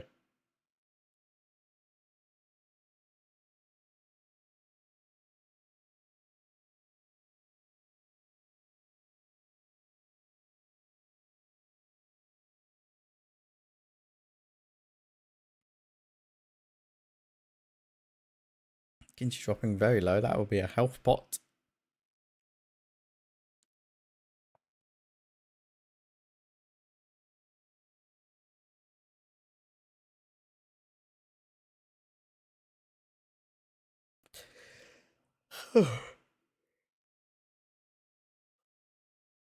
Oh, Mira's dropping very low. Can he get topped up in time without proccing that purgatory? Ooh. Yeah, looks like he's going to be fine. Perfecto actually baking it out of the intermission with his cheat death available still as well. He does have plenty of time to top these health bars up before these first line soaks come out. Seeds have been dropped, lines have been soaked, and seeds have been picked up yet again as they prepare to spread for these lightning orbs. Making sure all of those seeds in the middle are as safe as possible. One person does get clipped, so they are going to need to do a catch, but they have plenty of time to stabilize before these orbs get sucked into the boss to do that big raid bang. Mira's dropping low, but he does manage to top himself as we move into the second set of mechanics now. This is literally just a rinse and repeat of what we've just seen. So we're going to have some line soaks here.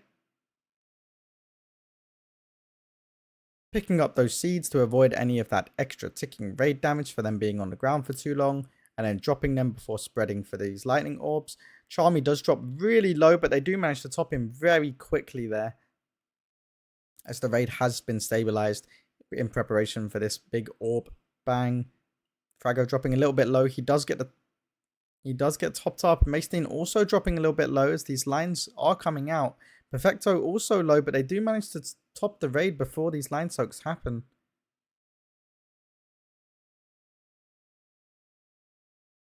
Absolutely a beautifully executed dance from Echo here,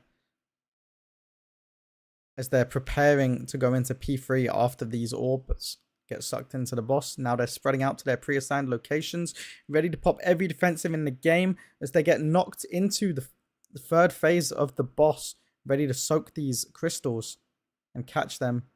Multiple members of the raid dropping really low as they move back towards the center of the room to continue damaging the boss. Boss is at 53% as they enter this third and not final phase. Orb soaks are coming out as well as these constellation lines. Really important that the players are dodging these lines and making every effort they can to continue doing these soaks regardless of where the constellation lines are. All three orbs have been successfully soaked though. We do have a death on the other side of the raid, but we do have a battle res available. Narco does get res, then he is back up. The other side of the raid looking a little bit unstable. Frago dropping really low. He does proc that cheat death as the guessing game needs to be solved here as well. They have 9 seconds. First group has been done. Second group has been done. And 5 seconds left to do this third and final group. And they do have plenty of time as they get ready to stack up for this first Dark Archangel cast. Seed has been popped to make sure that they are protected from this beam, as they move into the second pizza slice. And it's literally just a rinse and repeat now. They just need to do this first guessing game. The other side of the raid is also going to be dealing with those orb soaks at the same time. And they need to dodge these constellation lines. FTM cutting it very fine there, but they do manage. First group has been sorted. Genji dropping really low. They do need to catch here as the second and third guessing games have been matched.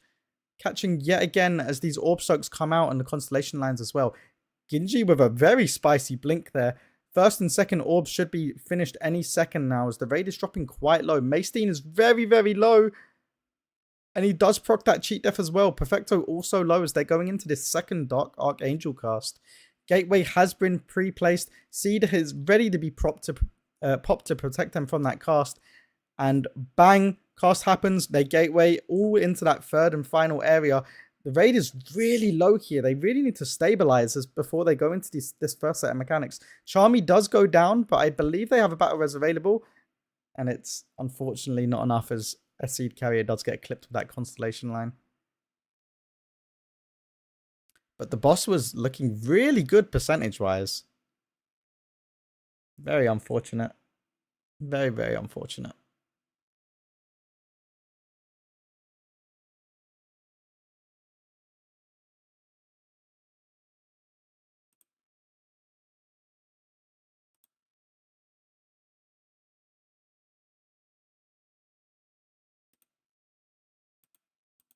Bum ba-dum bum bum bum bum ba-dum bum ba-dum bum bum.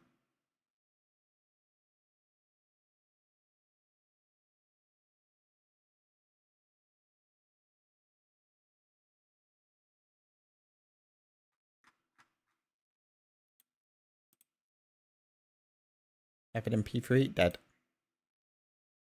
Yeah.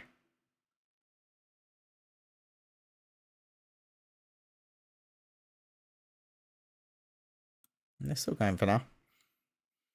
They do have multiple players dead though, but they can continue to play these mechanics. They are going to need to be a little bit better. Bloodlust does get popped as they're in this first pizza slice. Orbs have been soaked.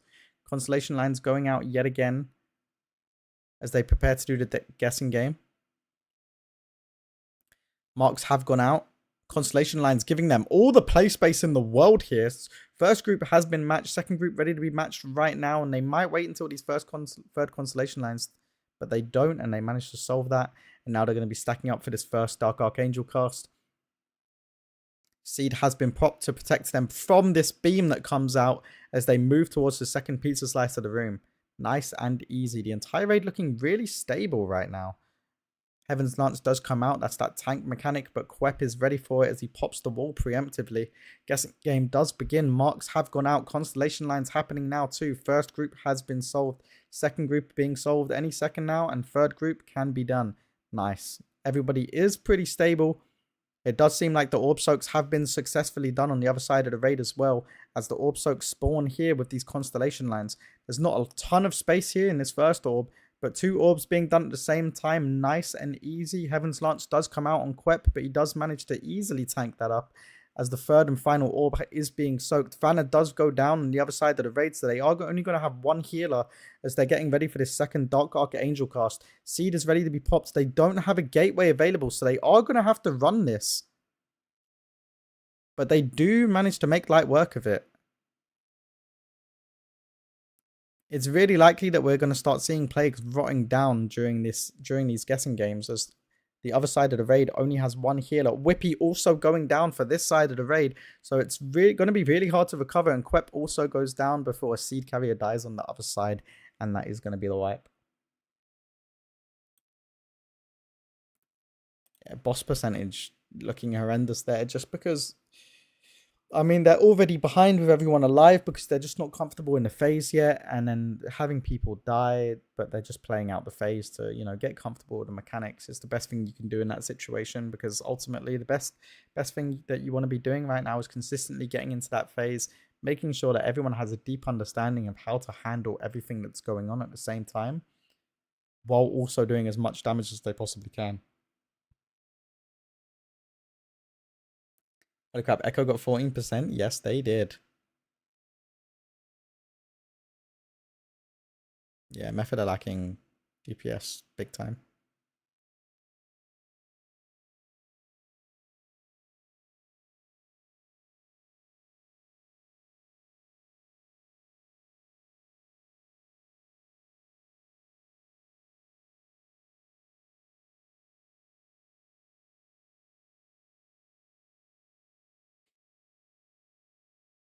Got like an hour before Liquid get up. Yeah, I mean it depends when Liquid get up. If they get up a little bit earlier, it'll be like an hour, yeah. What about another secret phase? Yeah, Halondrus rises from the depths as they have to fight pre-nerf Halondrus.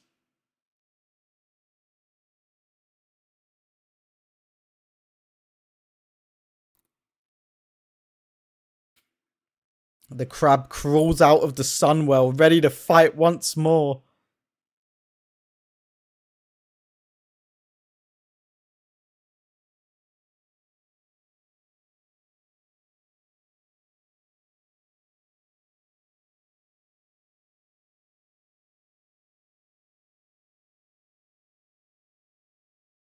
Secret Xanatar feet phase. Fuck's sake.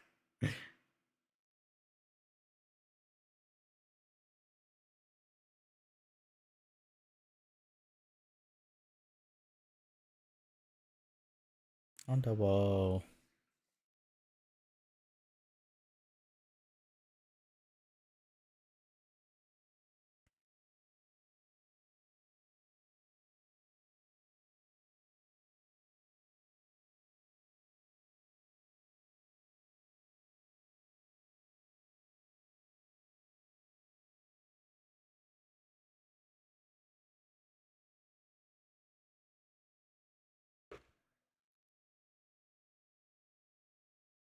Oh, Velo going down. They do have a battle reds available. Maestein dropping really low. He does proc that cheat death, it looks like. Actually, he doesn't. And never mind, the nail dead. Fair enough. Fair enough, fair enough.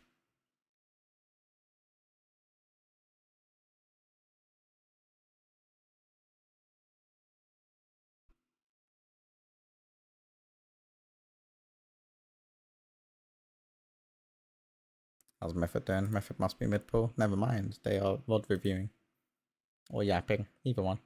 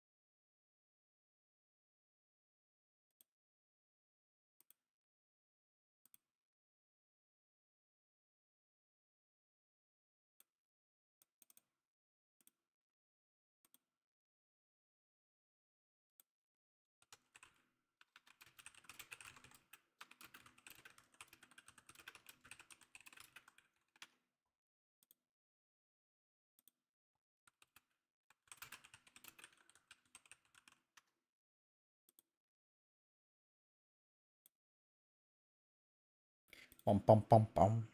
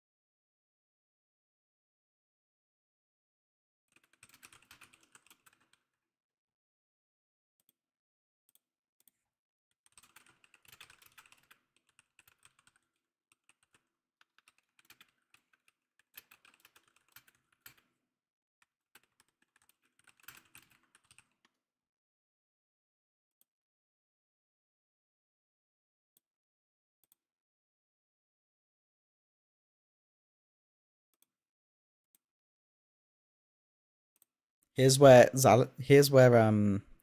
Lura dies at the end of that phase in P4, and then Illyria climbs out of the Sunwell, and you have to fight her again, and you get the real Crown of the Cosmos fight that we were promised.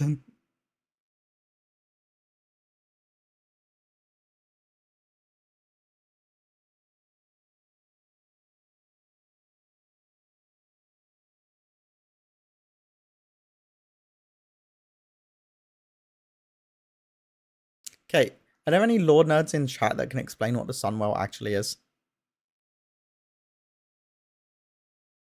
And why it's so important?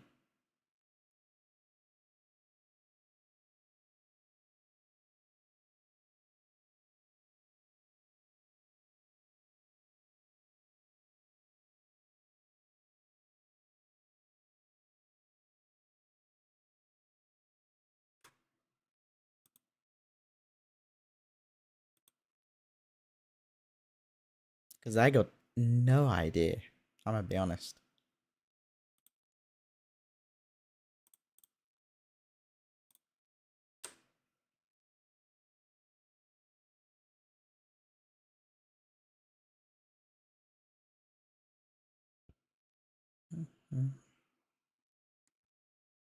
Sunwell was built on the ley lines of Azeroth.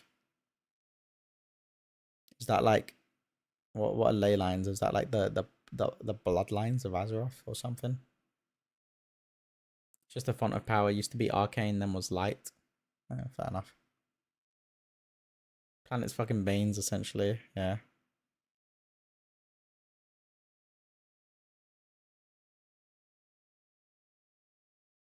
I wonder if Genji's failed that blink.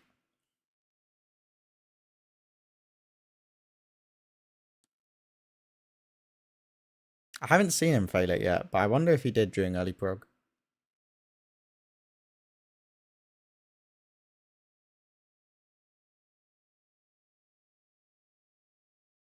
So, it's a font of power that's built on the veins of Azeroth.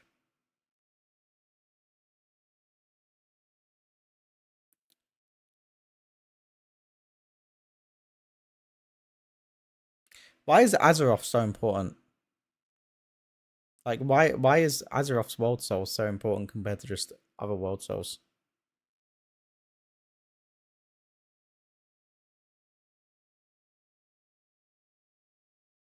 Like, surely there are other world souls. Why is everyone infatuated with this one?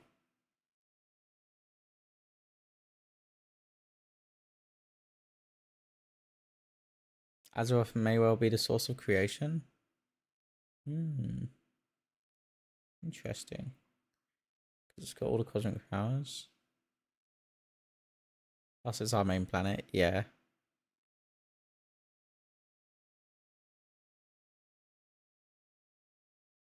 Makes sense. Main character syndrome, of course, of course. Just seems like there's a lot of threats to Azeroth. When seemingly we've been able to quell all of them. So why not at a certain point just give up and go fuck with another world soul, you know? Echo pushing into this first intermission here. Well ahead of schedule, 71% on the boss. As they begin the first intermission. And an entire percent ahead of what we would like an entire percent ahead of what's needed to hit that P4 threshold. So let's see if they can keep ahead of that margin.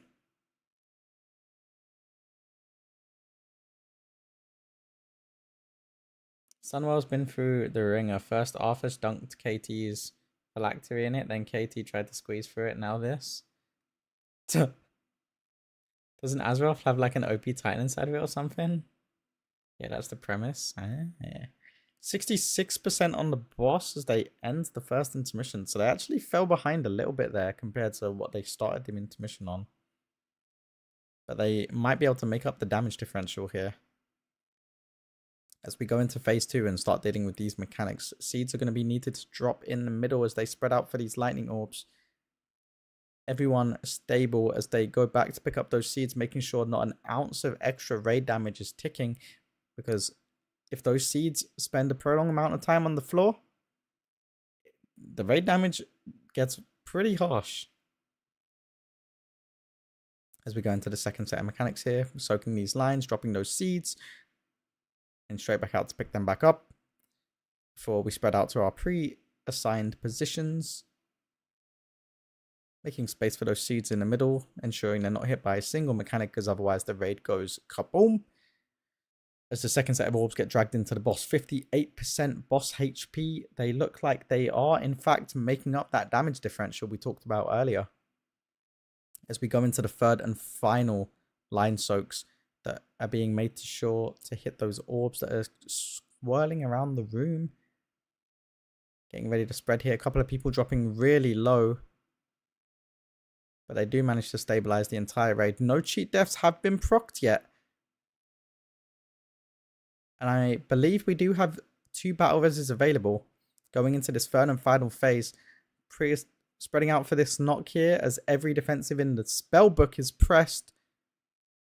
And they just need to catch. Perfecto dropping really low. Verb also really low. Blur is up though as they move towards the center of the room. Continue damaging the boss. 53% as they begin the third phase here. That's a pretty solid amount of damage to be done. Frago dropping really low on the other side of the raid, but they do manage to stabilize him in time as these orb soaks come out here, as well as the constellation lines. Blizzard saying, you know what? Do as much damage as you possibly want with those first lines. Really nice RNG as all 3 orb soaks are done as they get ready to deal with this guessing game. Bloodlust has been popped. All CDs are available. Potions are up too. They're going to be absolutely melting this boss HP. Maestein dropping low, but he does use that Obsidian Scales to stabilize, as the first guessing game has been done, second guessing game has been done, and this third and final one, plenty of time to spare, 4 seconds left on the timer. It has been solved as they get ready to stack up for this first Dark Archangel cast. They need to pop this seed to protect the raid from this beam as they move into the next pizza slice.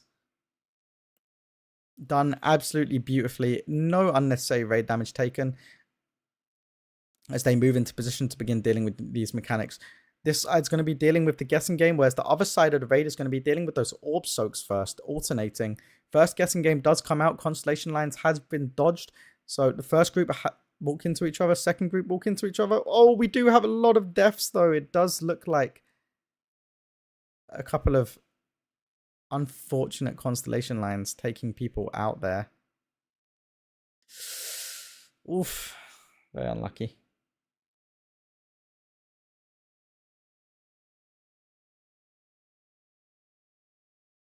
Absolutely insane boss damage so far, though. They entered that first intermission actually ahead on the boss DPS, but then they left the first intermission behind just to make up that DPS differential going into that third phase, and then absolutely annihilated the boss. They were well ahead of schedule there. And they caught up and then some.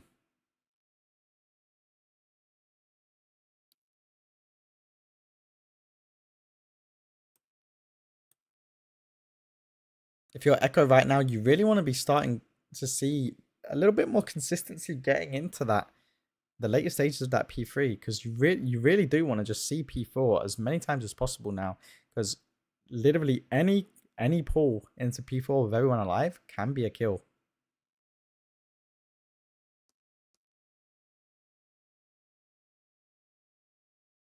And they only have an hour left to do it before I have to go for my raid, so they better hurry up and fucking do it.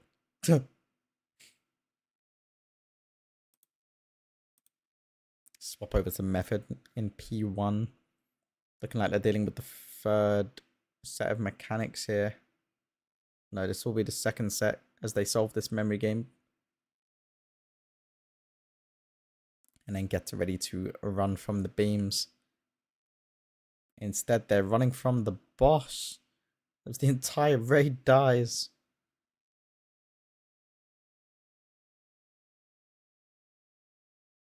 I can see them killing today now. I mean, yeah, I mean, personally, there wasn't a shadow of a doubt that Echo and Liquid were killing today. It's just a matter of who kills it first.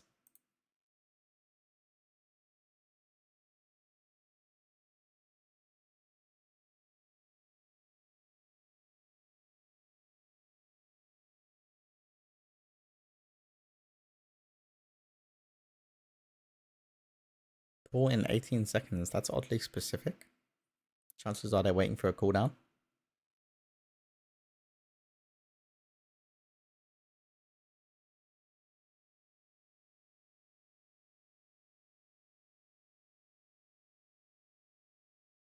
First kick mechanics coming out. All the players are going to be marking their focus kicks as they interrupt at their assigned time on their assigned mark. Nice and easy.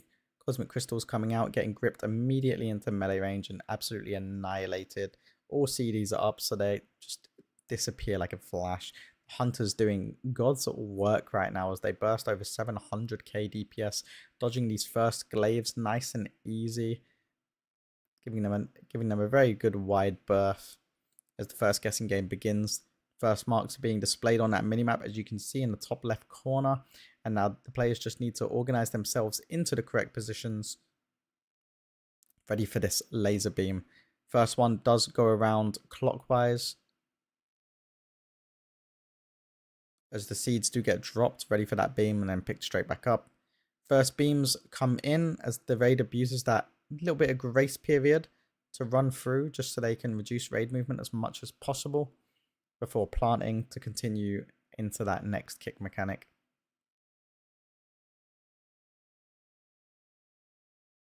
Fractures come out and they get gripped in immediately, nice and easy. A couple of healer crystals that are out, but they do get gripped in as well a little bit later. Plenty of time to heal those up. Absolutely no problem at all. Second set of glaives are coming out now.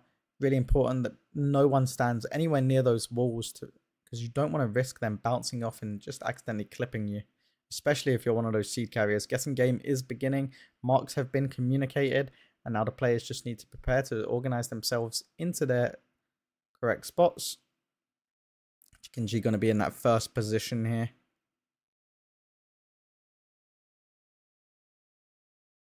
Need to do a catch as a glaive comes towards them, but it should have plenty of space as the second set of beams come out. One person does. This is going to need to be immunities. Unfortunately, a seed carrier does get hit elsewhere, and it's over. They found a lot of DPS in the last 2 hours.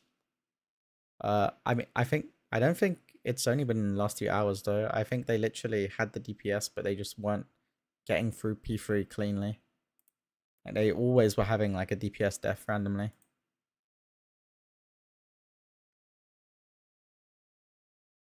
I think their DPS is very similar to what it was. But they just have everyone alive and living now. That's the main difference.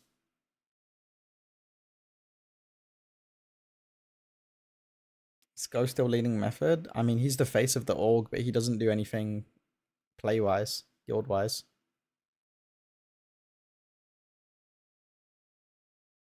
Yo, with Talker.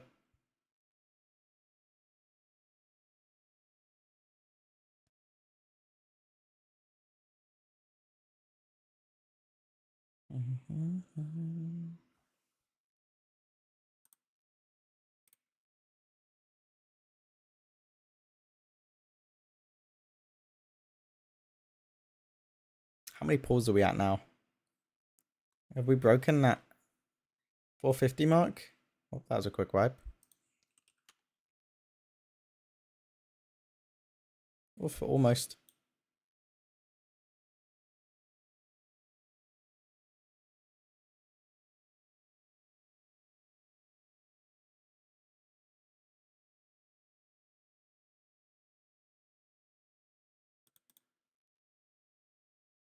Method is stepping up, aren't they? They've played really well today, but they played absolutely horrendously until today. So we'll see.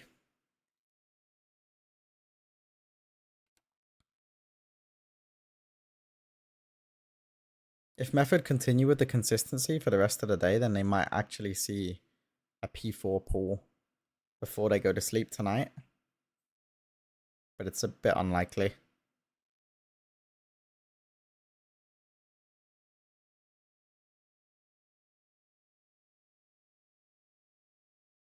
As the entire raid does wipe to a single glaive. Unfortunate.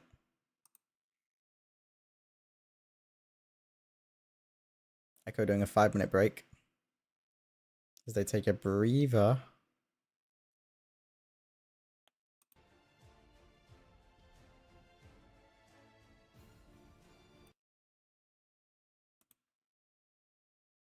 You think Echo kills before Liquid wakes up? You'd hope so, but I don't think it's going to happen. I think Liquid probably wake up within the next hour or so, because I think they're going to cut their sleep short. Because they stayed up really late last night to try and force a kill. You see the 40% wipe? Yeah. Yeah. Boss looks both very hard and a lot of fun. Yeah. It's a really hard boss.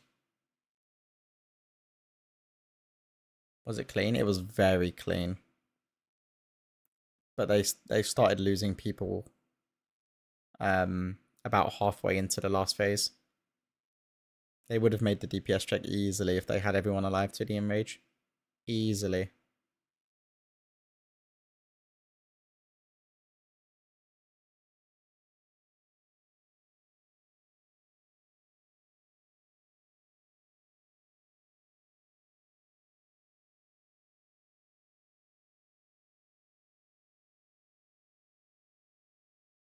How did they get past the last 2% in P3? They just found the damage. Big fucking damn.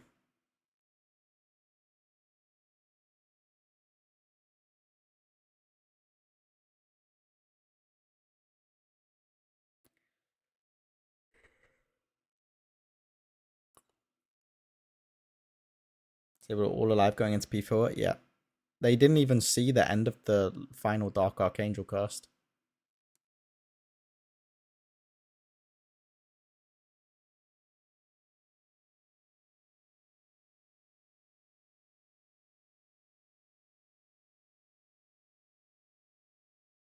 Yeah, really good pull from them.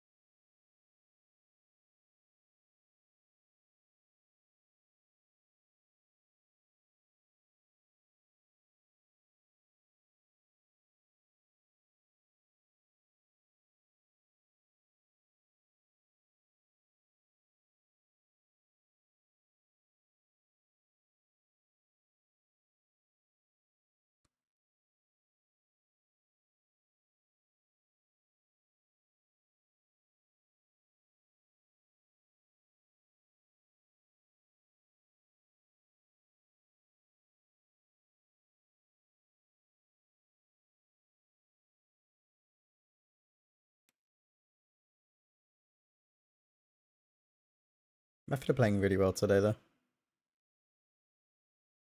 Gotta give them that. They're consistently seeing that P3.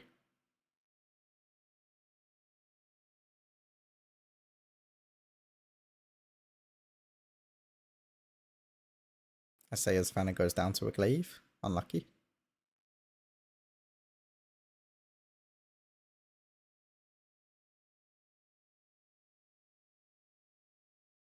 Am I doing Mythic raiding? Yeah, I'm raiding in 2 different guilds.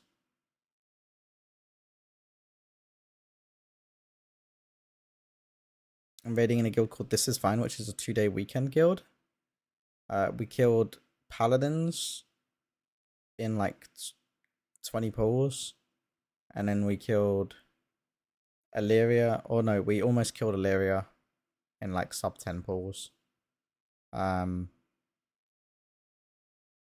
And then I'm also raiding in a in a guild to help some people out. That raid like 4 days a week.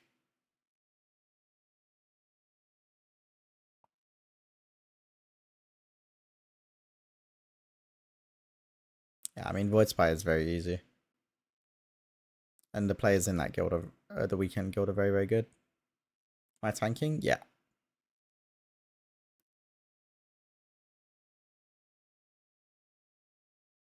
Oh. Method of Didge.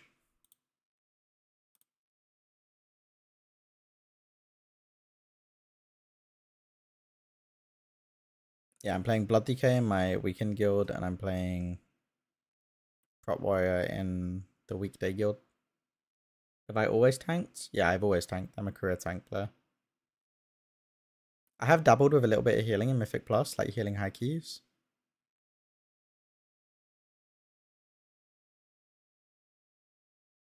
But yeah, I've mostly always tanked.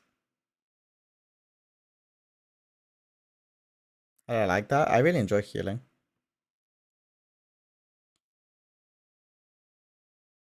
I enjoy healing high keys. I don't enjoy healing pug low keys.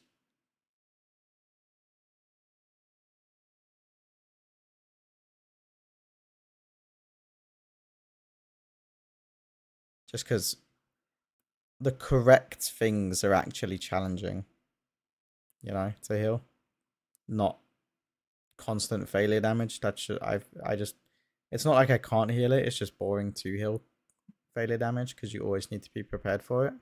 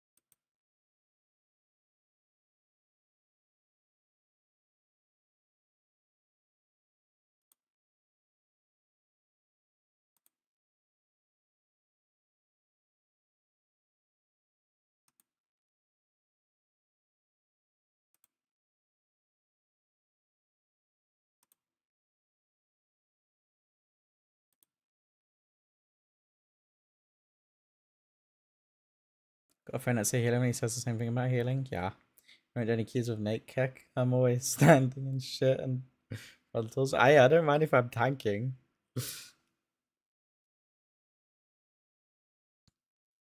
Nah, to be honest, I like healing.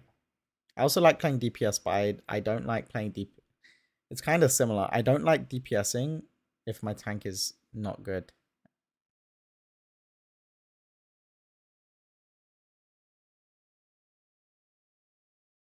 Like, I loved playing Windwalker in Shadowlands. I loved that shit. I blasted on that spec.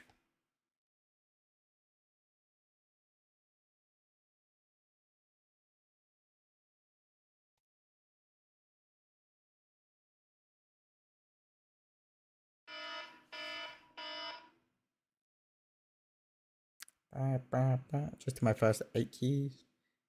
8 keys of 10s. I have 0 clue what to do on. Oh, but I guess I learn on the way. Pretty much, yeah. Everyone's got to learn somehow.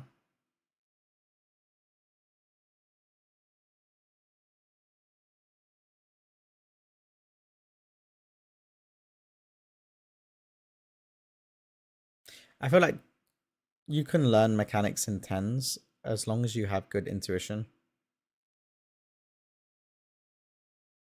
Like, I didn't know what half the dungeons did when we did our 3K on the first day of the season.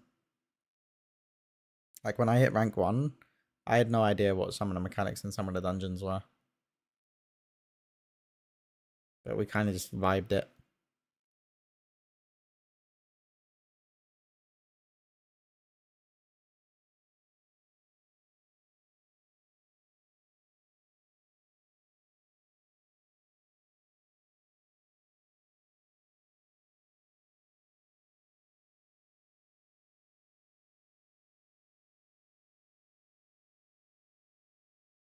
It is balance, but giving a retry now didn't like balance for all this tier. Yeah, balance is kind of a stinker.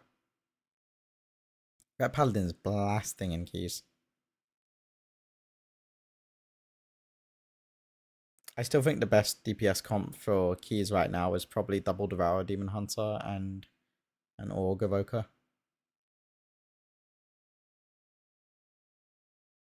Maybe not Double Devour because it kind of creates an awkward thing where you need to play Resto Shaman for Bloodlust, but you probably play Devourer, Org, and then maybe a Mage or something. Whatever the best range DPS for Bloodlust is. And then you play Resto Druid Brewmaster. Oh, Org, yeah, has Bloodlust. What am I saying? Yeah. You're right, you're right. Yeah, so it's just Double Devourer, Org would be the best comp in my opinion.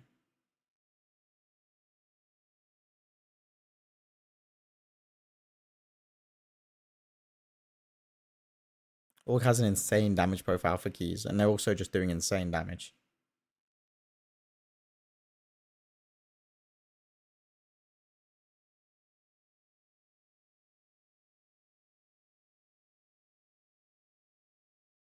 Did I say Org? I meant Devourer.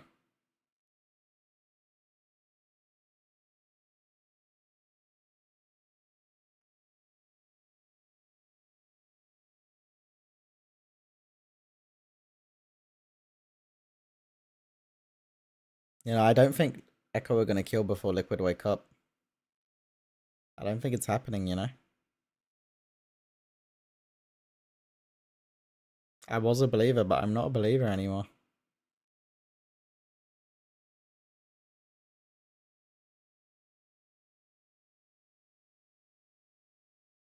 I've heard that Retro and Fury Warrior are a strong comp too.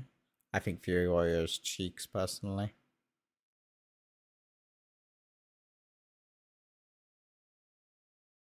I think the Warrior DPS specs just suck. Just takes one smooth run. It does indeed. Crystal's getting gripped in nice and easy.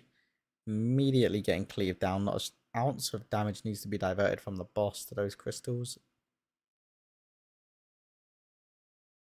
I ran Brute, Arshaman, Ret Fury, and Arms, Org. And it was a huge vibing keys. Arms is solid airing. Yeah. I mean, the problematic part about the DPS specs when it comes to Warrior is that they just do no fucking single target. The single target is cheeks compared to the meta specs. Couple of catches need to be done. Nice.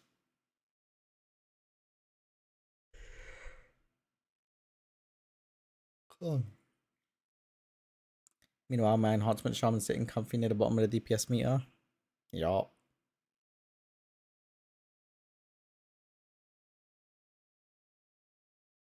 Crystal's coming out, getting them nice and gripped in.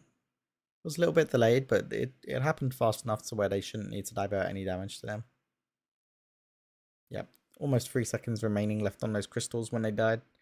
It's more than enough. My balance in single target is the same way. Dead last in DPS. Yeah, balance is also cheeks.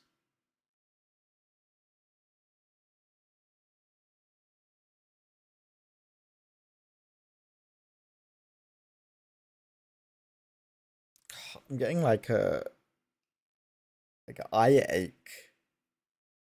Like eye fatigue.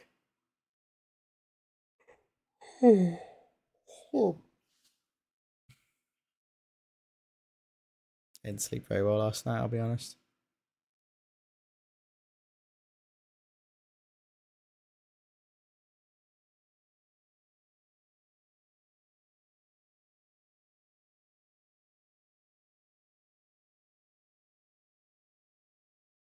Charmy dropping really low. He does have to pop the turtle.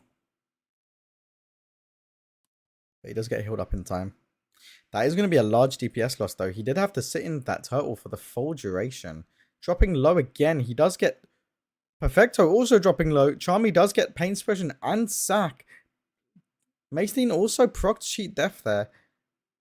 As a very rough intermission for Echo.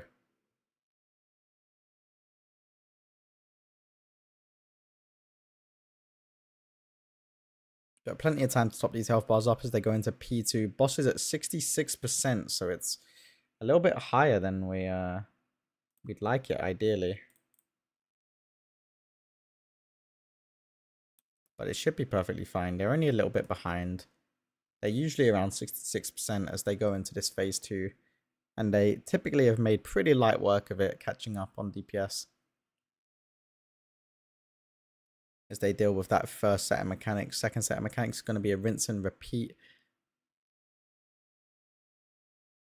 Did Echo make it to the new phase yet? Echo wiped on 14% in the new phase.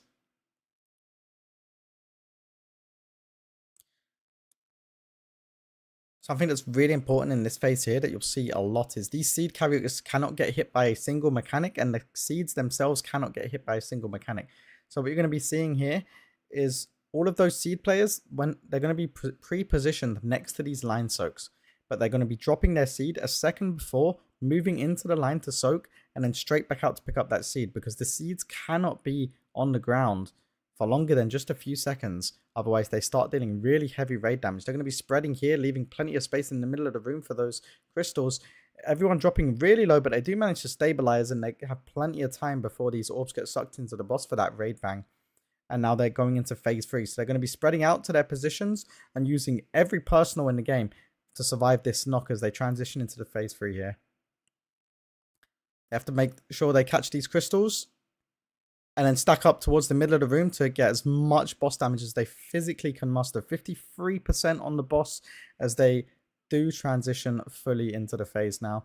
Pretty good boss burn. They are on track. This is typical for them. As the first orb soaks do come out, dodging those constellation lines at the same time, the other half of the raid going to be dealing with that guessing game in P3. Perfecto does proc that cheat death.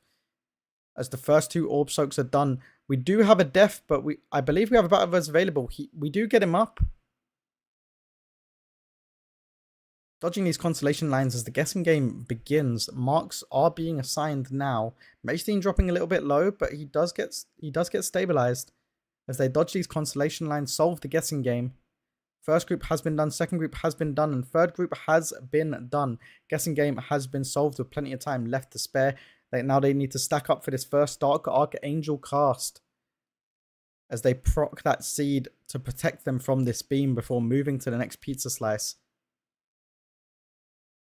A lot of cheat deaths are on cooldown now.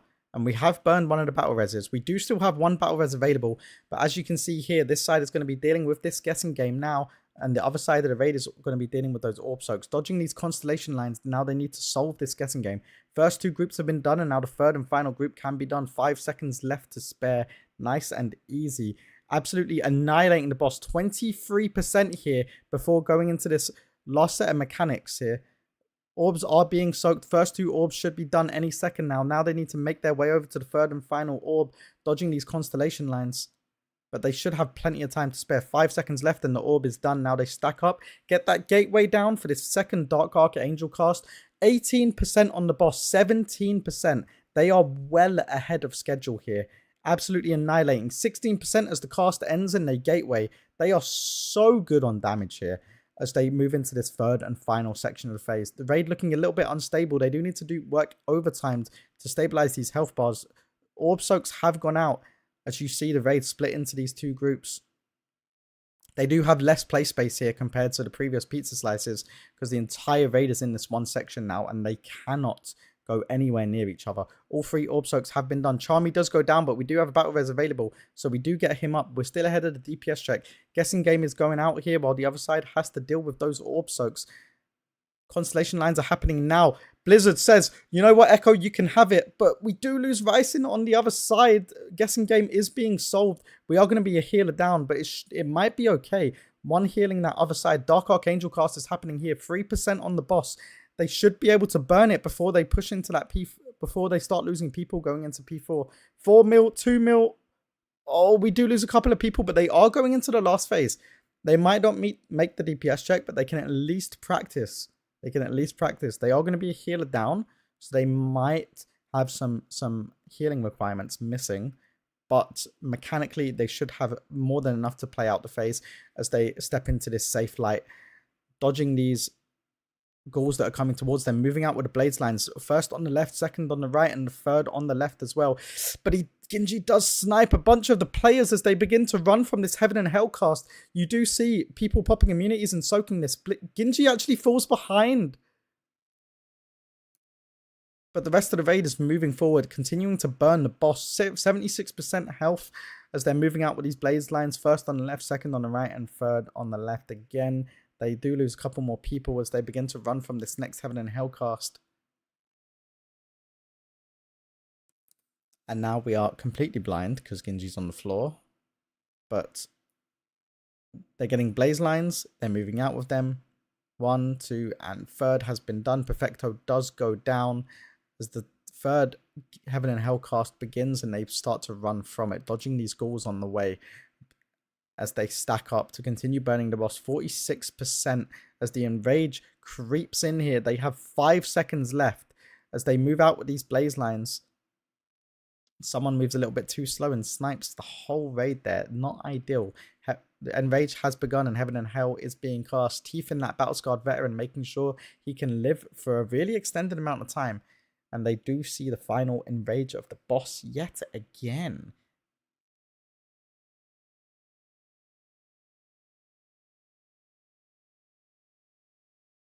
Really unfortunate that they just lose a couple of people right before that P4 transition. Meaning that they had a really scary transition into P4 there.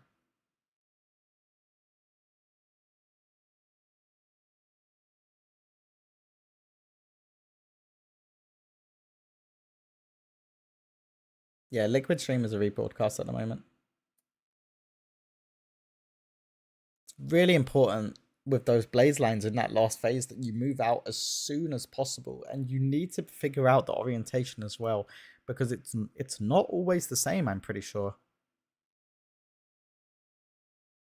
You know, you can move to the left, you can move to the right, but Genji, he did move to the left, and there just wasn't a safe space for the raid, and he did just snipe a bunch of people.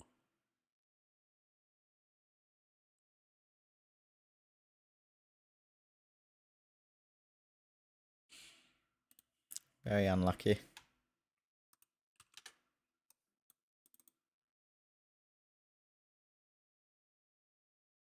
Method are heading up for their dinner break.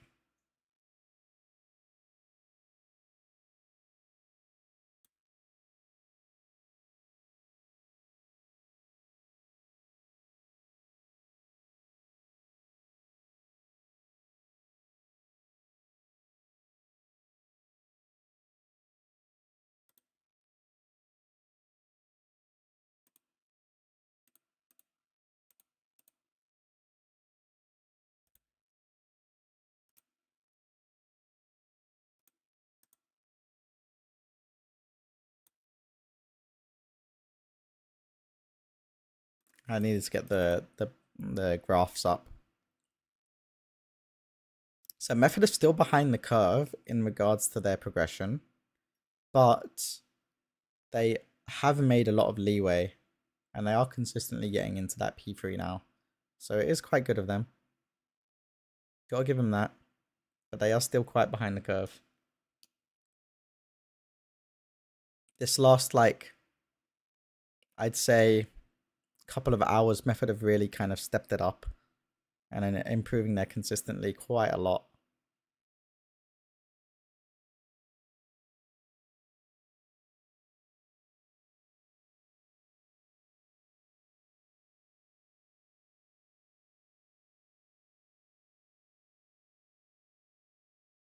Genji was as beefed up as Logok, they would have killed it there. Just need a little, just need some more anabolic steroids.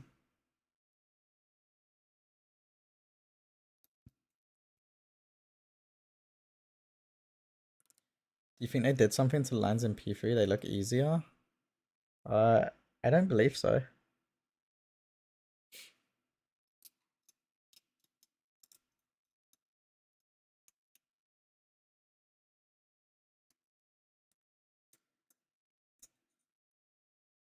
I'm gonna switch it up and use verb POV.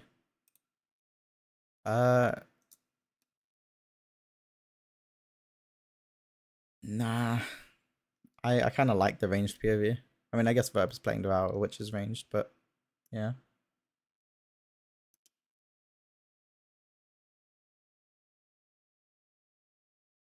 And Ginji is good content. When something goes wrong, he eats his mouse.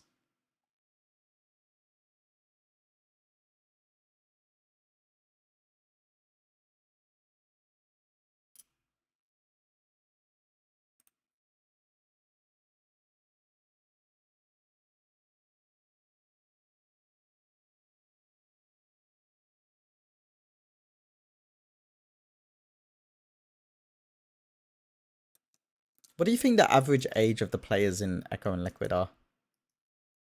I think Echo's average must be like late 20s, right? At least.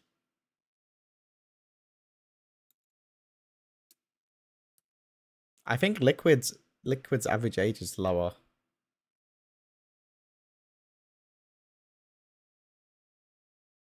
I think Liquid's average age is probably like mid-20s. But they have Tobo dragging it down.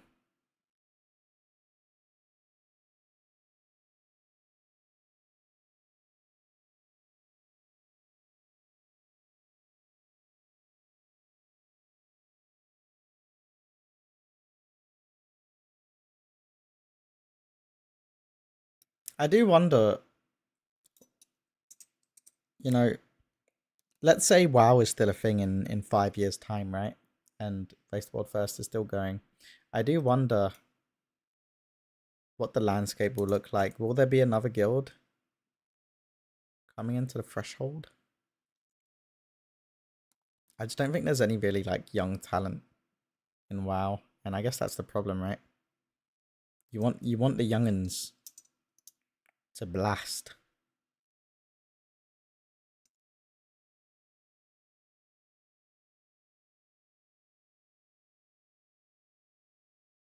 It's like the equivalent of having Faker play for KT but be the entire team. SKT but be the entire team. You get to a point where your age does start to impair certain things.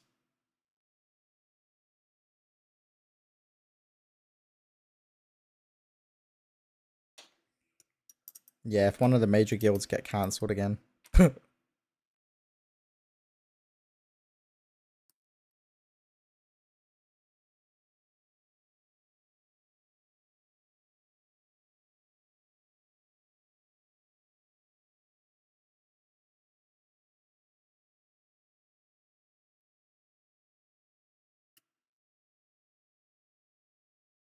I think it's also the landscape. WoW, the WoW Race to World First landscape has a major problem at the moment that I think people overlook as well, and that's Liquid has all of the cards. Liquid dominates the entire NA region, which means that any NA guilds that even rises up to be even remotely comparable to them, that's a late crystal grip, but it should be fine. Any guild that rises up and is trying to compete in the race has to compete with Liquid for like resources, and you're fighting a losing battle. Like Echo and Method are at least established, so they although they're competing with each other, they both have a good amount of resources, but even then Echo and Method are splitting resources, whereas Liquid just has an entire region. There's not really any, as it currently stands, with the current landscape and how splits are run, there's not really any space for another EU guild, let alone another NA guild.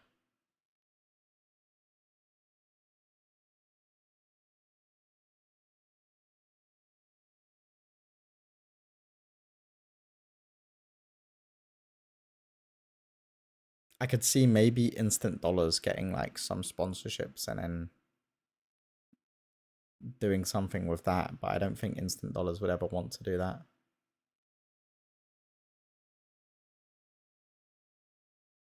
And even then, Instant Dollars would just be fucking...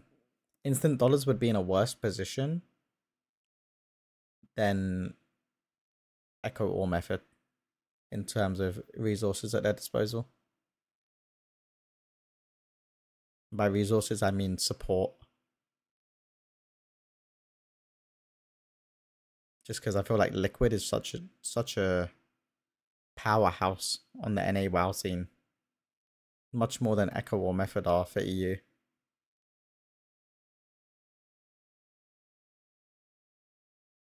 Like Liquid are eating good and every other guild gets the scraps. Chinese team moves to NA maybe? I feel like that would just be bad as well. Because unless all of the Chinese players came with them, they again wouldn't have any support.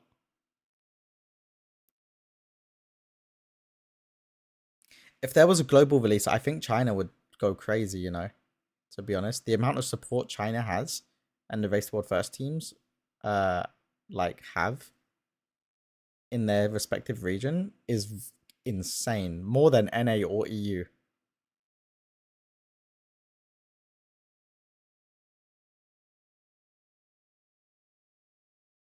I don't think NA or EU win a race if global release happens.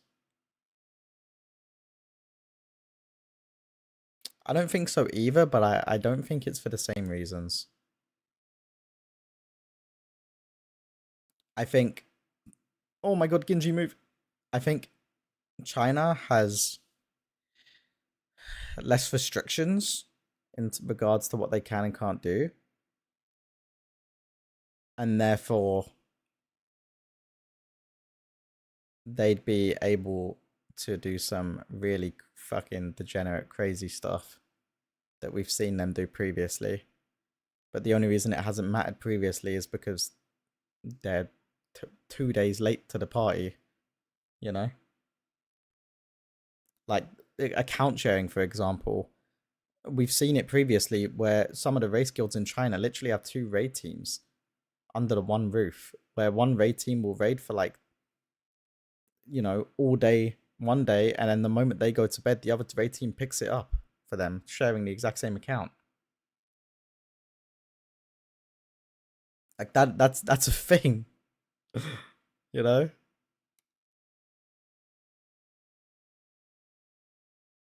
So then all of a sudden what? Global release happens and China just gets the raid double the amount of hours that NA and EU does? Because NA and EU would still have the restrictions on account sharing, whereas China don't.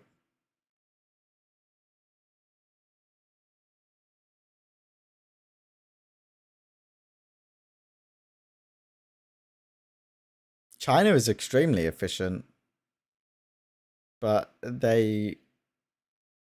Oh, a lot of people dropping very low there. China's very efficient, but they don't have the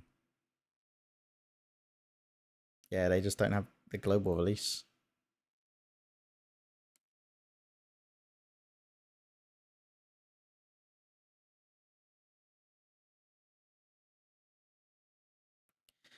Okay, we're coming up to phase 3. As we have 2 battle races available. Third and final balls coming into the boss there as players spread out, ready to get knocked into that third and final phase. All defensives are going to be popped as they get knocked here. And then they have to catch these crystals. It's the most important thing. All crystals have been caught as they move directly towards the middle of the boss room to carry on burning that boss as they move into the third and not final phase. 53% on the boss. I mean, that's a pretty good benchmark. The first orb soaks do come out, as well as the constellation lines. A lot of play space here to have. Frago dropping low on the other side of the raid as they deal with the guessing game. Third and final orb soak happening here, as well as the constellation lines. They do manage to stabilize a little bit. As Bloodlust does come out And they're absolutely ready to annihilate boss. All 2 minutes and 3 minutes cooldowns ready as this guessing game begins. Constellation lines going out, making sure they give each other plenty of room. Perfecto does die, but we have the battle res available. And this final guessing game has been done as we dodge the constellation lines and then stack up ready to do this first Dark Archangel movement. Need to pop one of these crystals down on the ground to protect us from this beam as we run into the next pizza slice. Ready to rinse and repeat exactly all we've just seen. The boss is at 28%, which is much lower than we need it to be. First guessing game comes out as well as the constellation lines, so they just need to dodge these lines. Genji does go down, but we do have another battle res. Waiting for that guessing game to happen as well as his constellation lines. We're still ahead of boss percent, so it should be okay. Guessing game has been done, and now they need to get these orb soaks. Genji hasn't been rebuffed yet, so we might be in a little bit of danger as they do these second and third orb soaks, dodging these constellation lines. They have 6 seconds to get this third and final orb done as they stack up, ready to get the gateway down and move into that final zone for this second Dark Archangel cast. Crystal has been popped down. Doesn't look like they have a gateway. But it's okay because they're right next to the zone. 16% on the boss as they move into this final section. They are so ahead. Dodging these constellation lines. Teeth goes down. They don't have a battle res available. Oh, Swag tanking the boss for a bit. He does have Icebound Fortitude running, so he will be able to tank for a little bit longer. The pain suppression does come out as he death strikes himself away. Sub 10% on the boss as they've dealt with those orbs and now need to deal with this guessing game. The other side of the raid dealing with those orbs as well. Guessing game comes out. Swag still tanking the boss, but he is dropping low. And then he gets the Heaven's Lance and he's not tanky enough to deal with it. People are dropping like flies now and it's just not enough. Oh, it's such a shame.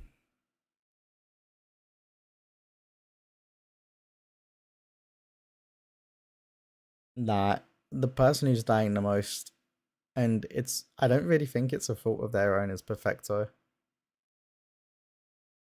His class kind of just sucks. Well, I mean, it doesn't suck. He's one of the tankiest in the raid, but that is kind of why he's dying. It's because he's being left alone to kind of fend for himself.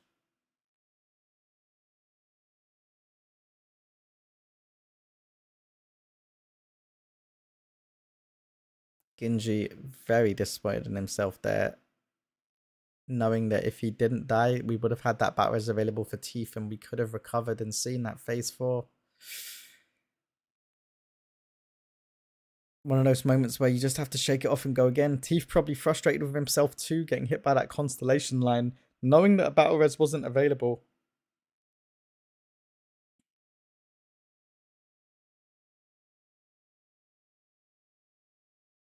I did not press curse off. Genji looking very frustrated.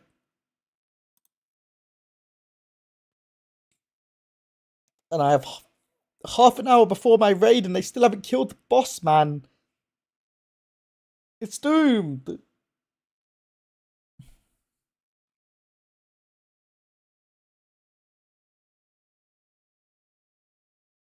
That's probably it if Tank didn't die. Potentially.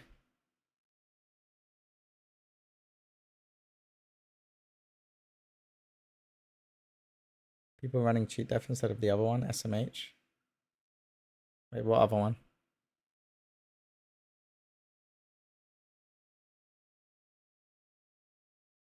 Oh, I know what you're talking about. I mean, yeah. I mean, but cheat death improves your consistency so much. There's no way don't take it on a hard fight like this. Sorry, you can't raid. We need you here. Your commentary is fire. I'm glad you're enjoying it. It's actually been a lot of fun. I really enjoy casting. It's a shame that I'm not going to be here for the kill though. Unless Echo kill it in the next few pulls. I mean an M+. Oh yeah. I mean, I don't know, you know. I feel like it's kind of value everywhere.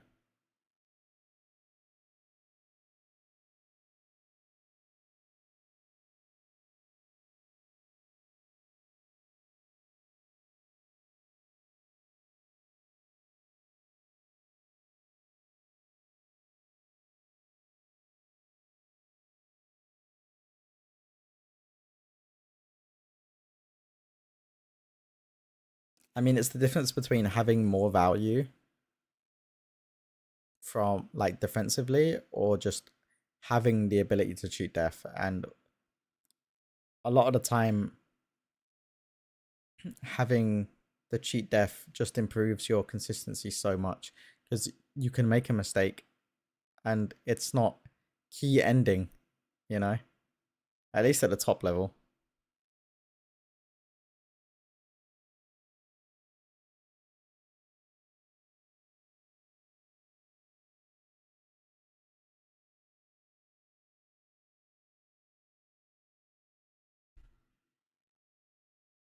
Right.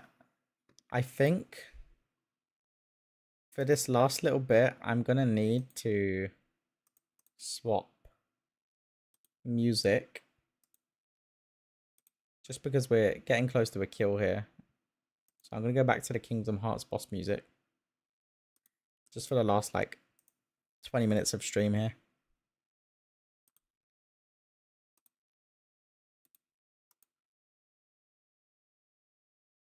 I just think you're a much better caster than those they use. We need to get them to give you the gig. It's my first time casting anything. It's been a lot of fun. I'm glad you guys feel like I'm doing a good job. I feel like there's definitely, like, I was actually speaking to Jess about it last night. There's definitely something that I could do better with, though. But I mean, hell, it's my first time casting. Of course, there's things I can do better with.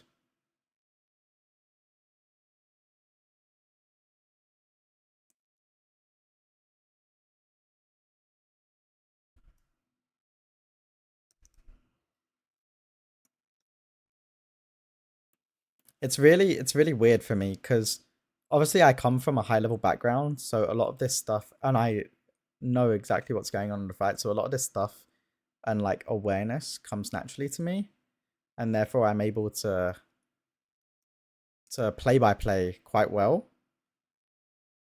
But as for like something that league casters do a lot, and Medic does this beautifully. He's one of the best casters I've ever seen. Is building narratives. Like that kind of story that they concoct on the fly is just, it's like an art form, I swear. It's one of the reasons why I always loved watching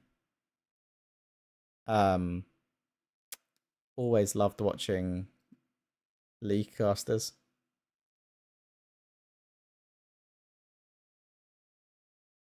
How's Echo doing? They had a 14% wipe in P4.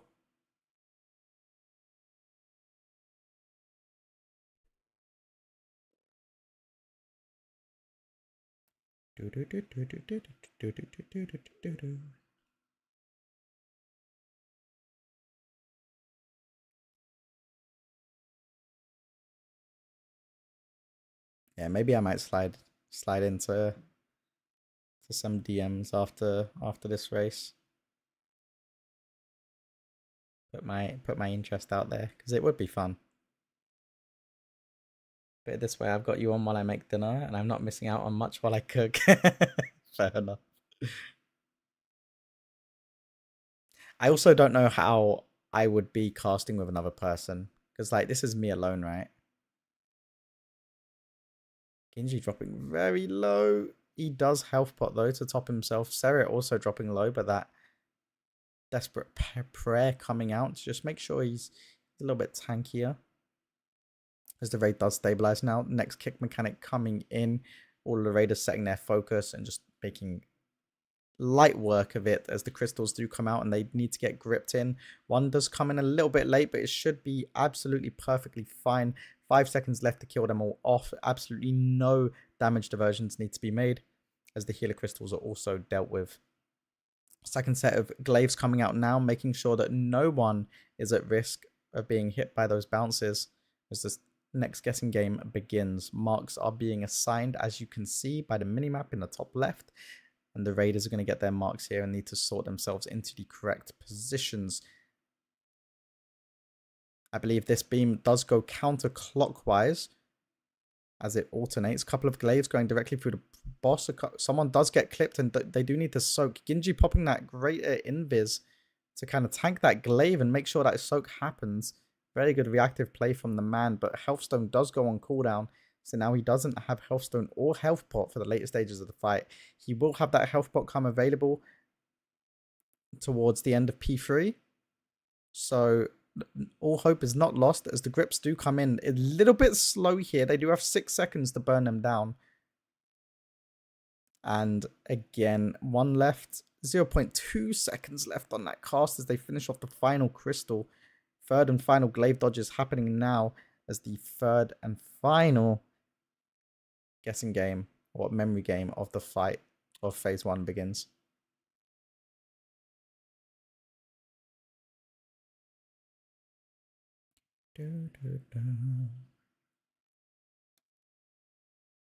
Couple of glaive dodges need to happen. Genji blinking over. One more soak needs to happen. Then they recover beautifully as they go into this intermission. 72% on the boss.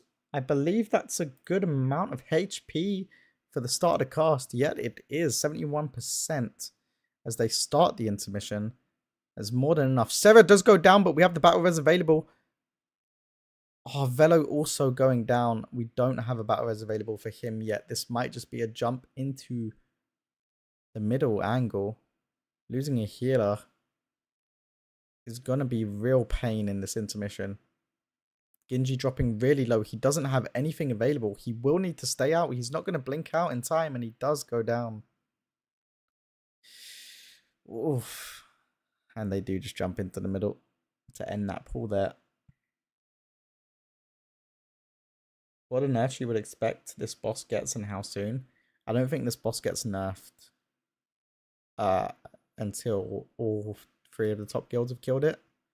So potentially not next reset, the reset after. I'd imagine the boss gets some nerfs. And it's most likely to get a HP nerf. And what else? What else would I think gets nerfed on this fight? I could potentially see a nerf to the constellation lines in P3. Just to give a bit more leniency. And they might slow the ghouls down in phase 4. I don't know. It's just spewing random ideas off the top of my head. You think it's killable for top 10 guilds in its current state? Nope.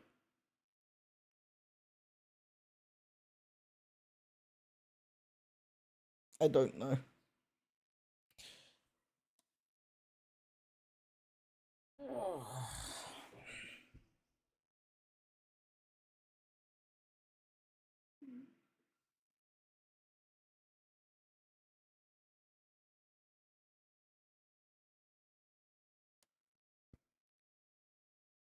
I think it's killable for the top 5 guilds.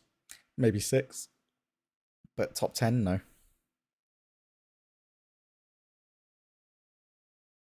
It won't get nerfed after the first guild kill it.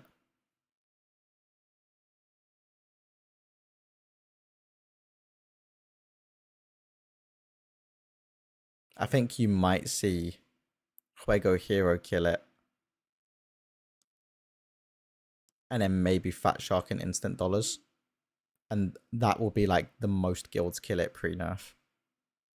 But I don't think that happens until deep into the next reset.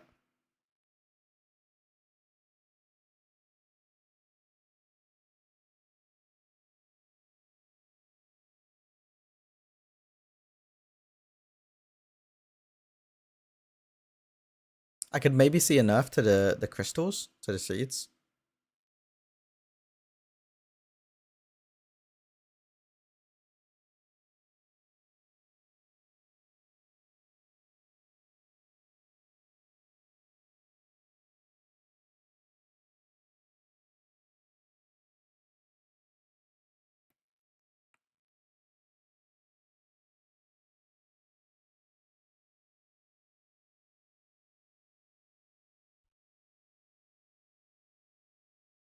I can probably watch 2 more pulls.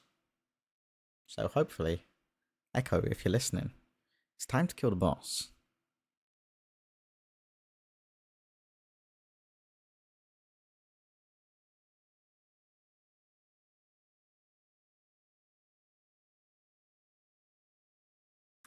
Be right back, chat. 1 sec.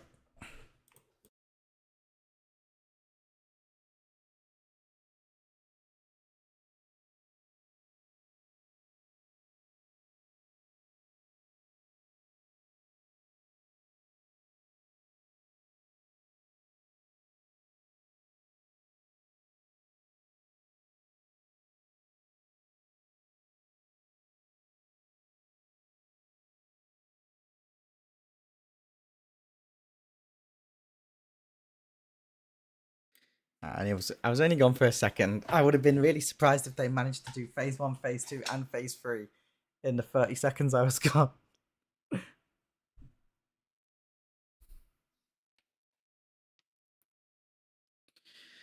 Right. Will Echo bless me with a kill this pull? CR got used. Oh, for God's sake, Echo. That doesn't mean it can't be a kill though. Charmy dropping extremely low. Genji also dropping really low, and they're dead. Okay, if they go fast, I got 2 more pulls. I got 2 more pulls.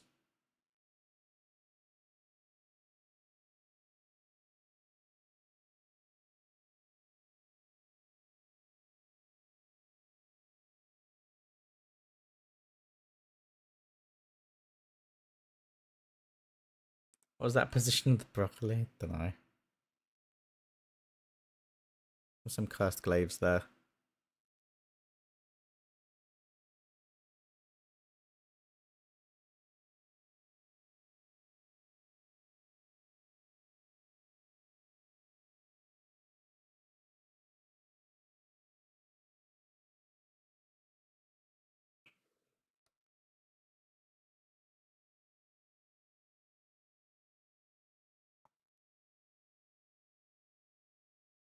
Well, it looks like spirits are high. Genji laughing, smiling. You like to see it.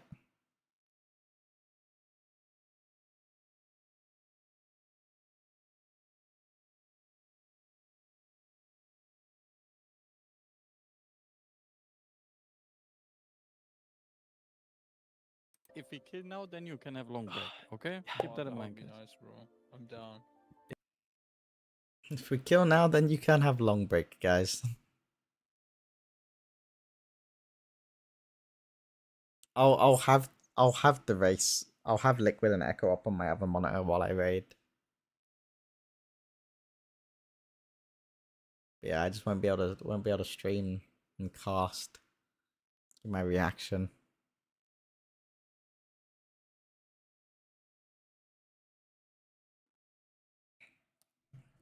Right, this is the pool chat. This is it. I'm calling it. This is the one. First glaives go out. 1 straight through melee. A little bit cursed, but they do manage to dodge it in time. So we get this first guessing game here. The marks are being communicated. First, second, third, fourth, and fifth have been organized. And now the raiders just need to put themselves in the correct positions based on the minimap in the top left. Nice and easy. Nice and chill. As the boss does his spin attack before beginning those beams. Going to be abusing that grace period to run through the beam before following it back around to enable us to do as little movement as possible, milking every ounce of DPS as we can.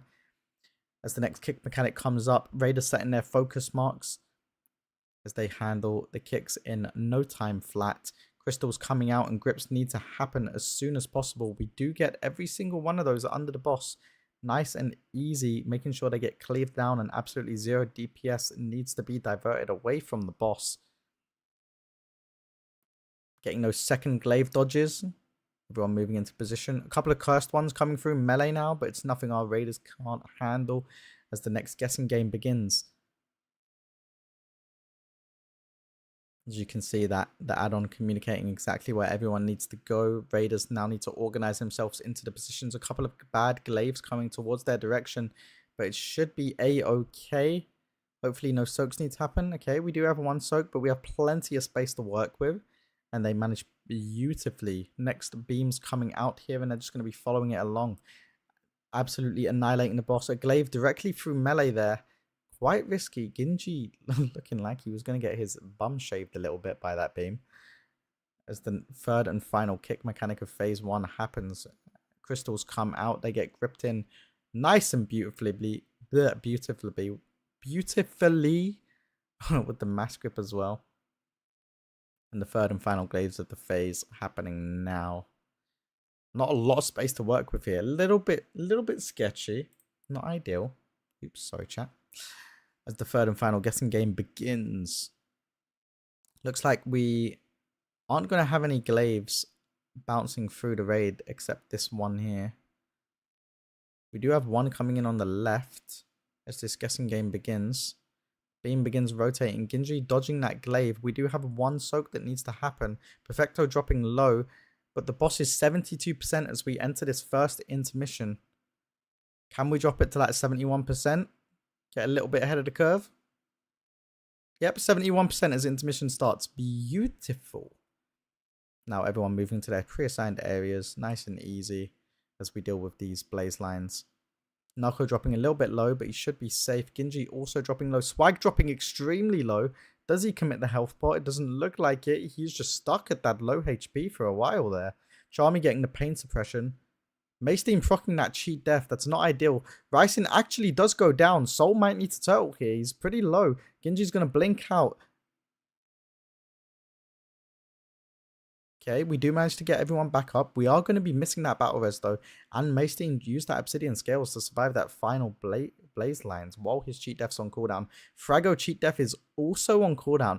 Apparently the only one who hasn't procced their cheat death is Perfecto. So we are going to be missing those crucial things as we go into phase 2 here. But the boss HP is actually looking pretty decent. Dropping those seeds in the middle before we spread out for these lightning orbs. Almost losing Ryzen again, and Maystein dropping low, but they do manage to stabilize the health bars as these orbs are now going to get sucked into the boss for that big raid bang as we've seen before. And now it's just a rinse and repeat of mechanics we've already seen up to this point. Seed carriers making sure that they are leaving those seeds on the ground before they soak these lines, and then immediately picking them back up to avoid dealing extra raid damage. Done absolutely beautifully. We do need to do a catch now before this spread, but we handle it very well. Nice recovery. As the second orb set's now about to be dragged into the boss for that second raid bang. And now we have a little bit of time to top people's health bars up before we have to do the next line soaks. Boss is at 57%. It's looking like we're on track for a good boss percentage here, leaving phase 2. As we pick the seeds back up and then get ready to spread for these lightning orbs. Nice and easy. Picking those seeds straight back up to avoid raid damage. And now we're getting ready to go into the third phase. As the balls get sucked into the boss, the raid takes a large chunk of damage. Healers doing everything they can to top these health bars up before this knock. All defensives are going to be popped here to survive this knock into phase 3 as they go to pick up the crystals. Zerbo dropping extremely low, but they do manage to stabilize as they move towards the middle of the boss room to carry on burning it down before they get separated into this third phase. Right, perfect. So on this left side, they're going to be dealing with these orb soaks at the same time as these constellation lines. It's really important that they need to happen. They've got 15 seconds to soak 3 separate orbs, and it looks like they are doing it beautifully.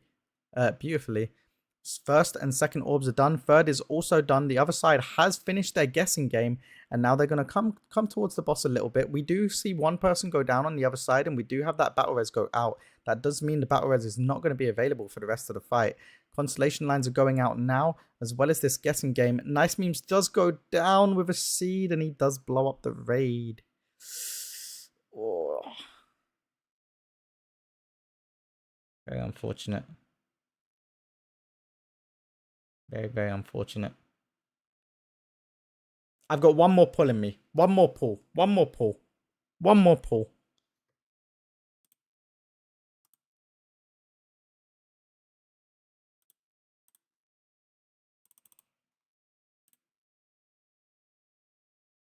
Unamas. If they go quickly.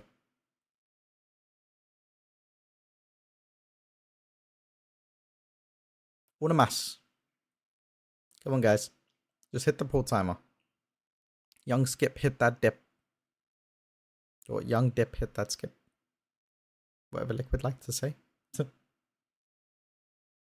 Yeah, I've got 9 minutes until raid time.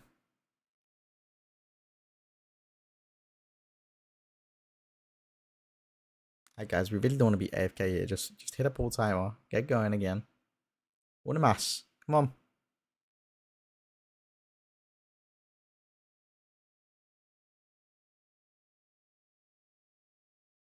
Hello. Pull the boss. What are they saying? No, it spawns last. I guess they spawn in like a succession, right? And then it spawns last. And it overlaps And with these. And it connects on top of the guy. Yeah. God damn, bro. Unlucky. Go again, go again, go again. Unlucky, yeah. Pull timer, pull timer, pull timer. Yes. Pull timer. I think this is good for the other team to look at as well. You want to look at my screen? No, no one wants to look at your screen, Scribe. It's Very time nice to pull the beams here, boss. Playing, yeah. Star spawn. He thinks he's safe, but this last one spawns late. Throwing it again. I didn't pause early enough. Star spawn.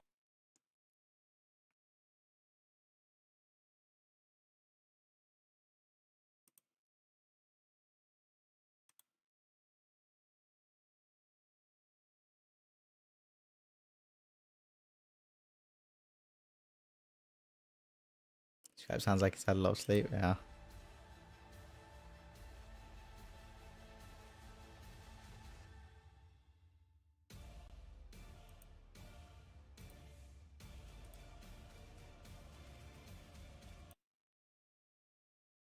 Oh, they're having another yap session, man. Just pull the boss. You're 450 pulls deep. You don't need to talk. Just kill the boss.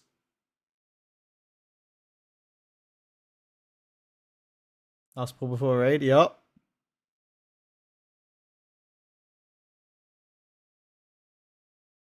I mean, we might not even get a pull with this rate because they're yapping about nothing.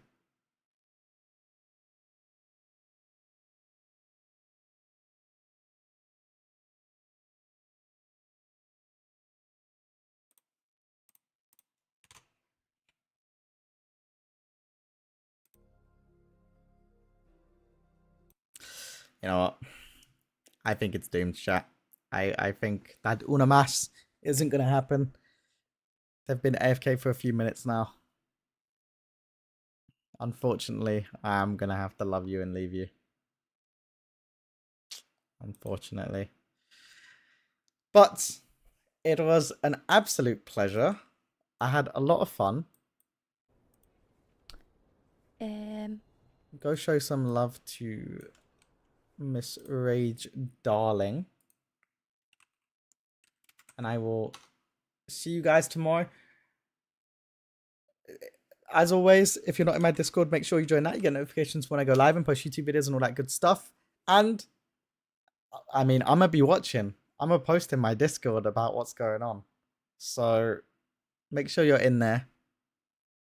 And, yeah, we can have a good little yap about when they actually kill it. Yeah, thank you, friends. 07. Hope you have a lovely rest of your day. It's a shame we missed the Unamas. But, alas, here we are. Goodbye, friends. Peace, peace. Peace, peace.